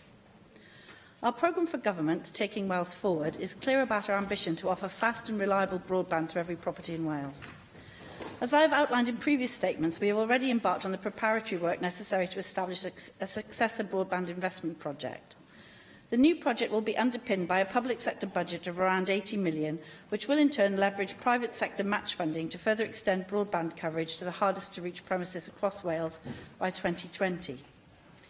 We launched an open market review in November to establish on a premises-by-premises basis where superfast broadband has been delivered to date and where the market plans to invest over the next 3 years. We also began a series of industry engagement events in December to help shape and inform the future intervention area and procurement strategy. We intend to begin the next stage of the procurement process in September. The open market review process has yielded a list of over 98,000 premises that cannot currently access superfast broadband, and where telecommunications companies have no plans to reach them in the next 3 years. Throughout this open market review process and our ongoing engagement with industry, we have invested considerable effort in improving the quality of the data that underpins our understanding of where the broadband gaps are across Wales. We are seeking to move from the postcode level data that we have relied on previously to data that can identify the broadband status of individual premises. We also adopted a cautious approach intended to include premises rather than exclude them where there is doubt as to whether some locations should be classed as eligible premises. This means that some premises have been included which may not have been under previous open market reviews. We now need to test this data through consultation. So today I am launching a 4-week public consultation on the results of the open market review. We are keen to hear the views of both the telecoms industry and residents and business owners on whether any further premises should be included or whether any premises currently on the list should be excluded. To support this, the data available on our website will be at a very granular level. I encourage everyone afflicted by poor broadband to ensure that their individual premises are identified correctly on the map. I encourage Assembly members and local authorities to apply their local knowledge to help ensure that this data is robust and accurate. The consultation will help us to further refine the list of unconnected premises. Given the scale of the numbers involved, inevitably the list of premises remaining will not be perfect, but the more responses we receive, the more comprehensive the list will be. To help respondents locate individual premises, an interactive map is available on the Welsh Government website. I would therefore ask that all members share the list as widely as possible, and I will ensure that members have the web address. The results of the public consultation will help to determine the procurement strategy, both in terms of the number and location of potential bidding lots, and whether any prioritisation criteria should be included. There will be further engagement with the industry and key stakeholders over the summer to refine our procurement approach. We intend to be in a position to invite formal tenders to deliver the new project in September, with the project commencing in early 2018. Through this consultation period, I am keen to ensure that all views are heard. If there are communities that have an interest in driving their own solutions, I want to hear from them. If there are views on how we should allot the procurement, I want to hear them. And if there are views on how we should prioritise and target the funding, I want to hear those too. It is clear to me that in parallel to the work set out above, our broadband voucher schemes will continue to offer a vital lifeline to homes and businesses. I am pleased to confirm that these schemes will remain and will adjust and evolve to ensure that they remain relevant. I am pleased to announce today that in response to feedback from businesses, we have adjusted the terms and conditions of our ultra-fast connectivity voucher to encompass a broader range of options. This change will introduce greater flexibility and will appeal to businesses that need assistance with construction and installation charges for mid-range broadband products, rather than switching to more high-end leased line products. I am committed to achieving our ambitions in taking Wales forward to offer fast, reliable broadband to every property in Wales. Diolch. Thank you. Russell George. Deputy Presiding Officer, I would like to thank the Minister for her statement today and to say the Superfast Cymru project has undoubtedly improved the availability of fibre broadband across Wales, and this is very much to be welcomed. However, it is undeniable that the Welsh Government have failed to deliver on its 2011 commitment to, and I quote, ensure that all residential premises and businesses in Wales will have access to next generation broadband by 2015. Paragraph 5.3.2 of the original Superfast Cymru contract states that a minimum of 90% of all premises in the contract intervention area are capable of having access to broadband services at a minimum of 30 megabytes. Now, by my reckoning, the 98,000 premises which you have identified as not being able to access superfast broadband in your statement today represents over 12% of premises, a clear failure to meet the 90% target. So can I ask the Minister for clarity and to confirm what percentage of premises can actually receive superfast speeds? Now, the original open market review conducted by Mott MacDonald identified 45,000 premises in Wales who would not benefit from the project. Your statement today appears to be saying that this has now grown to 98,000, over double the original number. So I would be grateful if you could explain why the figure has doubled and provide a full list of premises who are outside the scope of the project, so that households and businesses who will definitely miss out can make contingency plans and alternative arrangements. And if BT ultimately fail to meet its contractual obligations, are you expecting to receive clawback funding for these missed targets, and if so, how much? I also have to say I am sceptical at the approach which sees the government and BT count premises passed as a way of assessing who can receive fibre broadband. Now, I've received reports of insufficient capacity in superfast broadband-enabled areas for residents to connect to the network, meaning that even though the network technically passed the premises, residents are unable to procure a service.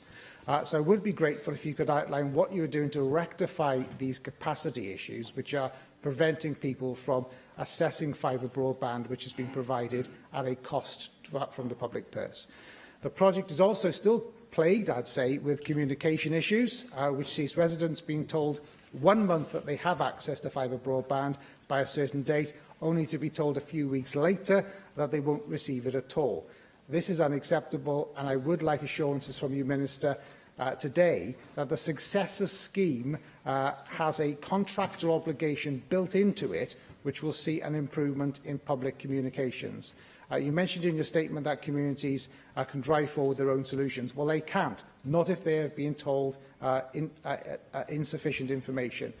Turning to the target for superfast take-up, in previous statements, you have said that the Welsh Government is now placing a greater emphasis on demand stimulation, but you've had there's no mention of this today in your statement. So will you therefore confirm what is the current take-up of fibre broadband in the intervention area? And given the fact that it's in the Welsh Government's interest, I'd say, to aggressively promote take-up as a result of benefiting from gain share, are you intending on revising upwards the woefully low take-up target of 50% by 2024? And finally, you refer to the broadband voucher scheme and say that these schemes will be adjusted to provide additional flexibility. And this, I have to say, is to be welcomed, as the ultra-fast connectivity voucher scheme has come, I would say, under some criticism for it being disproportionately focused on high-end products and having insufficient flexibility. An issue I raised with you, I know, some 18 months ago. So I would be grateful if you could provide additional detail on how the voucher scheme will be adapted for the successor scheme, and confirm that the successor scheme will also have a focus on upload speeds as well as download speeds. Okay, well, that was quite a comprehensive list of things. So in terms of the... we sent a consultation document out, which I hope all members have received, and that has a link, a web link in it, to an interactive map. And if you go onto that map, which I hope at least some members will have had the opportunity to do so already, you'll be able to see that you can go down to individual premises level, and that there's an icon on the top of each individual premise that says what we think is happening in that particular building. So you should be able to see whether it's a square or a triangle or a red dot or whatever, and there's a key along the side of it that tells you what those symbols mean. And so more than one provider, only wireless, and so on. We're very, very keen to ensure that that information is as accurate as possible. So we really would like to get as wide a consultation as possible on that. So for those of you who have, who have constituents who've written to me, or you've written to me about groups of people or communities, I'd be really grateful if you check the maps to make sure that the information matches what you understand to be the case. So in terms of some of the other questions, the number of premises, the contractual commitment for BT is about number of premises. It was never a percentage. The percentage that was talked about in 2011 was the percentage of premises available in Wales in 2011. I mean, quite clearly, a lot more premises have been built since 2011 to now, and so you would never have expected the number to stay the same. And indeed, that's one of the issues that several members in the Chamber have highlighted, because there was a big issue in the Open Market Review about new build premises afterwards, and they weren't included, and that's been a constant problem, and I'm expecting to have to address that. The other thing is that the way that the mapping has been done is a lot more accurate. I've already checked my own constituency area this morning, just out of interest, and you can immediately see that some of the premises identified as statues, for example, and I'm pretty sure they want to be broadband enabled. Others are, there's a reservoir identified in my constituency, which I don't think needs broadband, although I could check with Welsh Water as to whether they have some kind of service that they might need at the reservoir and so on. So the mapping is a great deal more accurate than it was in 2011, but it's not as accurate as we'd like it to be, and we'd very much like information back from you about the accuracy or otherwise of that. There's absolutely no point in us trying to get all the way up a track to a barn if actually nobody lives in it, for example. And that takes me on to the next thing, which is we have put a great deal more money into demand stimulation. The current take-up is around 35%. BT, as you know, estimated it to be 21%, and we get a gain share for everything over that. It's running at somewhere between 31% and 38%, but the average is about 35% at the moment.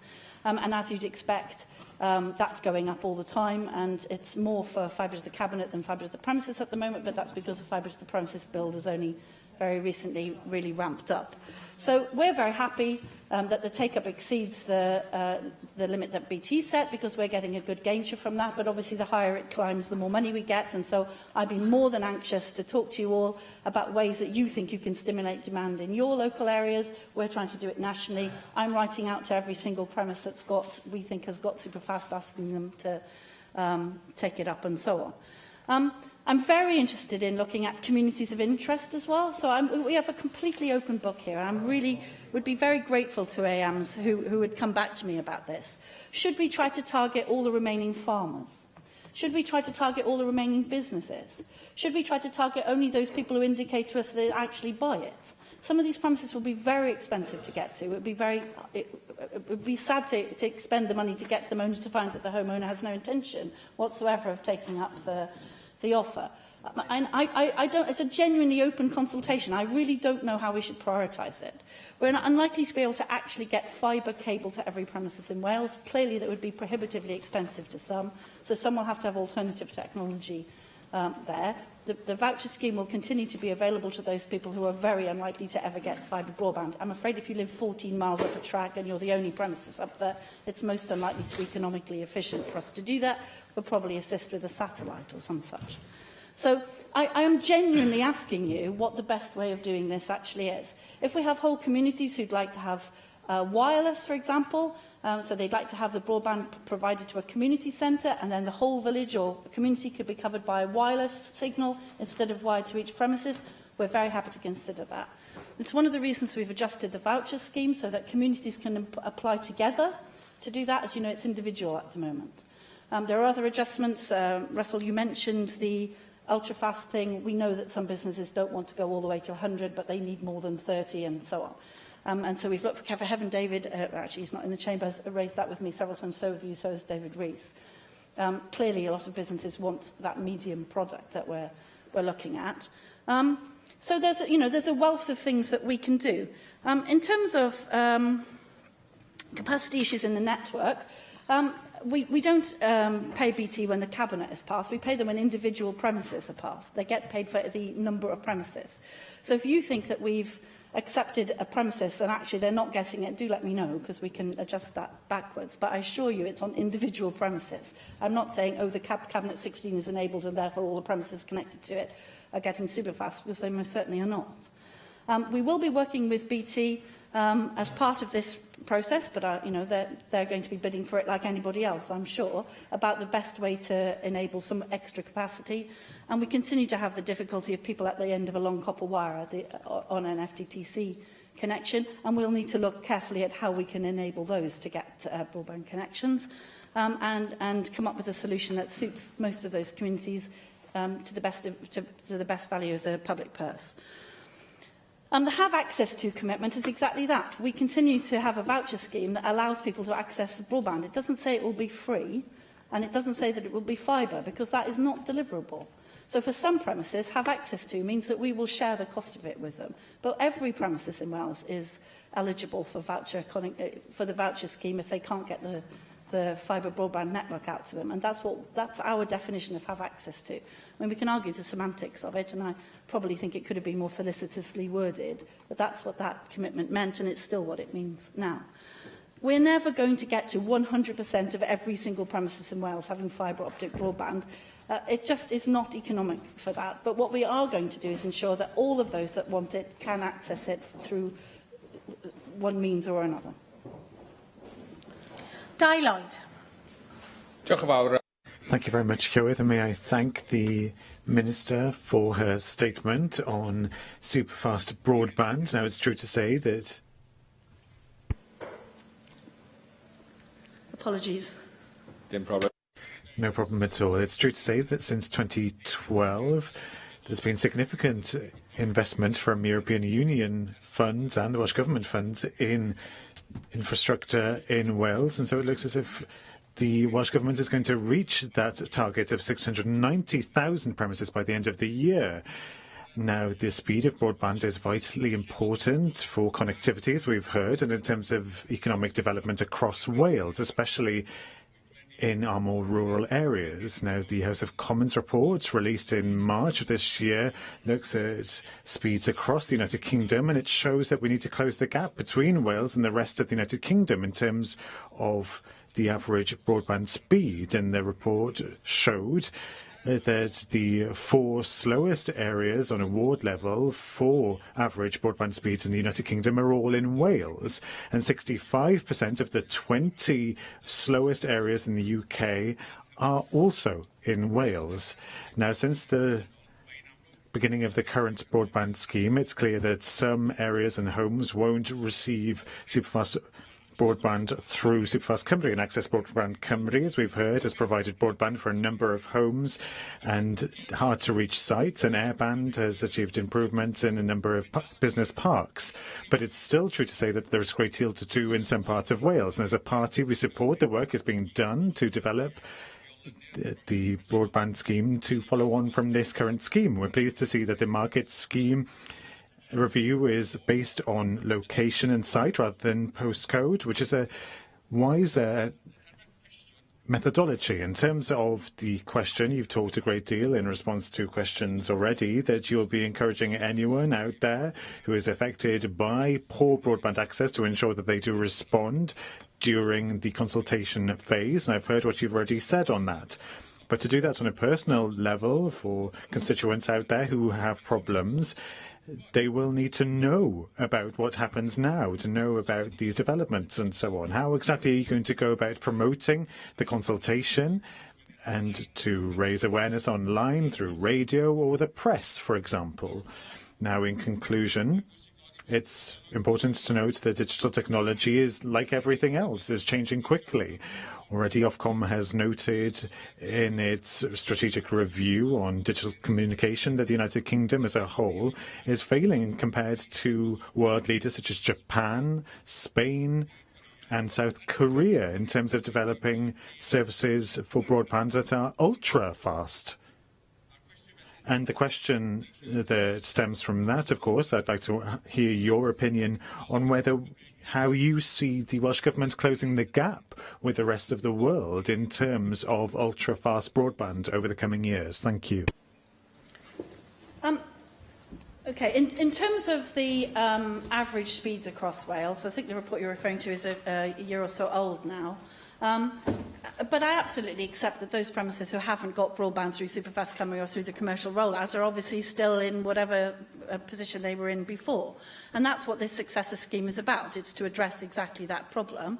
And Wales has a very unique, I'm sure I've quoted this to members before, but Wales's population is spread out right across Wales, and so to get signal to Wales, you need an awful lot more infrastructure than you do to almost anywhere else in the UK. So in Scotland, for example, the population is considerably more compact, and so it's easier to get big services to them. So we have a specific problem, and that's why I'm asking all members to help me to get the best information possible back for this map. So if all of you use your local knowledge, we're obviously going to be asking local authority partners to do this as well, and business partners and everybody who's written into us, and we have a comms policy which obviously will include digital comms and so on, but frankly, if you haven't got Superfast already, then you're going to be very annoyed if we do a digital comms programme, because you're not going to be able to upload the GIFs. So we will be writing out to premises we know may have a difficulty. We'll also be contacting communities of interest, so the farming unions and other people who've contacted us, business organisations and so on,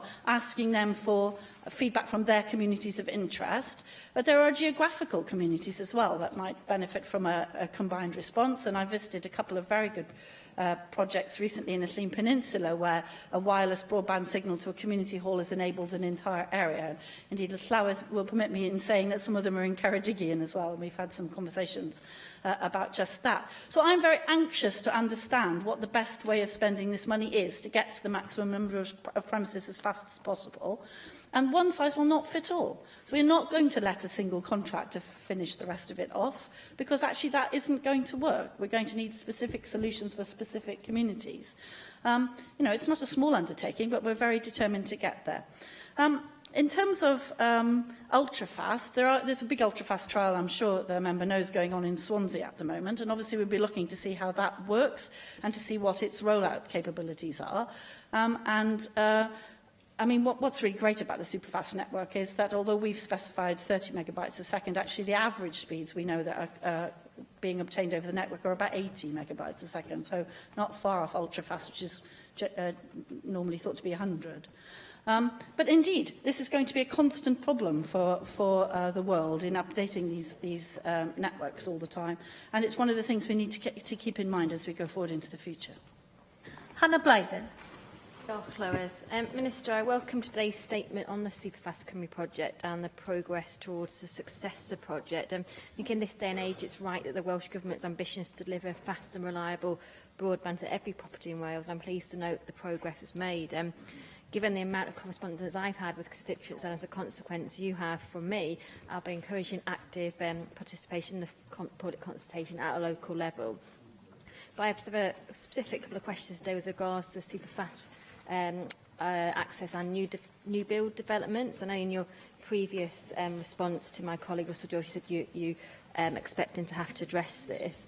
I know that many residents, when they move into new developments, perhaps myself included, expect that they will be able to access fibre broadband, and then find that they can't, despite developers being able to get connection in place with developments of over 30 or more houses. And where reasons behind this can vary, with larger developments being built in phases, or that developers don't inform Openreach ahead of the building commencing. So, Minister, will steps to improve coordination of developers and Openreach or the providers on this be considered as part of the consultation? And in addition, as today I think we acknowledge we're at a point when access to superfast broadband is actually an essential utility now. Perhaps consideration could be given to an obligation that ensures that it should be part of the initial infrastructure in future for any future new build developments. I remember makes an excellent point. The last point there, the issue around universal service obligation has been one that's exercised us for some time. We put a lot of pressure on the UK government to acknowledge that this is a utility and not a luxury. And I say this a lot to everyone. I mean, when we started this process, we used to market Wales as come to Wales and get offline. And now that is quite clearly not something that anybody ever wants to do. And it's gone from a positive to a real serious minus. And so we've been pressurising the UK government for quite some time to put a universal service obligation in, and but also to treat this as a utility. Because a lot of the problems that people are having in accessing superfast broadband are because their properties are stuck behind a piece of land which we can't get across. The BT is left trying to negotiate a way leave or whatever across the land, and unlike a utility, they have no right to cross the land and then pay an appropriate amount. They have to actually negotiate it. So it's perfectly possible that somebody could actually block off a whole village by simply not letting them cross their land, and that's clearly unacceptable in the modern age. In terms of the new bells, the member has been very assiduous in writing to me about a number of the problems in her constituency. We've been talking to colleague cabinet ministers about the various difficulties in planning law and about what we can do through 106 agreements to ensure that councils put obligations on builders where they're building more than a certain number of properties to connect to the superfast network as part of the obligation on the builder when they build an estate. But we don't have any way of enforcing that other than through those obligations. So we're in active consideration about how we can do that. And in terms of the actual build itself, of actually making sure that the house itself is capable of it. So one of the big problems we have with modern technology is that the more insulated a house is, the more like a Faraday cage it is, and the less penetrable it is by mobile phone signals and broadband signal and so on. So it's a little bit of a conundrum. So it's about, if you're going to have very high levels of insulation and sustainability in your house, which I, for one, am very much part of, then you want to make sure that that house is wired, because the Wi-Fi signal isn't going to go through that insulation terribly easily. So it's about trying to get those building regulations and the planning regulations lined up. And it's also about pressurising the UK government into getting the service obligation right, and to acknowledging that this is not a luxury at all. It's now an essential, in the same way as water and electricity and so on are for people. And indeed, I think for some young people, it's probably more of an essential than some of those other things. So I think, if the member, I'd be very grateful, Hannah, if you could write to me with specific areas, if you could check the interactive map, and then we can talk about particular solutions for some of the estates in your area. And obviously that goes through all members as well, have the same problem. Okay, super fast questions from now on. Darren Miller. Thank you, Llywydd. Thank you for your statement. I am a little bit concerned, actually, at the number of properties. I hadn't realised it was going to be quite so high that we're going to be outside of the current scheme. Many of those properties, as you will know from our correspondence in the past, are in my constituency, and some of them are paying through the nose, frankly, for satellite broadband services, which are very, very expensive and pretty unreliable for those particular families. So we're facing this digital disadvantage, and I'm very concerned about that. And I wonder, you've given this commitment to having a look at the ultra-fast connectivity voucher system for businesses. I know we've got the Access Broadband Cymru scheme as well, which also encourages the higher speed take-ups. You haven't said whether you're considering looking again at how that operates, nor have you said whether you're prepared to look at allowing people who were early beneficiaries of that scheme, perhaps 5 or 6 years ago when the criteria was just to get up to 2 megabytes per second, and whether those people can now reapply under the new scheme in order to take advantage of the higher speeds that might be available. Perhaps you could just comment on that. I noted also with interest your reference to the fact that some landowners have been obstructive. This is a regular excuse that I'm hearing from BT Openreach, but of course every time I ask them which landowners, they're unable to tell me.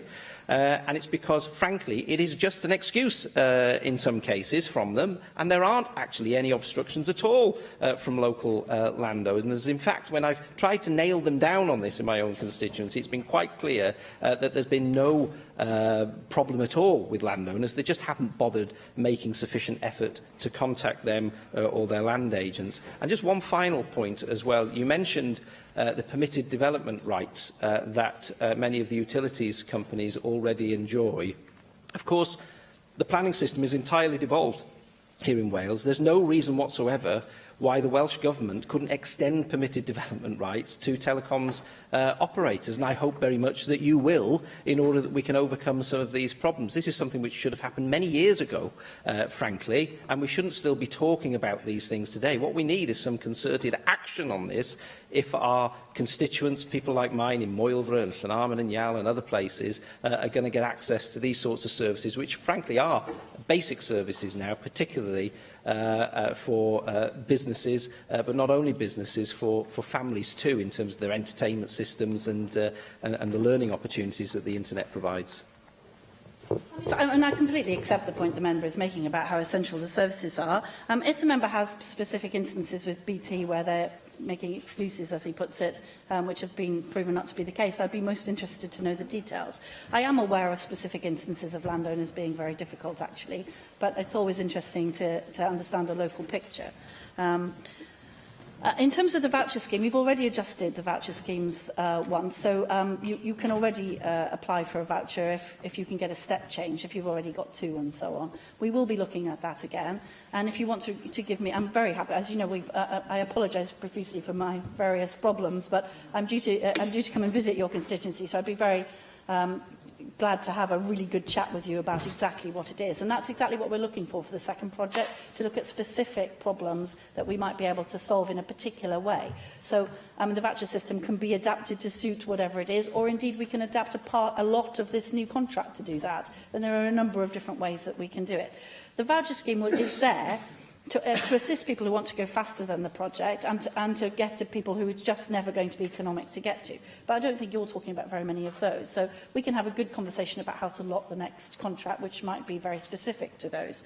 In terms of the premises, I think I've already said that. And if you look at the interactive map, you'll see what I mean. First of all, we've had a lot of new build and other premises over the time. There's no doubt at all that GIS mapping systems have improved immeasurably since 2011. So we've just got better maps of it. But there's also no doubt at all that some of the premises on there are not premises which you'd want to broadband enable, and I don't know what the difference is. So, as I said anecdotally, I've looked at my own patch and there are quite clearly some anomalies. There will be others. There may be premises that are missing that should be on there that aren't on there. So we are very reliant on the information back. It will only be as good as the information we get back. So we're relying on the GIS system at the moment, and that's not absolutely perfect. But there's no doubt at all that it's much better than it was in 2011, which does account for some of the difference. So the new build, the difference in mapping techniques, and the fact that we've gone down to premises level and not postcode level is making the difference, really, on that. And I think in terms of the infrastructure bit, I know that Llywelyn just said broadband questions, but the difficulty is it's starting to get very difficult to distinguish between telecoms and broadband. And as the Gs go up, then obviously a lot of people access broadband via mobile phone. But I'm not talking about masts here, I'm talking about digging a cable under the ground. And that's different. It's not just the permitted. You have to have a way leave and you have to have permission to maintain it and so on. But we are talking with planning colleagues about changes. I've had a mobile phone forum to discuss exactly this, and we'll be announcing a mobile phone plan very soon. It's beginning to be impossible to discuss the two separately, even though mobile's not devolved. So, you know, there's some complications there. But we are in the process of having exactly those discussions about planning. And as I've said in this chamber before, that will be a balance between getting the service to people and not covering our very beautiful countryside with a mast every 50 feet, which nobody wants. John Griffiths. Diolch, Llywydd.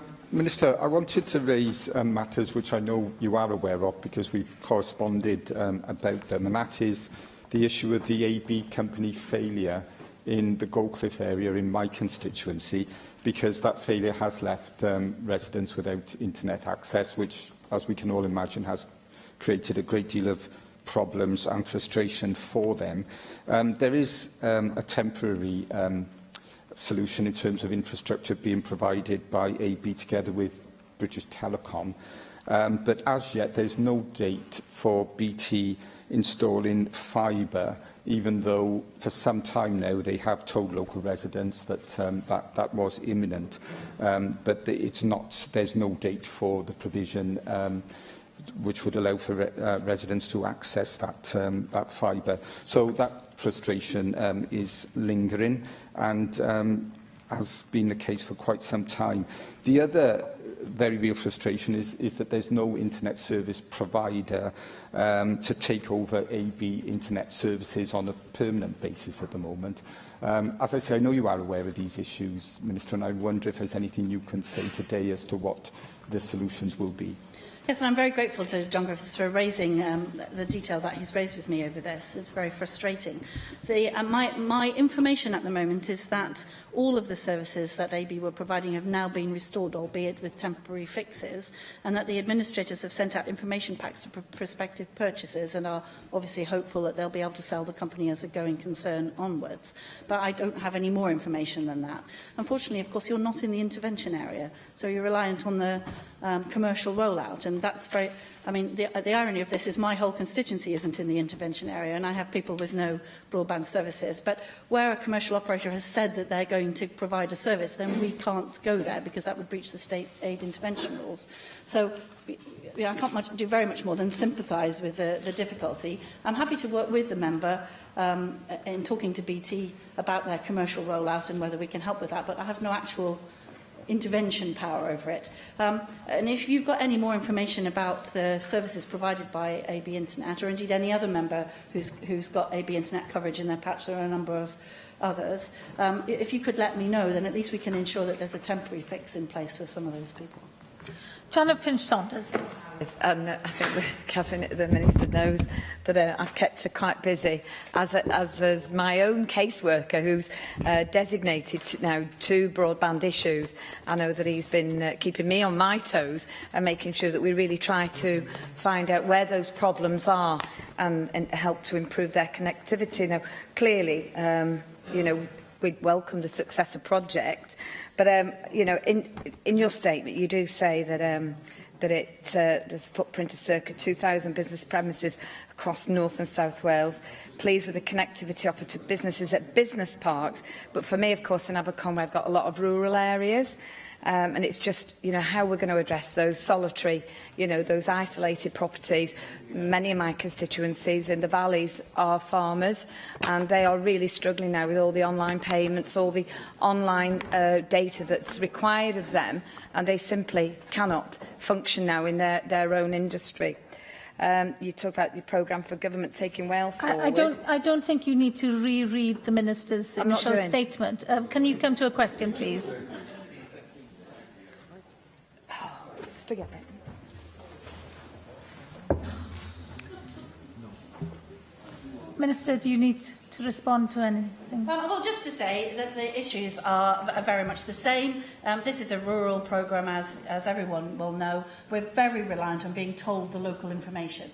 Many members have been very assiduous in writing to me about their problems. It would be really great if you could all interrogate the interactive map and make sure that the data on it is as accurate as it's possible for it to be.